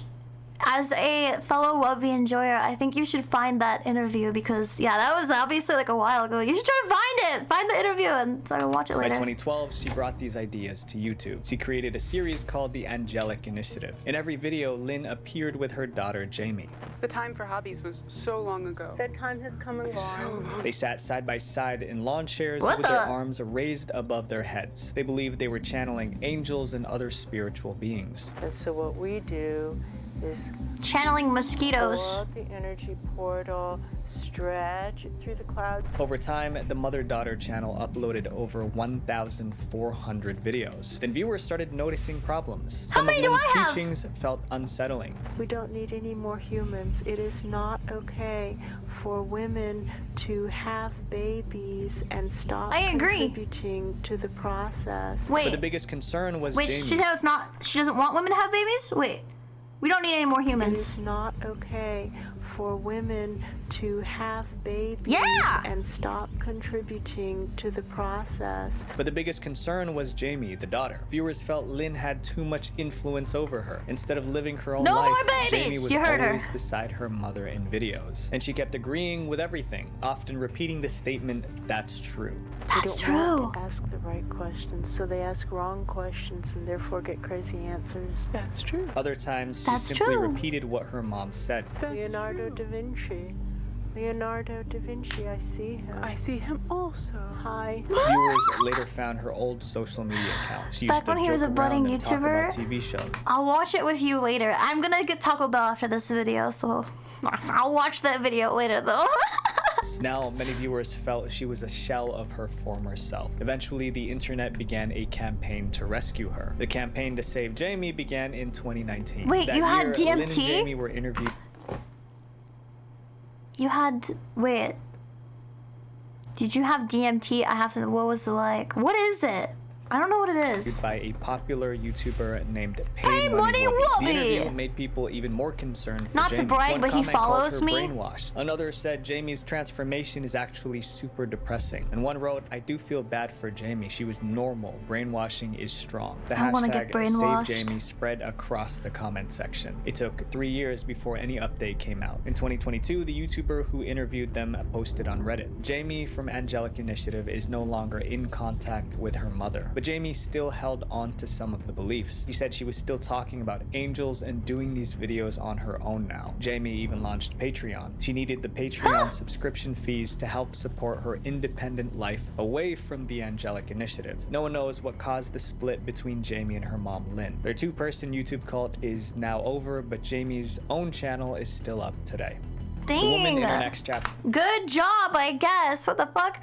So DMT rewrites your brain neurons. So can you rewrite it in a good way? Can it be used in microdosing like ketamine, or is it different? Built a following by targeting people at their most vulnerable. The Teal Tribe. The Teal People Tribe. went on YouTube searching for help with emotional issues. That's how many of them found Teal Swan's YouTube channel. From the start, she made it clear that she wasn't a regular content creator. She said she had special abilities that helped her understand people's pain. How do I have Me all too. this information? It's because I'm extrasensory. I'm not limited to this dimension or time-space reality. Her videos had titles like How to Heal the Emotional Body and How to Get Rid of Anxiety. Girl. These titles were not chosen by chance. Teal studied what desperate people were searching for online. Then she built her videos around those exact topics. I can just like feel her like going to ChatGPT like, how do I manipulate people? What the fuck? Yuppies getting stoned in the jungle. I mean, yeah, I kind of feel that way about like most stuff that people are like, I had an enlightened experience, but it's like, bro, you got high off your gourd. Like, that's crazy. It's just about everyone who trips on reports seeing the machine elves. Like Elmer Fudd, like the cookie elves, like making cookies. I specifically try to go for tags and things like that that capture that audience. Because when you're in a desperate state, it's not sophisticated. The strategy worked. Her channel grew to over 2 million subscribers. Holy but the channel shit! became more than just videos. I'm in the Teal wrong built business. a community beyond YouTube. She called it the Teal Tribe. But unlike on YouTube, advice inside the Teal Tribe was not free. She sold books, courses, and retreats. A single workshop could cost as much as $5,000. But the cost was not the biggest concern. The real issue was what people were being taught. At the center of the tribe's teachings was something called the completion process, which is Teal's sort of claim to fame for being able to cure any and all childhood traumas, and especially to uncover just ignore it. Traumas that you have forgotten. Followers were told to revisit their worst childhood memories, not just to remember them, but to relive them. They were told this would lead to healing. Some of her sessions were deeply unsettling. You make up these fanciful, horrific tales of all sorts of disgusting, disturbing things, and you do it for hours and hours. People started calling the Teal Tribe a cult, mainly because of their strange practices and devotion to their leader. There were also rumors that some members had ties with their families. The group became harder to ignore. Then finally, a team of filmmakers stepped in to expose the truth. In 2022, The Deep End was released on Hulu. It was a documentary about what was happening inside the Teal Tribe. It showed that some followers lived with Teal on her compound. These dedicated members were called the Wait, Jared Leto has a cult? Is that true? What? What? Jared Leto's Sex Island? Is it better than the other island that is it better or? Circle. They reportedly worked for her full-time without pay. As the documentary continued, a pattern became clear. Teal demanded complete loyalty. Inner Circle members were expected to be available 24/7 and put Swan first above even their family. They also had to sign a contract called the non-negotiable list. This meant they agreed to follow all of her rules without question. The priority of the entire community is whatever's in the best interest of Teal. Everything else is second to that. You can't have personal boundaries. This control extended into— How old was this video that she was on that type of phone? I'm just curious because I think that they gotta still make phones like this. This is like a home phone, right? They still make these? Jared Leto's Sex Island is a debut album for my prog rock band Morbius. Nice. You can't Love have Morbius. personal boundaries. This control extended into their personal lives. According to the documentary, some followers were discouraged from having children. There's a clip where Teal addresses this directly. I can't be kept awake at 3 o'clock in the morning before an interview by a screaming baby. All the girls here are on board. We're not having kids. The documentary sparked strong reactions. Viewers left comments like, Teal is a perfect example of someone who's been drinking too much of their own Kool-Aid for too long. And Teal is a damaged person trying to help other damaged people in disturbing and unethical ways. Despite the backlash, the Teal Tribe is still operating. Teal posts regularly on YouTube, and many people continue to appreciate her content and support her. Our next chapter is about a guru whose followers were so devoted that some kissed his feet. Oh, I think Muji this is the last Sangha. one. Many people who watched this man's YouTube videos called him a living Jesus Christ. It's And that Jared was Leto. the beginning of this cult. In 2007, a spiritual teacher named Muji started a He YouTube looks like a channel. His guru. videos focused on truth and self-awareness. Satsang means to associate with truth. With means do or more. But people didn't just listen, they began to elevate him. Some called him God Living. His channel grew to over 800,000 subscribers. At the time his teachings became more intense, Muji taught that the self is an illusion. We are never, ever, ever going to agree. while you are in the state of personhood. This is what is radical. He told followers to let go of their personal identity. He encouraged them to become nobody. Don't be anything, don't be anything, don't be nobody. Ooh, Don't be Gigi? anybody. Don't try to Is that be this guy? nobody. You are nobody. You are nothing. But outsiders felt this message was risky because once somebody lets go of their identity, they become easier to influence. So the person trying to be nobody is a dangerous thing. Like meeting nobody people is a dangerous thing. And this is how cult leaders will abuse you. However, these warnings didn't slow down the movement. Muji became so influential that he created a world of his own. In 2011, Muji opened what he called a Center for Self-Realization. It was located in the mountains of Portugal. 40 to 60 people lived there full time, but thousands visited regularly. It was because of this community that people began asking if the group was a cult. The first concern was about how followers seemed to worship Muji. They reportedly bowed to him. Some even kissed his feet. There were also claims that he sold photos of his feet as spiritual items. Dude's a VTuber! He's a fucking VTuber selling feet pictures. Like, what the fuck? Oh my god, I'm dead. I'm fucking dead.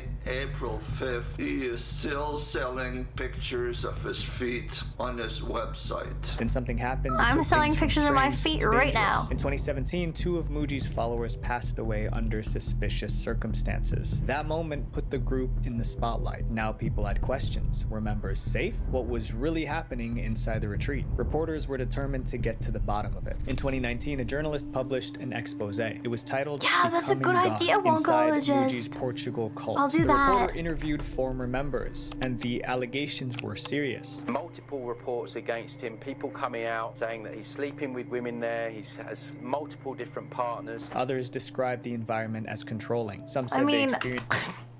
I feel like if you're gonna be a pseudo god, I feel like you might as well have as many partners as you want. It's like you're already not being ethical, so why draw a line? It's if you're gonna be a cult leader, really go for it. Actually sell it. Be like, if you sleep with me, you actually are getting a piece of Jesus here. So I mean, you should do it, right? Exactly.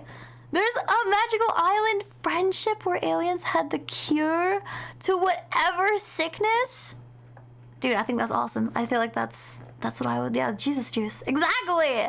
PTSD from their time there. People were feeling trapped. Bullied. Cuck your There's wife. a lot of mind control going on. Muji denied the accusations. He called them an intentional and malicious attack. His loyal followers stood by him. Some defended him in comment sections. One wrote, "I could never possibly express the gratitude that I have for my master in words. It hurts my heart hearing such untrue gossip about him." Others made videos expressing their support. But my experience is that Shimuji has always loved me too much to see me as merely a woman. Despite these allegations, no criminal charges were filed. Today, Muji's YouTube channel is still up, and his community in Portugal still exists. It's We a nice all place. wanna belong somewhere. That's not a flaw. It's what makes us human. But my friends, a real community doesn't control you. It pushes you to become better.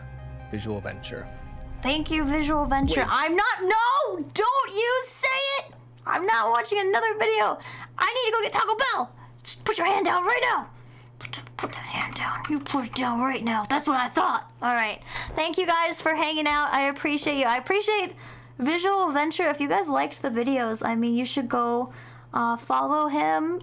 I really like this content. I'm definitely going to be watching more. Yeah, I'm going to go. Thank you guys so much for the gift subs. I appreciate you. I'm going to go get some Taco Bell and have a good night. Watching more Wubby videos because I did not realize that he did a content on them. So yeah, I'll be back tomorrow. But tomorrow is Saturday, right? Yes! Okay, I'm gonna be playing Windrose tomorrow on stream. We're gonna do more of the main quest. But not too much because I have to finish packing. There's a lot, okay? There's a lot going on, but yeah. Wind blows! Let's be pirates together, guys. I appreciate you. Join the Discord if you want updates. I'm going to be putting out more videos on YouTube, so please be sure to follow because you're in my cult. And I'm going to be putting up the vlog in a couple weeks from ASEN. And I'm going to try my best to vlog as much of Germany as I can so I can share that with you guys. I will videotape every piece of bread as long as my phone doesn't die, which did happen last time. So wish me luck on my bread adventure and purple McDonald's I'll see you guys next time. As always, be kind wherever you go and do your best. I love you. Goodbye.